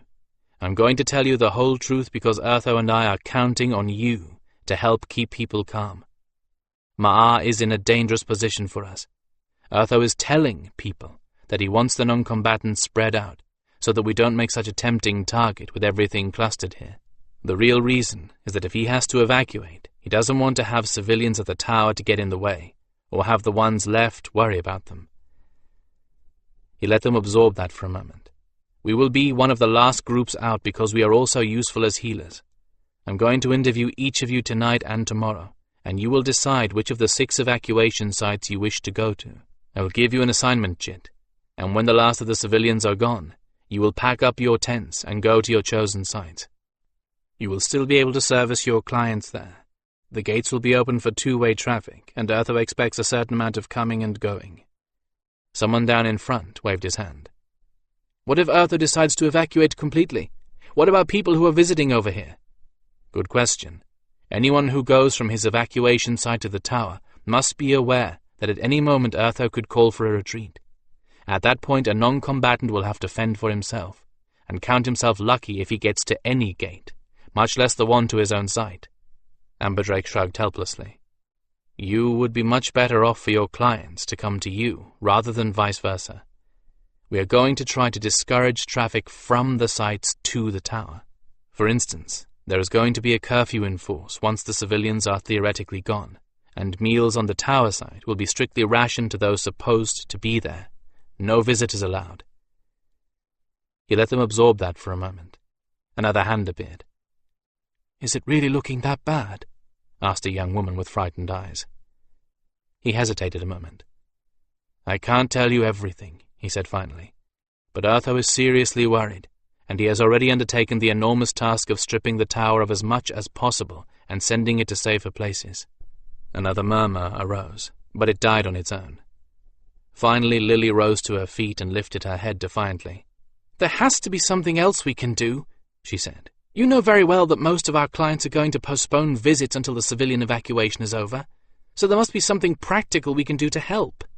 Amberdrake relaxed marginally as a chorus of agreement met her brave words. "Thank you, Lily," he said softly. "I was hoping someone would bring that up. Yes, there is a great deal that we can do to help, both on this side of the gates and the other." He sat down slowly on the tabletop. "The very first job is to help with the children." Geston looked out beyond the campfire, counted noses, and came up with a satisfactory total. Every Hertasi tribe had sent at least one representative, and most had sent several. Why he should have been chosen to be the leader of the whole lot, he had no notion, but Urtho said he was, and that was the end of it. "Right," he said, and dozens of eyes blinked at him. "You know the story. Non-fighters are pulling out and we're non-fighters. The only Hertasi who are supposed to stay here after the civilians leave are the ones serving the healers and the Gryphons. Everyone else goes. Once you've gotten your own kit out, come back and start helping the families. The Kestrachan are minding the children, so you'll be doing what we do best. You'll be helping to pack up the households and get 'em moving. Once that's done, you go report to the tower. If they need you, they'll tell you. If they don't, you get back over to your assigned place and stay there. Got it? What if you're doing split duty, with a healer and a civilian, say? Someone called from the back. Gaston's briefing hadn't covered that, but Urtho had told him that he could and should use his own judgment when it came to things that hadn't been covered. Depends on how close to the fighting you think you can stand to be, he said finally. If you're feeling brave, stay here. Go full-time with the healer. If you're not, stay in the evacuation site and help with whatever needs doing. There's going to be a lot that needs doing. He tilted his head to one side and narrowed his eyes as he recited the list Urtho had given him. We'll need winter-proof housing built for everyone, and that includes the fighters, in case they have to come over. We'll need food supplies located. We'll need wells dug, sanitary and washing facilities set up. A lot of the families are going to consist of mothers with children. They'll all need that extra hand to help. We'll need facilities for the sick and injured, and overland vehicles in case we have to retreat from there. Will there be mages to help us with all this? Asked an anxious voice. And healers? There are pregnant females with those civilians, and I don't know a thing about birthing babies, especially not human babies. We'll have a lot of mages, all of the apprentices, most of the journeymen, and at least one adept at each side, Gaston promised. The healers are sending some of their apprentices, a couple of masters, and as soon as all the civilians are over, the Kestrachan will be joining them. There are plenty of healers with them, and they'll all have some healer training. Gaston sensed an easing of tension at that. Hertasi considered the Kestrachan the most level-headed of the humans, and the ones most likely to react properly in a crisis. Right, he said again. We can do this. We can do this, they echoed. It was, after all, the Hertasi motto.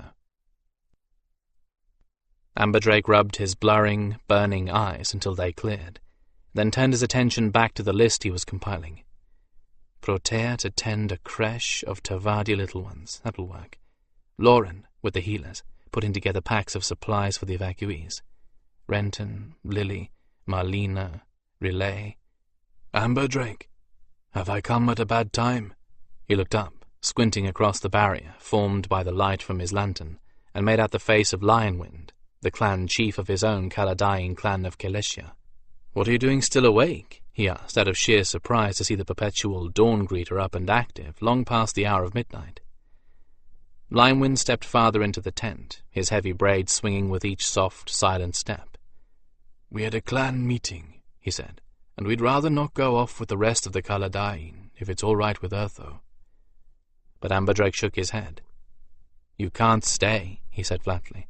Urtho can't make any exceptions.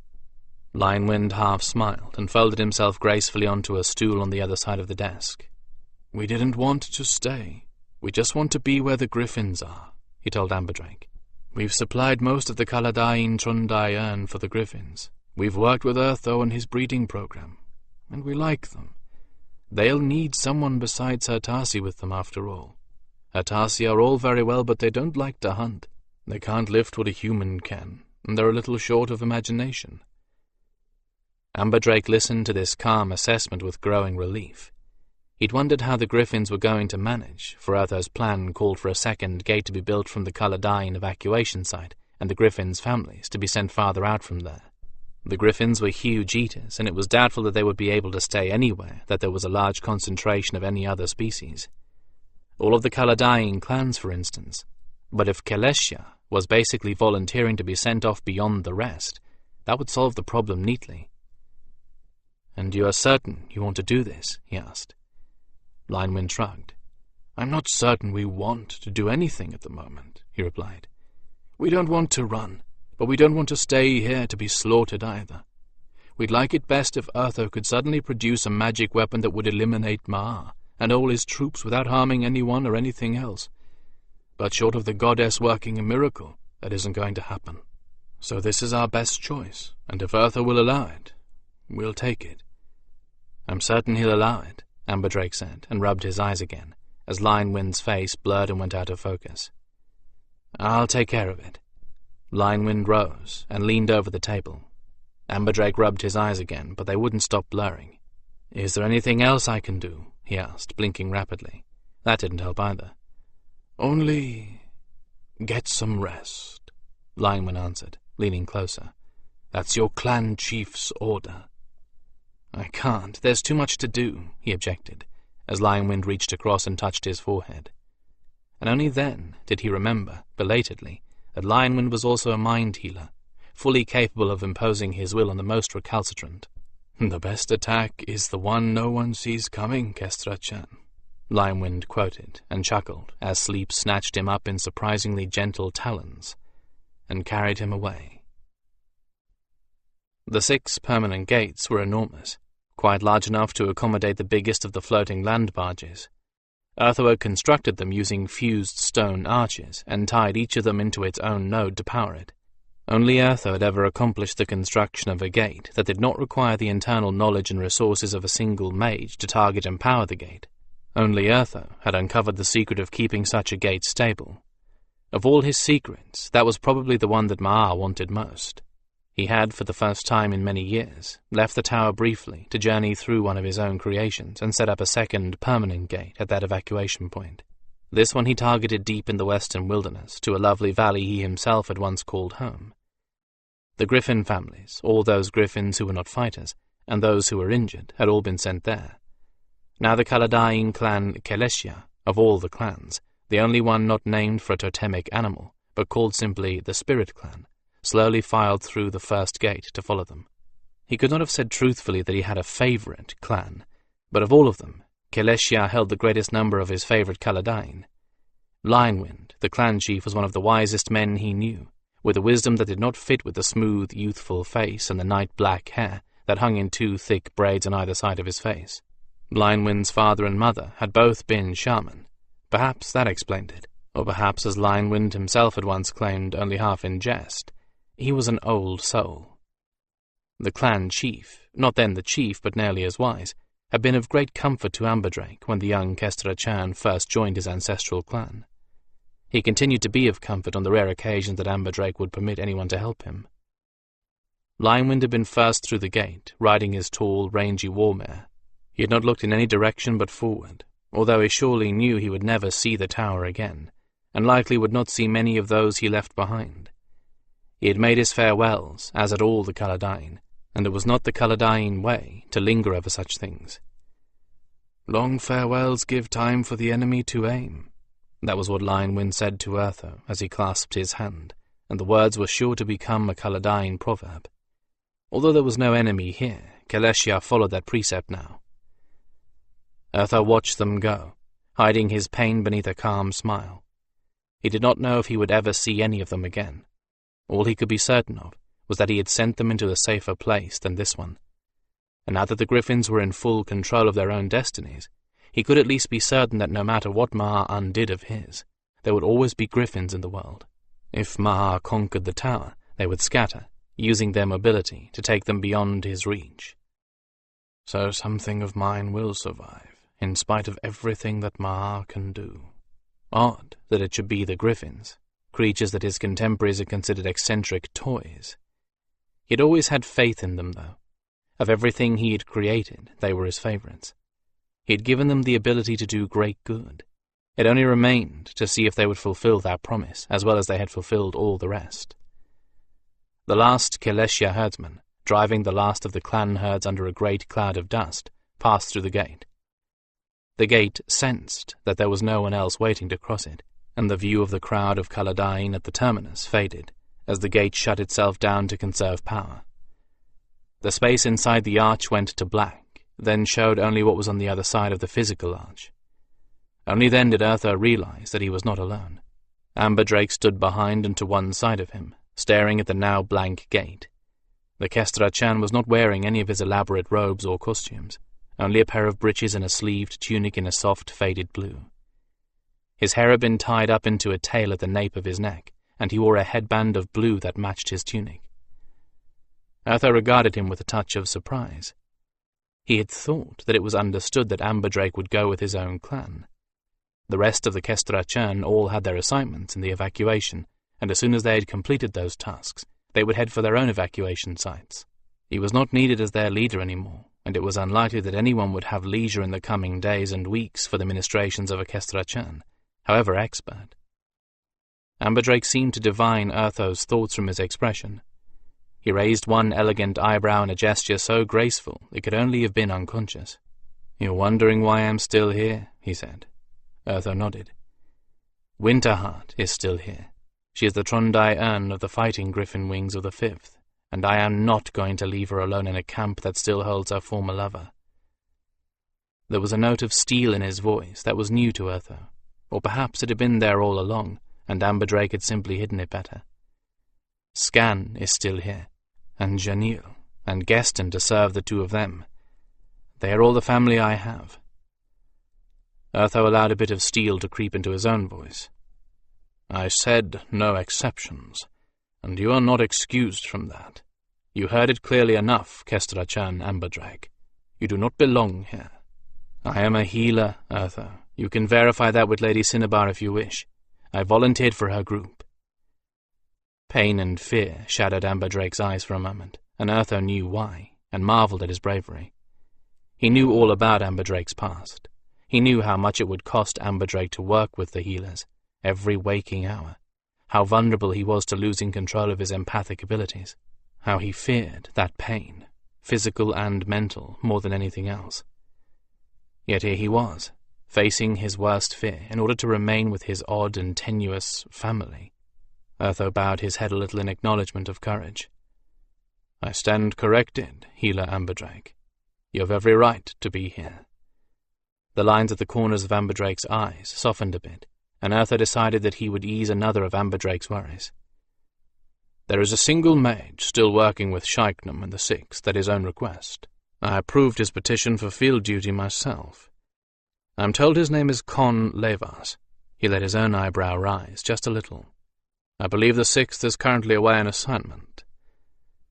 Urtho turned then, not waiting for thanks. Already he had turned his mind to the next task, and so probably had Amberdrake. Long farewells give the enemy time to aim, and they did not dare give the enemy time for anything. Amberdrake alone. 17. Aubrey's wings ached from shoulder to tip. They burned with exhaustion on the downstroke of each wing beat. The heavy, damp air in this particular valley always meant difficult flying, but that was not why he was tired. He had been flying scout for the 5th since dawn, and had only lacked a few hours until sunset. He had flown a double shift already, and by the time he finished long after dark, it would be a triple. At least all the innocents were far beyond the reach of any disaster now.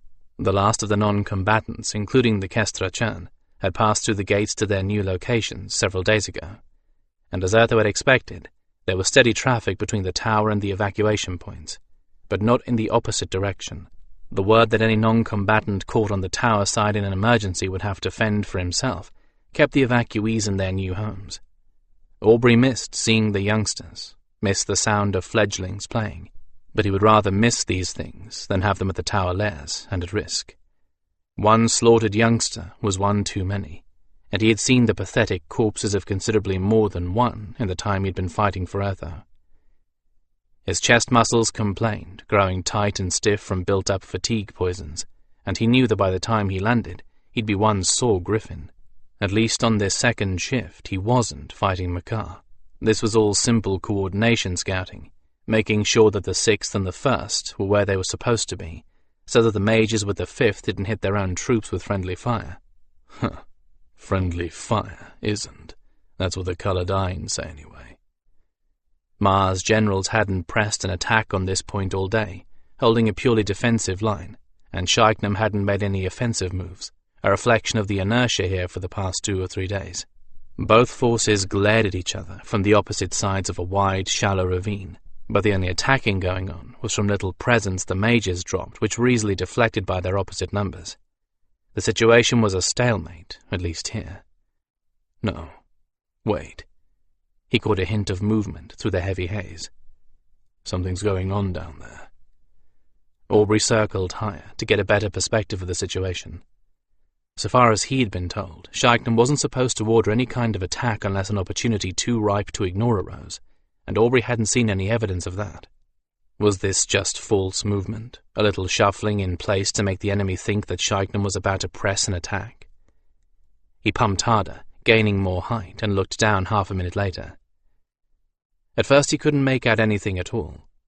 Then the haze parted a little, giving him a clearer view of Skandrannon's troops.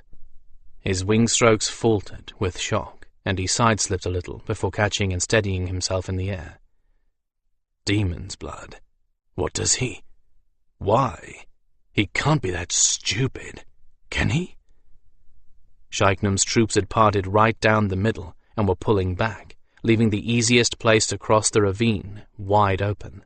This would have been a classic move, giving the enemy a place to penetrate and then closing companies in on either side of him, while the troops to the rear cut his forces off from the rest. The only problem was that there were no other companies in place, and no time to get any in place. Skandranon had not been positioned directly protecting one of the two vital passes, but from here, Maar's forces could easily get to one of those vital passes. He's bluffing. Maar's commanders won't believe this, and he knows it. He's just giving them something to occupy them. He couldn't hover. The best he could do was glide in a tight circle, panting with weariness and disbelief. Even as Aubrey watched, the two groups that had pulled back moved in on a clear retreat, and Maar's army marched across the ravine and into Urtho's territory with all the calm precision of a close-order drill. What the hell is going on here? Now he wished he was one of those Gryphons with any kind of mind speech. If only he could tell someone what was happening. By the time he lumbered through the sky to a message relay, it would be too late to stop the advance. Damn, it's already too late. If I can't stop it, maybe I better find out who ordered this. That's what Skan would do. Has Skandranon lost what little mind he used to have? Or have his troops somehow been sent false orders? Aubrey dropped through the haze, well behind the line of advancement, and landed just outside of Skandrannon's all-but-deserted command post. He got out of sight, just in case someone from the other side was watching, under cover of a grove of trees right behind the command tent. Predictable, he thought savagely. Trust Skandranon. Ignore the fact that someone can sneak up to your tent in favor of the fact that you get to sit in the shade all day. I hope there are red ants in those trees biting on his fat behind. He wondered why there seemed to be so little activity going on around the command tent, but he'd figured it was simply because there was no activity along this section of the front lines. Now I know, maybe. Either Skandrannon's been assassinated or replaced, or something worse has been going on. He tried to emulate Skan, blessing Janil for all those hours on the obstacle course as he slithered on his belly through the underbrush. The lessons were second nature now. Shove the branches aside with your beak, close your eyes, and let them slide over your neck and your tight-folded wings. Creep forward with 4 feet until you were as stretched out as you could get, then inch the hind feet up until your back hunched and start over again. Vary the intervals and your steps. Make no patterns. And why the hell aren't there guards around the tent after what happened to Fall? Because Skandranon isn't there? Or because he knows he doesn't need guards? Or because he has no guards left? He had concentrated so hard on his stealthy approach that he didn't keep track of how far he'd come. The buff canvas of the tent suddenly loomed up in a wall from out of the underbrush a few talon lengths in front of his beak, just as he heard voices coming from inside. Well, there's someone in there anyway. He closed his eyes and listened. Whoever was in there murmured, rather than speaking in normal conversational tones, as if they wanted to be certain they weren't overheard from outside. "Going very well, my lord," whispered an unctuous voice, "and Maar is keeping his side of the bargain. By the time Judith of the Fifth realizes what has happened, Maar's troops will have the pass." Well, good. That was Skandranon, all right. Aubrey had heard his whining tones often enough to be certain of that. Once he has the pass, we can close behind him, and no one will know we let him through. His mages can set up gates to pour troops onto the plains, and I can surrender with no one the wiser. My command and holdings will remain intact. And without you, Levas, I would not have been able to contact Maar's commander and bring all this to pass. Levas? Con Levas? Wasn't that the mage Winterhard used to? Thank you, my lord. The unctuous voice was back. I always make certain to be on the winning side, and I was pleased to find you are a commander as pragmatic as I." Skandranon laughed. "I have another task for you, if you think you're up to it. Urtho may yet be able to pull off a miracle. He has a disconcerting habit of doing so. But without Urtho—" There was a certain archness to the mage's reply that held Aubrey frozen. "I'm a mercenary, my lord. You knew that when we made our bargain. There will be an additional price for additional services." Skandranon laughed very softly. "Name it," he said, as arrogantly as if he had all the resources of all the world to call upon. "Whatever coin you choose." 24,000 silver, and the coin of bodies, my lord." The mage's voice, already cold, grew icy. 2 bodies, to be precise, and both still alive and in a condition to be amusing to me. The Trondai Urn, Winterheart, and the Kestra Churn, Amberdrake." "Done and done," Skandranon replied instantly. "Neither are combatants. They should be easy to subdue. Cheap at the price. You could have sold your services more dearly, mercenary." "Their value is peculiar to me." Aubrey could bear it no longer. "I have to stop them. Now." He lunged at the tent wall, slashing it open with his sharp talons, back agape to bite the spines of one or both of them in half, and tumbled ignominiously to the ground, unable to move even his eyes. He landed with bone-bruising impact right at the feet of General Skandranon, skidding a little on the canvas of the tent floor. If he could have struggled, he would have, but there wasn't a muscle of his body that would obey him. His heart continued to beat, and his lungs to breathe, but that was all the movement he was allowed. He'd been the recipient of a spell of paralysis, of course. "Idiot. Conlevas is a mage, idiot! How could you have been so incredibly stupid?" General Skandranon looked down at him with mild interest in his cat-like eyes, then searched his pockets for a moment. Then he turned to Conlevas and flipped him a coin. The mage caught it deftly and pocketed it. Skandrannon's serene, round face produced a smile that went no further than his lips. "Payment for additional services," he said, his voice ripe with satisfaction. "Indeed, my lord," Conlevas replied, "as I expect payment on completion of your other task." Skandranon shrugged, and his eyes reflected his boredom. "They have no interest for me. I will see that they are captured unharmed. It should not be terribly difficult." "What of this, my lord?" A new voice, but another one that Aubrey recognized. "Garber." Skandranon, second in command, spoke from out of Aubrey's line of sight, but there was no doubt of where he was. A toe prodded him in the ribs, waking pain in his chest muscles. "I can dispose of him if you like," Conlevas began, but Skandranon held up a hand to forestall him. "No," he said. "There is a use for him. Maar is rather fond of griffins. I believe we should send him this one as a gift, in earnest of many more to come." He waved at the unseen Garber. "Package this up for me, would you, and deliver it to General Polden with my compliments to the Emperor." "So, the Emperor enjoys the antics of these creatures?" Con said with interest. "He does," Skandranon replied. He smiled down at Aubrey. The Gryphon gasped as the ice of horror and the chill of pure fear swept over him. "I hope you can learn some new tricks, beast," he said sweetly, "other than playing dead. Dance, for instance, or better yet, beg. Make certain to learn, beg. The longer you entertain the Emperor, the longer you will live. Or so I'm told." Urtho flung a plate across the room. It shattered against the walls but did nothing to help relieve his feelings. "Gods!" he cried. The cadre of Hertasian human messengers ignored him. There were no messenger birds in camp anymore. Urtho had not wanted to leave these smallest and most helpless of creatures behind even by accident. They'd been the first through the gate to go with Keleshia and the Griffins. Urtho paced the side of the map table, issuing orders as fast as Hertasian humans could take them, doing his best not to seize handfuls of hair and start yanking them out by the roots.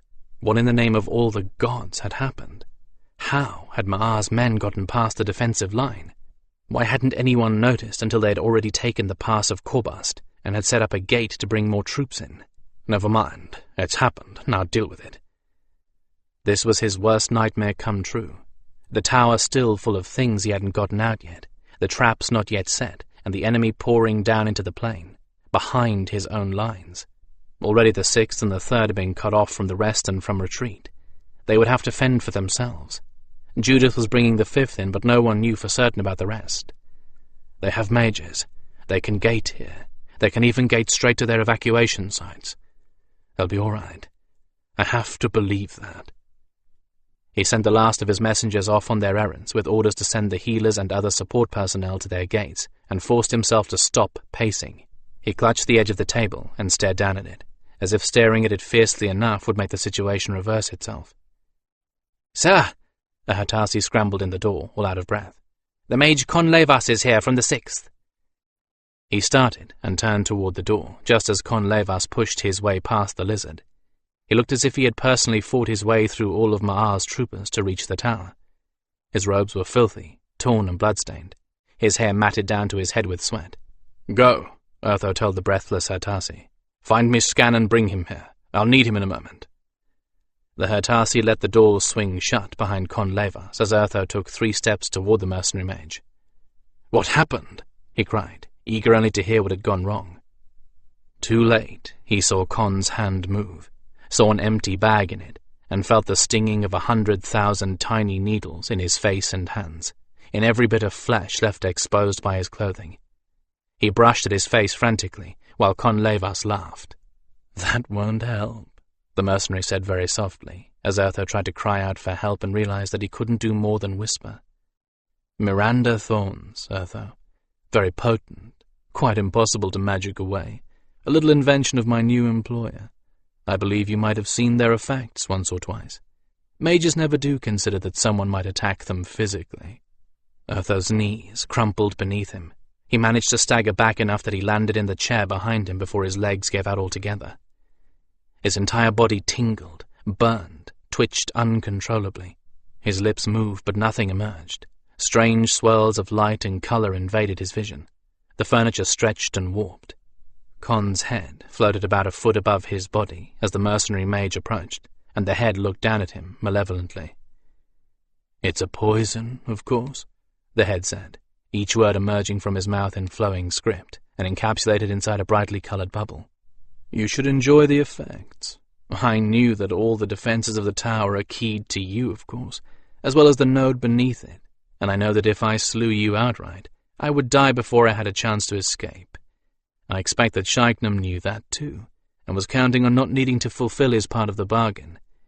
But you'll live long enough for me to get clear, and he'll just have to keep his word, Urtho's chest nearly burst with the need to howl in anguish, but all that he could manage was a pathetic whimper. Conlevas's head floated around the room for a moment, then suddenly produced a new body as the old one faded away, a large furry body of an eye-searing pink. Urtho shuddered as the fur turned into spines, like those of a hedgehog. Then Con shook his body, and all those spines shot forward, piercing Urtho's limbs with excruciating pain. The furniture grew tentacles and the walls opened up into pulsing starscapes. "I see you can't answer," the mercenary said silkily. "No matter." He turned to go. That is, his head turned. His body remained the way it had been, and began walking backward toward the door. With every step he took, bleeding wounds appeared in the floor, and it felt to Urtho as if the wounds were to his flesh. He whimpered again, and Con's head turned back. "Oh, one more thing," the mage said casually. "In case you might have worried about that little misborn Gryphon you named so charmingly, Kachara, I offered her a nice bit of rabbit, and she followed me out to the Emperor's new lines.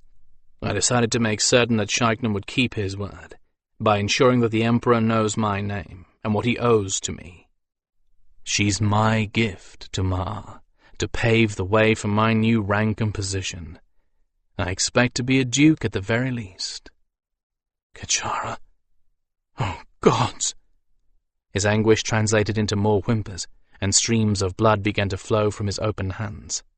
Con laughed and turned to open the door, which warped and deformed as he touched it, becoming a blood clot lodged in an open wound.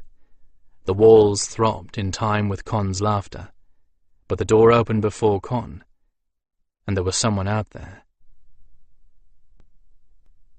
Skan hurried after the frantic Hertasi, talons clicking on the stone of the floor. "Aubrey missing? The 6th gone silent? Why did you leave that lying bastard alone with Urtho? Victaren scolded the little lizard as they ran toward the strategy room. He told me to get you, the Hatasi wailed, caught in a dilemma between what he had been ordered to do and what Victaren thought he should have done. I couldn't get you and stay there at the same time. Leave it, Victaren, Skan snapped. It's done. Let's just hope that... The young mage sprinted for the door and shoved it open in the surprised face of Con Levas. The mercenary mage recovered quickly from his surprise and backed up a pace when Skan loomed up behind Victaren. From his greater height, Skan could see right past Con and spotted Urtho, clearly in terrible pain, collapsed into a chair in the corner. Con followed his glance, paled, and began babbling. Urtho, he said. He said he wasn't feeling well. The strain. But Skan's hearing was better than a human's, and the word Urtho was forcing through spittle-frothed lips was... poison. Skan's vision clouded with the red of rage. He saw Con's hands move, but he didn't hesitate. The black Gryphon lashed out with an open talon and caught the mage across the throat, tearing it out in a spray of blood. His second blow, the backhanded return of the talon strike, flung the mercenary's body across the room to slam it against the table with the wet crack of a snapping spine. There the body of Con Levas lay atop the tiny space of land that was still theirs, blood pumping down onto the map, flooding their representation of the tower and the plain around it with sticky scarlet. Victaren had headed straight for Urtho as Skan stalked in through the doorway, with every feather and hair erect in battle anger. Poison, the young mage said shortly, his face flushed and his voice tight with grief. Miranda thorns. Very rare. No antidote. The bastard probably had enough in his pockets to hit us both, too. That's what he was reaching for when you got him. The Hatasi gasped and scrambled off, presumably to fetch help. Skan only heard and heeded one thing. No antidote, he roared, so that Urtho whimpered and Victaren winced. What do you mean there's no antidote? Skan, I can't change the facts, Victaren shouted back. There's no antidote. It's something Maar created as an assassination tool, and we haven't seen more than 3 victims since the war started. All we can do is buy him some time and counteract some of the effects. Do it, Skan snapped, spreading out his blood-stained claws over the body of his creator and friend, invoking every tiny bit of magery he had. He opened himself up to Urtho, found the places in his mind that the Miranda had muddled, bringing hallucinations and pain, and joined with Victaren to help Urtho straighten the mental paths and banish those symptoms. He fought with every bit of his grief and rage, every atom of energy, and still it was not enough. He saw for himself that Victaren was right. The poison replicated itself within Urtho's body, spreading like some evil sentient disease, and with every passing moment it destroyed a little more of Urtho's life force, corroding it away inexorably.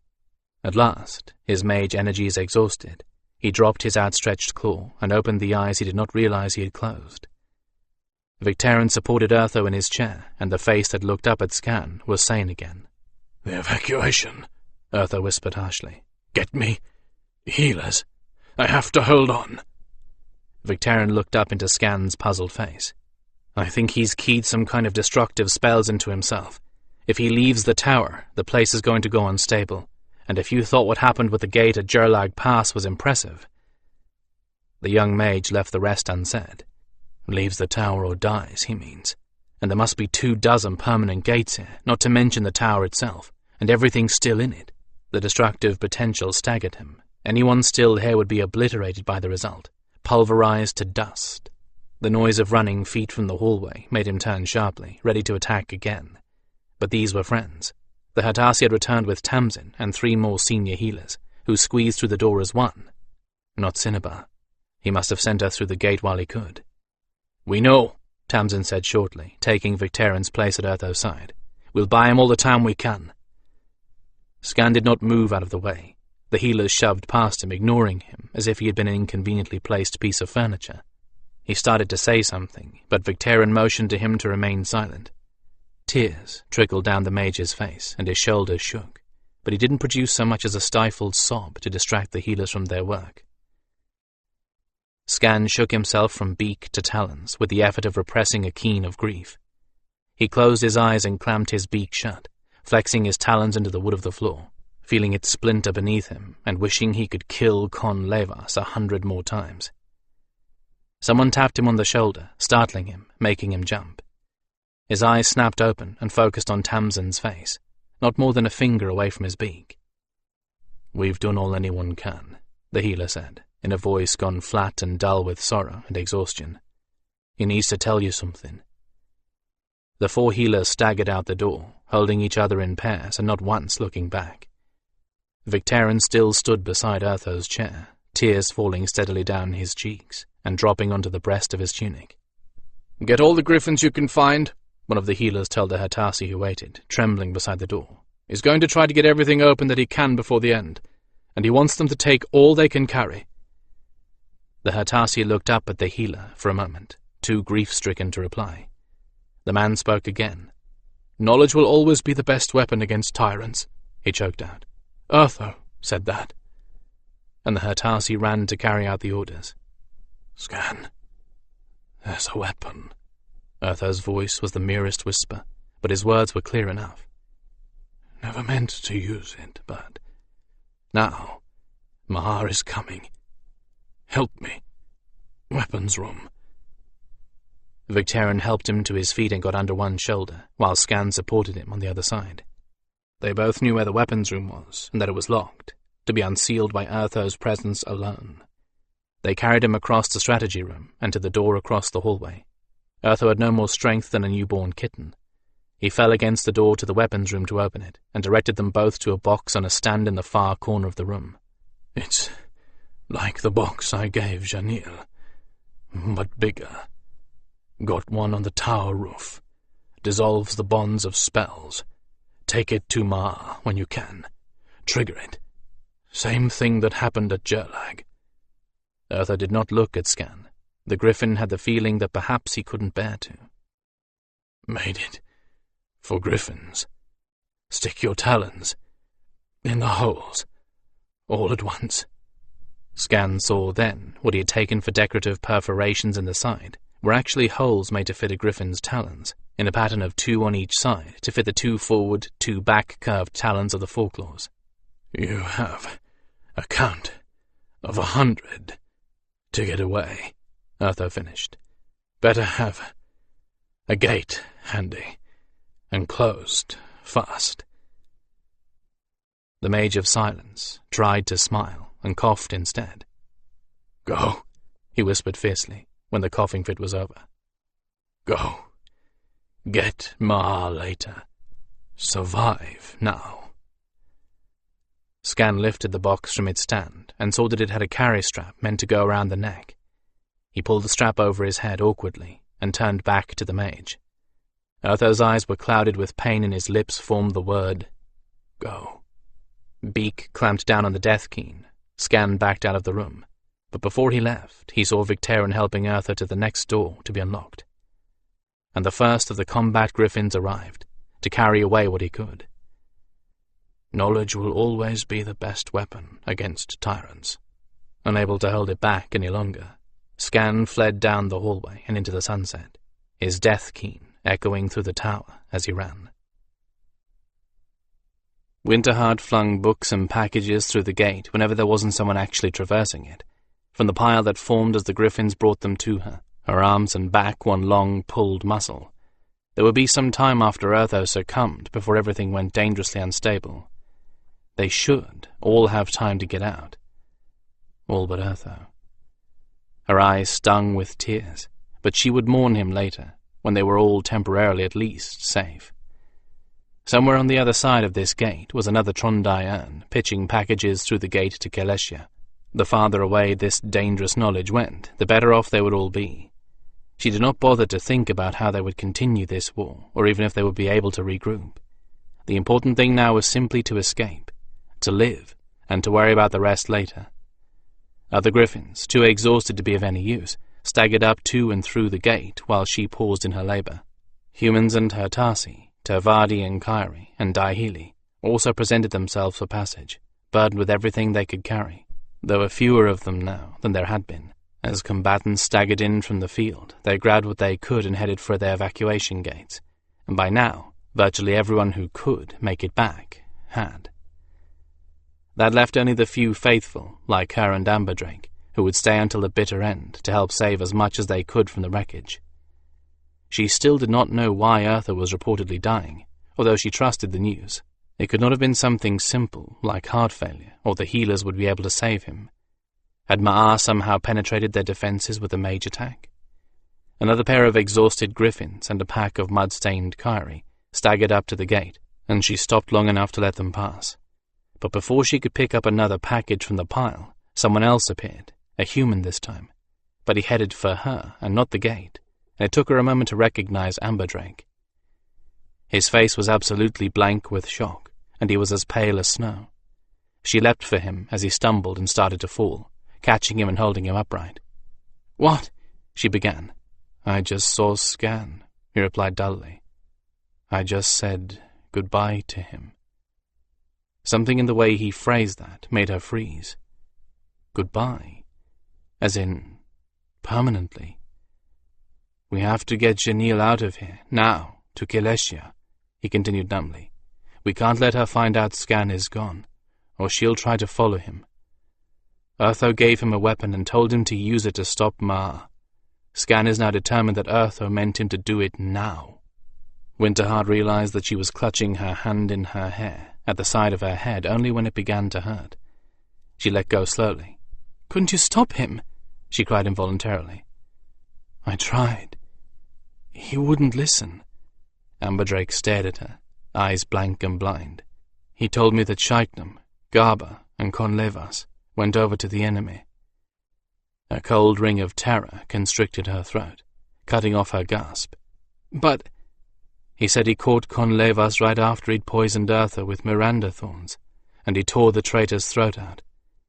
By then it was too late. There was nothing they could do for Urtho but buy him time." She sensed his pain as if it were her own. If she wanted to mourn for Urtho, he would have 10 times the grief to deal with, and 10 times that for Skan. Wait. There she is." Janil came hurrying up with a bundle of books in her beak and another clutch to her chest, running on 3 legs, with her wings spread to help her balance. Winterheart grabbed the edge of her wing before she could put her burden down. "Janil," she cried, "I need someone on the Keleshia side to make certain all this is carried as far away from the gate as possible. We don't know how unstable these things are." Janil nodded and darted to the gate without waiting for further explanation. "You go after her," Winterheart ordered. "I'll follow you, as soon as I get the last of this stuff across." At least she had something to do, something to keep her from thinking. "Are you all right?" Amberdrake asked suddenly, a little life coming into his eyes. She knew what he meant. Con is dead. Con is a traitor, and he's dead. She paused and collected herself, examined her heart. "It's best that Skan took care of the problem," she said firmly, looking deeply into Amberdrake's eyes, so that he would know she meant what she said. "If he hadn't, I'd have done so, but with less elegance, myself." Beneath all the pain, all the grief, she saw a moment of relief. It was enough for now. She shoved him gently toward the gate. "I'll see you on the other side," she said. "Take care of her." He took a last, long look at the tower, then turned and stumbled blindly across the threshold. She picked up another package as soon as he was clear and pitched it across. Skan knew exactly who he was looking for. The Kaladine adept, Snowstar, the person Urtho himself had appointed as the chief of all the mages. He knew Snowstar, knew that the man was truly second only to Urtho in knowledge and ability, and knew one other crucial fact. Snowstar had been working with Urtho long before the king collapsed. Snowstar was one of the mages that Urtho had with him when Cinnabar called them all to the palace that terrible morning. Snowstar knew the palace as well as Skan did, which meant that Snowstar, unlike many of the other mages, could build a gate there. And Maar was at the palace. After 3 false tries he located Snowstar at the tower stables, turning away from the last empty stall. An odd place for a mage, perhaps, unless the mage was Kaladine, and the horses here were the precious war steeds. Skan grinned savagely to himself. Snowstar had not expected an ambush, and doubtless intended to head straight for the Kaladine gate from here, hot on the heels of his beloved equines. There would be a brief delay. As he turned, Skan stood in the aisle between the stalls and spread his wings to block his way. The mage looked up at him blankly. Skandrannon? What? I need a favor, Skan said quietly, but with an edge to his voice. And you don't have a choice. I need a gate to the old palace, and I need it now. Snowstar's eyes went wide, and he shook his head with disbelief. Are you out of your mind? He cried, putting out his hands to shove Skan out of the way. There's no time for this kind of nonsense. We have to get out of here. There is time, and you will do this, Skan hissed. I have a present to deliver to Maar, from Urtho. Snowstar blanched, and his eyes dropped to the box around Skan's neck, as if he had only just this moment noticed that it was there. Skan was gambling on a number of things. The Black Gryphon was known as Urtho's confidant. Snowstar should assume that Urtho's request was an order, and that it was not meant to be implemented at some far future date, but now. Snowstar knew very well what kind of shape Urtho was in. He would not risk a single precious moment by going to Urtho or sending a message to confirm what Skan had just told him. He might even assume that Urtho had ordered Skan to find Snowstar, knowing that the adept would be one of the few at full strength and capable of building a gate that far away.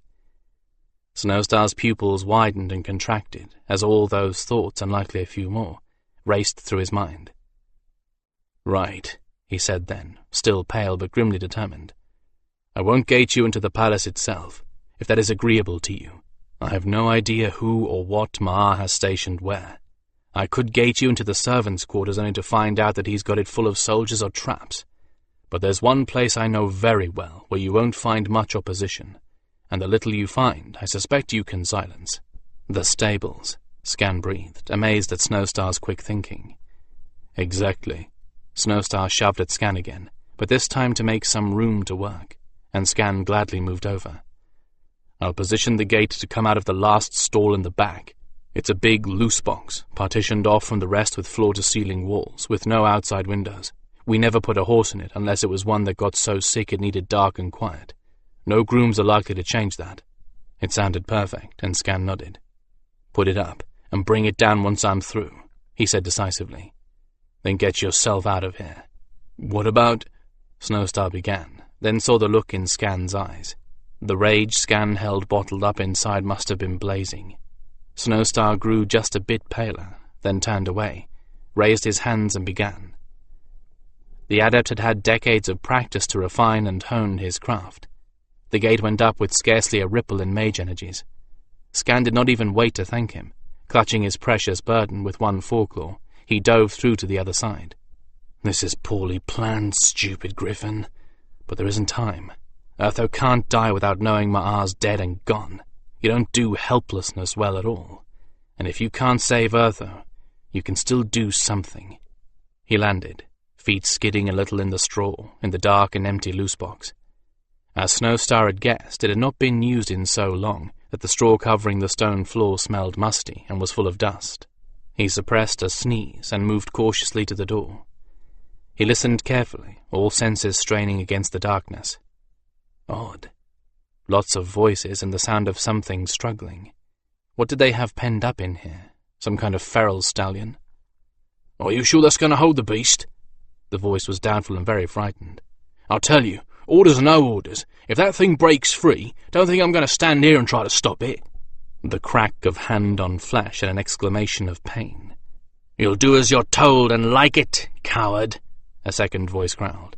If I tell you to stand there and let the thing take your arm off, you'll damned well do it. Not a stallion, then? A bull? Some new monster Maar just dreamed up?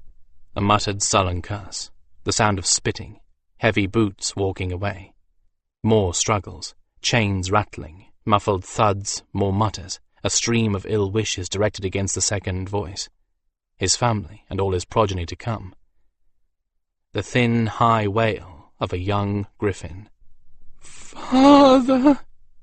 A voice he knew. Kechara. He pushed against the stall door, and it swung wide while he stepped out and mantled. His eyes locked with those of one poor spotty-faced groom clutching a pitchfork in one hand, a bloody rag held to his mouth with the other. The boy couldn't have been more than 16. He took one look at Skan, went pale as milk and fainted dead away. Skan stepped over him and looked into the stall he'd been guarding. There were 2 canvas-covered bundles there, one thrashing, one whimpering. The whimpering bundle was the smaller, and the whimpers were definitely in Kachara's voice. How did she... Never mind. Conlevas or Shagnum, or both. Quickly he squeezed into the stall, but he did not free the little one, not yet. The larger bundle of the two also smelled of blood and of Gryphon, and it was a scent that he thought he recognized. "Hold still," he whispered. "It's Skan." The bundle stilled immediately. He took a moment to examine the situation. Chains wrapped around the bundle, but they were not fastened to the stall itself. If he could get the Gryphon inside to bend a little, he might be able to slip one loop off, and that would give him enough slack to undo the whole thing, without having to unlock it. "Can you bend this way?" he whispered harshly, pushing down on what he thought was the back of the Gryphon's head. It must have been. The place bent over in response to his pressure, and he was able to work the loop of chain off as he had hoped. Once he had the slack he needed, 2 more loops followed, and he worked the entire chain down, with the squirming assistance of the Gryphon inside. Now he could slit the canvas bag, and see if the contents were who he thought it was. He ripped open the canvas with the slash of a talon, and a head popped out. A head covered in an enormous version of a falcon's hood, with the beak tied firmly shut. He pulled off the bindings and the beak opened. "Damn it, Skan," Aubrey croaked in a whisper, no louder than his had been.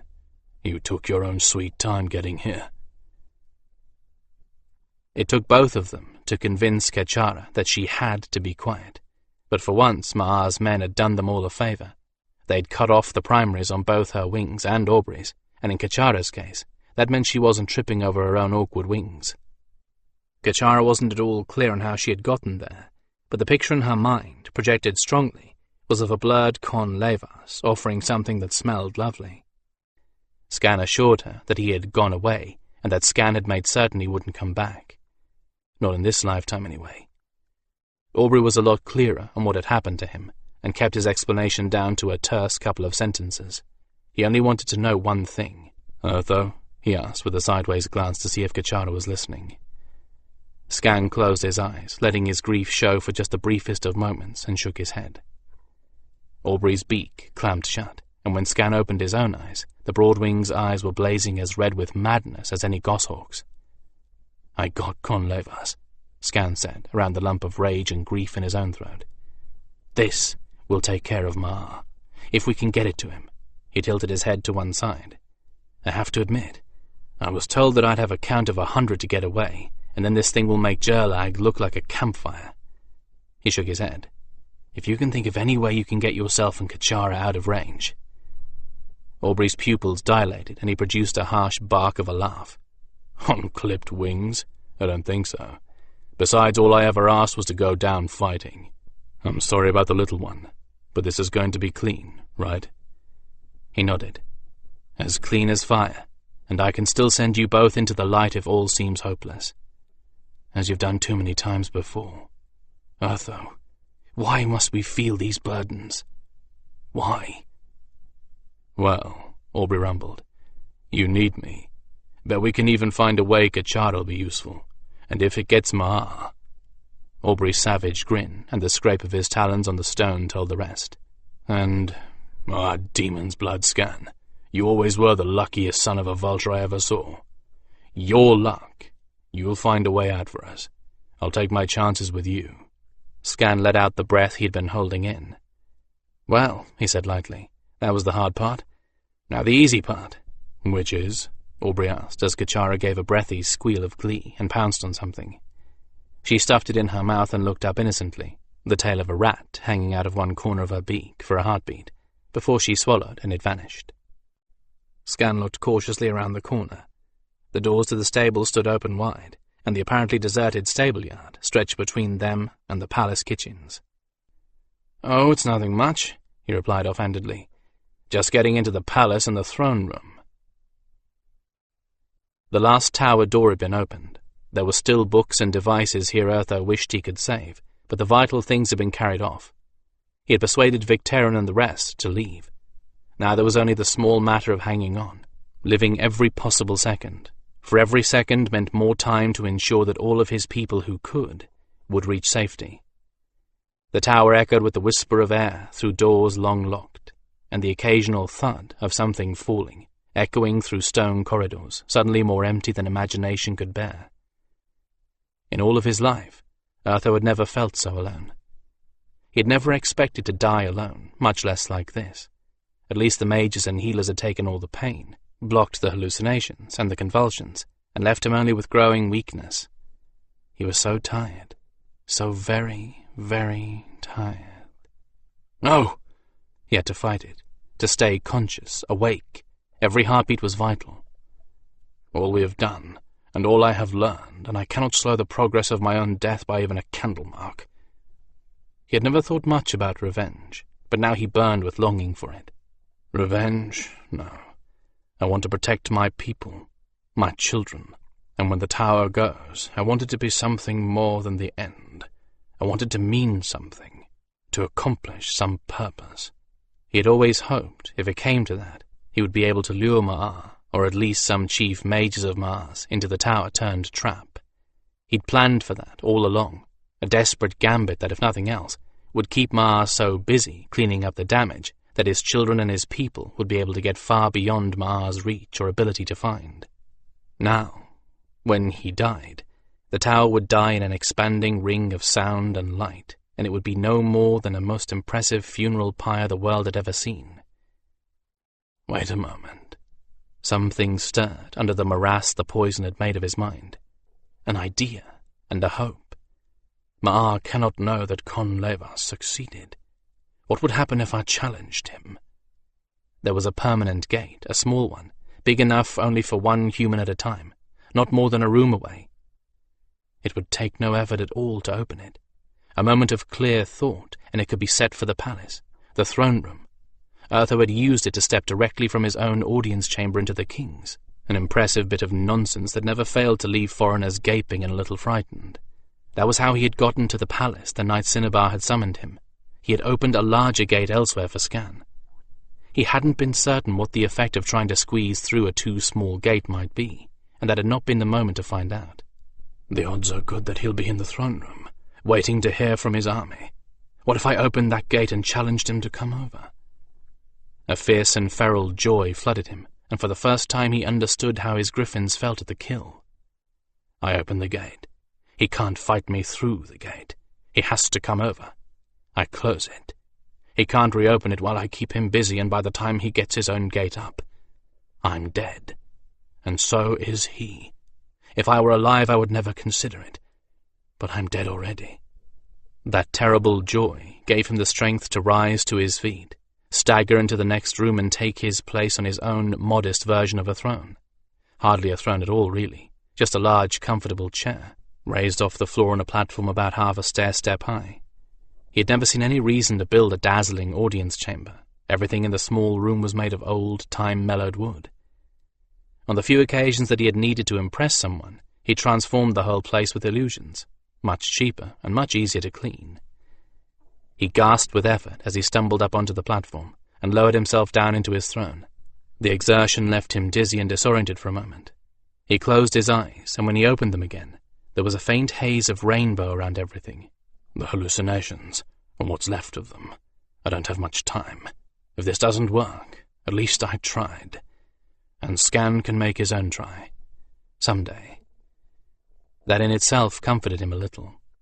Skan would get to safety, plot and plan with the sharpest minds of the Caladyne, and make his own attempt. Maar had not and would not win, not while there was a single Gryphon or Caladyne left to oppose him. He stared fixedly at the ornamental arch across the room from him, an arch built right into the wall that seemed only to frame a shallow, purposeless nook. He wrapped his mind and his fading powers around the mage energies woven into wood and stone beneath, and twisted. Within the frame of the arch, the blank wall writhed, then turned into a swirling haze of colors, like oil on water, for just the barest instant.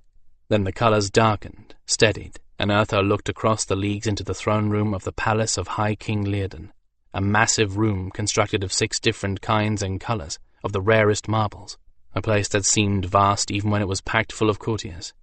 Now it held only one man, but that man had presence enough to fill it. Maar stared fixedly at the gate that had suddenly opened up in his throne room, a gate he clearly had no notion ever existed. He had not been born a handsome man, but over the years he had sculpted his body into the image of a young god. his square-jawed face with precisely chiselled cheekbones and sensuous mouth, framed with a mane of hair of dark copper, topped a body that would be the envy of any warrior in his ranks. All that remained of the old Maar were the eyes, small, shrewd, and of an odd yellow-green. "Kiam vir Maar," Urtho said genially. "It has been a very long time." Maar recovered his poise much more quickly than Urtho would have credited him for. "Urtho." He leaned back in his throne, a real throne, much more impressive than the alabaster bench the king had used. This one might not be solid gold, but it certainly looked as though it was, and the single red-black ruby over Maar's head, carved in the shape of the head of a snarling cat, was twice the size of the largest such stone Urtho had ever seen. "Have you called on me to offer your surrender?" Urtho smiled gently. "Not at all," he countered. "I recall that you used to enjoy a gamble. I'm offering you just that." Maar barked his laughter. "You? And what have you to offer me that I cannot take?" Urtho waved, a gesture that made him dizzy again. "Why, this. I'm sure you realize that I've had as much carried away as I could, but I am sure you also realize that there is far more than could ever be carried away. I'm sure you also realize that what I did at Gerlag, I can do here." Maar's face darkened, and his lips formed a soundless snarl. "However," Urtho held up a finger to forestall any reply, "I'm proposing a challenge. The prize, the tower and everything that's left. If you kill me, I obviously cannot trigger the destructive spells. And let's hope he hasn't figured out, as Con Levas did, that it isn't a spell that does the destruction, it's the lack of one. You have the tower and everything you want. If, on the other hand, I kill you, well, I suspect that your underlings will immediately begin fighting among themselves, and leave me and mine alone. The bickering is inevitable, and I will have protected my own." Maar frowned, but he was obviously intrigued. "You underestimate what I have done here, Urtho. I took a weak land, torn apart by internal quarrelling, and wrecked by the greed of short-sighted idiots, who thought no further than their own fat profits. I forged it into an empire that will live long beyond me, and I intend to live a very long time. What makes you think I would risk all that for your stupid wager?" Urtho leaned forward in his chair, ignoring another wave of dizziness, and spoke 2 words. "Knowledge. Power." Then he settled back and closed his eyes. "Think about it, Kiam vir Maar. You win, or I do. All the knowledge and all the power. I can afford to wait, but feel as though I should retire. Your army is on the way, and I prefer to reset this gate to somewhere else, somewhere very warm, and leave your army with an unpleasant surprise." He slitted open his lids just a little, and saw to his satisfaction that Maar was staring at the gate, chewing his lip in vexation. "He's going to do it." "Always said you were the luckiest," Aubrey muttered, before Skan hushed him. "It's not luck," he muttered back. "It's memory. Cinnabar used to play with the princes, and she showed me all the secret passages. I took a chance that Maar wouldn't have found them all, and that I could take care of the traps he put in the ones he did find." He didn't like to think of how Cinnabar had shown him all the secret passages. She'd impressed them directly into his mind, and it hadn't been a pleasant experience. Nor had the circumstances been pleasant. She'd put him in charge of searching the passages for that damned deerstaff, because he was the only mage there she could do that to. She took the human-sized passages, and I took the ones big enough for a Gryphon. He shook off the memory. It didn't matter anyway. What mattered was how many guards Kiam vir Maar had with him in that throne room. "Please, please, please, O Lady of the Caladyne, make him so arrogant that he does without guards entirely. Please." The Gryphons didn't have a deity as such, and this was the first time he'd ever felt the urgent need to call on one. The Gryphons had only had Urtho and themselves. And when this is over, take Gachara somewhere safe and warm, and bring Urtho to her, and keep Amberdrake and Janelle happy. There were no peepholes in this passage, and no human would have been able to hear what was going on in the throne room. Anyone using the entrance here would have to do so blindly, trusting that there was no one there. Unless that someone was a Gryphon. He closed his eyes and concentrated, becoming nothing in his mind but a pair of broad, tufted ears. Listening. He's talking to someone. Demon's blood. It's now or never. Go, he hissed at Aubrey. The Broadwing hit the release in the doorway and rammed it with his shoulder, tumbling through as the panel gave way. Skan leapt his prone body and skidded to a halt on the slick marble, Kachara romping puppy-like behind him.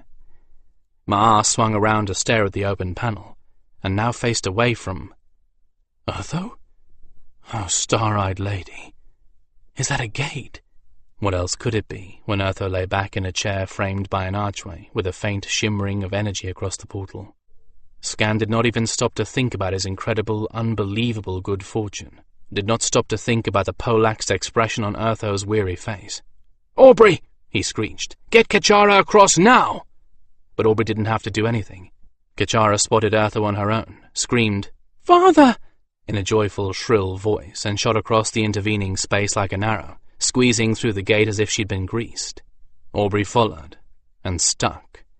Skan reached for the box while Maar stared at all of them, as if he thought they were some kind of hallucination. Finally, he spoke. "All of this was to save 2 Gryphons?" The black Gryphon held the weapon before him and slid his 4 claws home and triggered the box. "No. To save all of us." He ducked out of the carry strap and slung the whole thing across the floor at Maar, who dodged in purest reflex. But dodging didn't help. The box's strap caught his feet and tripped him. The fall knocked the breath out of him and delayed any reaction he might have for a crucial moment. Maar clutched at the box, which glowed and sparked when his hands touched it. His expression changed from one of indignation to one of surprise, and then fear, then insane anger. He stood, trembling with rage, and kicked the box aside. It clattered on the marble floor to rest by the throne. "You think this is it?" he screamed. "This toy of Urtho's is supposed to kill me, Gryphon? Watch!" The Emperor drew a glittering silver knife, and with both hands drove it into his own chest. His face wrenched into a maniacal grin, and he locked his eyes on Skandrannon's. As blood streamed down his sumptuous clothing, the grin grew wider. "You see, I know some things you don't. I have won. I will live forever, and I will hate you forever. All of Urtho's people, all your children and their children, and I will hunt you all down, do you hear?" "Skandranon Rashkae, will you wake up? Maar is playing for time. He'll keep you occupied with his little spectacle until the box goes and takes you with it." The Gryphon snapped himself awake from Maar's mesmerizing speech. Maar withdrew the dagger from his chest. Blood blossomed anew and dripped to the floor. Without saying anything else, the Emperor's face went ashen, and he fixed his gaze of madness on Skandrannon. With both hands he held the dagger's point to his throat, behind the chin, and in one swift movement thrust the long dagger upward. Skandrannon was running toward the gate before Maar fell. Behind him, over the clatter of his own talons, he could hear the dagger's pommel strike chips from the stone floor, muffled only by the sound of the body.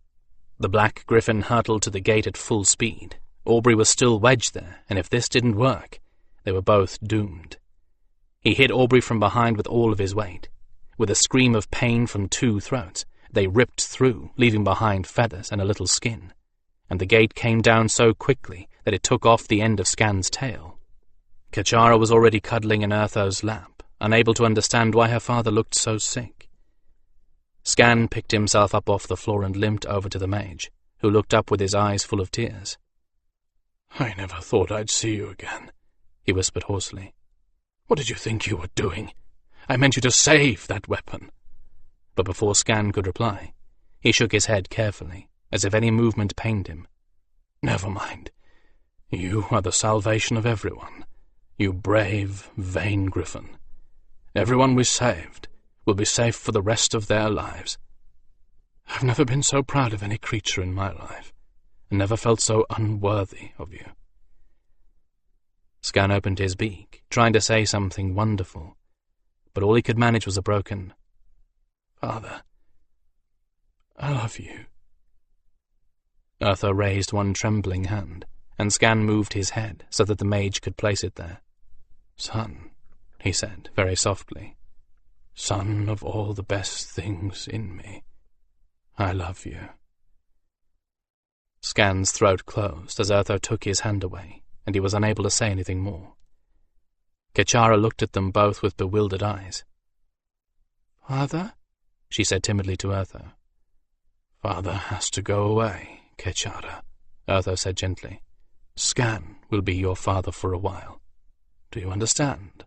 It may be for a long time, but Skan will be your father, and when the bad men who hurt you are all gone, you can come join me." She nodded, clearly unhappy, but her one taste of the bad men had been enough. She gazed up at Urtho in supreme confidence that he could and would deal with the bad men, and nibbled his fingers in a caress. Aubrey limped over to both of them. "Excuse me, Urtho," he asked humbly. "Can that gate go somewhere else?" Urtho closed his eyes, then opened them with visible effort. "I can try," he said. Amberdrake thought that he was prepared for the inevitable, but when the great flash of light in the east turned night into full day for one long horrible moment, he realized that he was not ready. He had accepted the loss of Skan, of Urtho, of everything he had known with his mind, but not his heart. The entire world had turned inside out for a fraction of a heartbeat, as if he had crossed a gate. The universe shook and trembled, his vision blurred. But there was no gate. It was all in himself. Then everything was normal again. The night sky returned, spangled with stars, but wreathed in the east with ever-expanding multicolored rings of light, and a cool breeze brought the sense of crushed grass and dust. Normal, except all was gone. "No," he cried out, one voice of fruitless denial among a multitude. "No!" He started to fall to his knees. A terrible moaning burst from his chest, and tears etched their way down his face in long trails of pain. "Urtho! Skan!"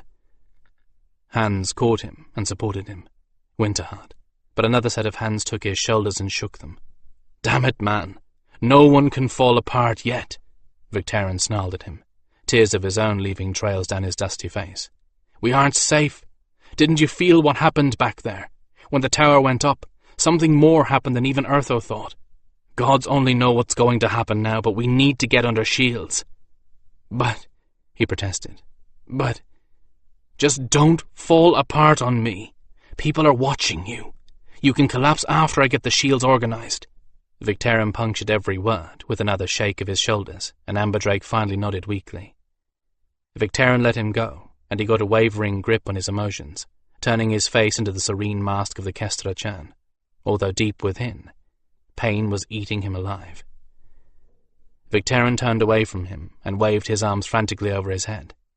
"Listen!" he shouted over the keens, the weeping. "Everybody! The trap didn't do what we thought, all right? We don't know how much is left of Maar's forces. We don't know how far away is safe.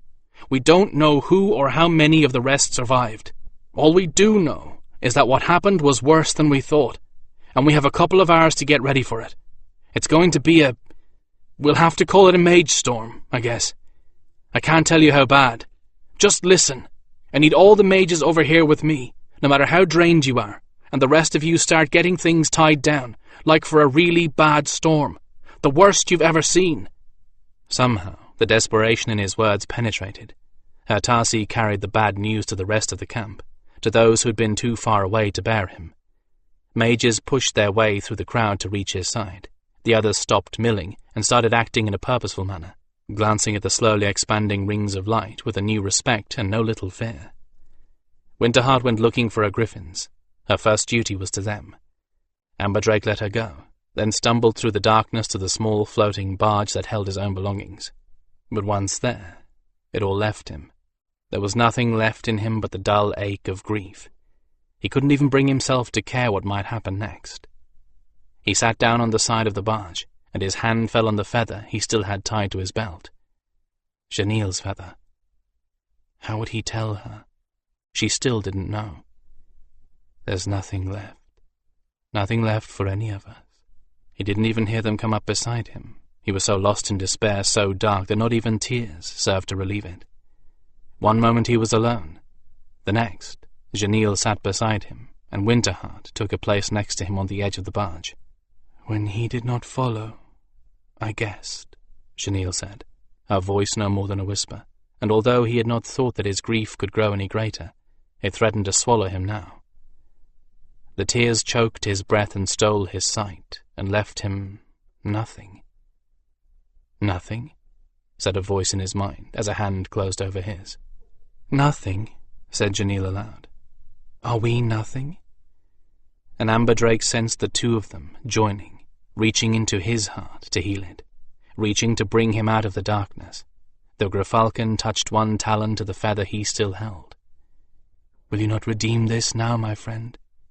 My brother?" she asked softly. "We need each other so much." "And the rest of them need you," Winterheart added.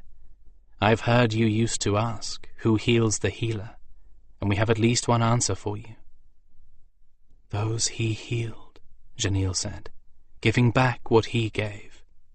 Blindly he reached for them. They reached back as he held tightly to feathered shoulder and human, and shook with sobs that finally brought some release.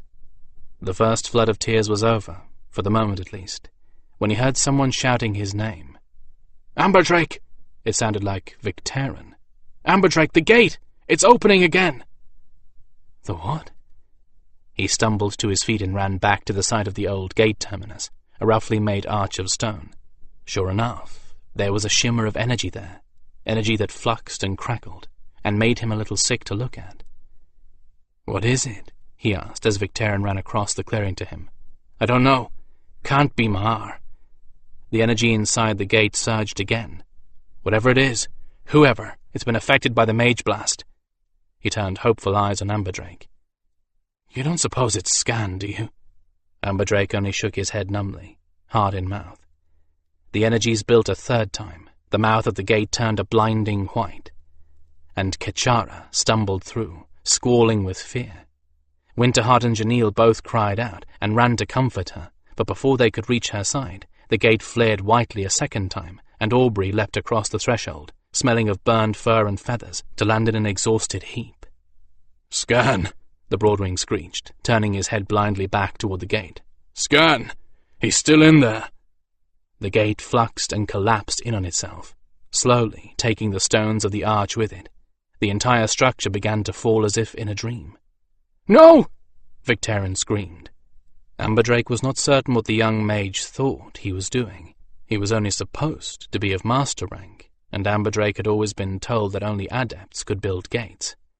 But Victaren reached out his hands in a clutching, claw-like motion, and Amberdrake felt the energies pouring from him into the collapsing gate, seizing it, and somehow holding it steady. Amberdrake sensed Victaren faltering, and added his own heart strength to the young mage's, and felt Winterheart join him, and Janil. The gate flared a third and final time, but this time it was so bright that Amberdrake cried out in pain, blinded. Victaren cried out too. But in triumph, Amberdrake's vision cleared after much blinking and eye-rubbing, and lying before them was Skandrannon, shocked senseless, and no longer as he was. The elegant black form they had known was thinner and bleached to snow-white, but it was unmistakably Skandrannon. The gate and Victaren collapsed together. There was no time to think of anything as the eastern horizon erupted with fire again, and for some reason Amberdrake could not understand. He could feel the death far away of the Mage of Silence, content that his people, including those he loved most, were safe at last. They had just enough time, barely, to establish their shields before the double mage storm hit. The worst effects lasted from before dawn to sunset, but their preparations held, and they all emerged from shelter to find a blood-red sun sinking over a deceptively normal landscape. Normal until you noticed the places where trees had been flattened, where strange little energy fields danced over warped and twisted cairns of half-melted rocks. Normal until night fell and did not bring darkness, but an odd half-light full of wisps of glowing fog and dancing balls of luminescence. "We can't stay here," Winterheart said wearily as she returned to Amberdrake's hastily pitched tent. It was the only one big enough to hold 4 Gryphons, Skan and Aubrey and Janil and Kechara. The former, too, because of their injuries, and the latter, because they would not leave Skan's moon-white form. "I'd assumed that. We'll have to pack up and move west, I suppose." He looked up at her and smiled, then turned his watchful gaze back down to the slumbering Skandrannon. "I don't mind, if you don't." "Well, I wish we knew how many of the others survived," she sighed. "But the mages can't get anything through this, whatever it is, magical noise and smoke. No scrying, no mage messages, and we don't want to risk the poor little messenger birds. The Tovadi don't want to scout, the Kyrie are as scared as we are, the Hertasi are traumatized, and the Gryphons don't trust the winds. We'll have to go west and assume any others are doing whatever they have to." "So, we're back to ordinary human senses." He reached out for her, caught her hand and drew her down beside him. "Not so bad, when you come to think about it." "I have no complaints." She leaned her head on his shoulder and stroked one ice-white wing feather of the still shocky Skandrannon. "Except one." "Oh," he replied. "She probably wishes we could stay here long enough to rest, but at least we know there won't be anyone following us. This," she pointed to Skandrannon, curled around Janil like a carving of the purest alabaster, "is going to make him twice as vain as he was." "Of course it will," came a sleepy rumble. A pale, sky-blue eye opened and winked slyly. "And deservedly so." Amber Drake smiled and held his beloved. No matter what tears were shed or what trials were faced, some things would stay the same. There would always be day and night, stars and sky, hope and rest. There would always be love, always compassion, and there would always be Skandrannon. And forever, in the hearts of all the clans, there would be Urtho, and for his memory, a moment of silence. This concludes The Black Gryphon by Mercedes Lackey and Larry Dixon, narrated by Gary Furlong. Copyright 1994 by Mercedes R. Lackey and Larry Dixon. This unabridged audiobook is published by arrangement with Door Books Incorporated and was produced in the year 2018 by Tantor Media Incorporated, a division of Recorded Books which holds the copyright thereto. Please visit tantor.com for more information on our growing library of unabridged audiobooks.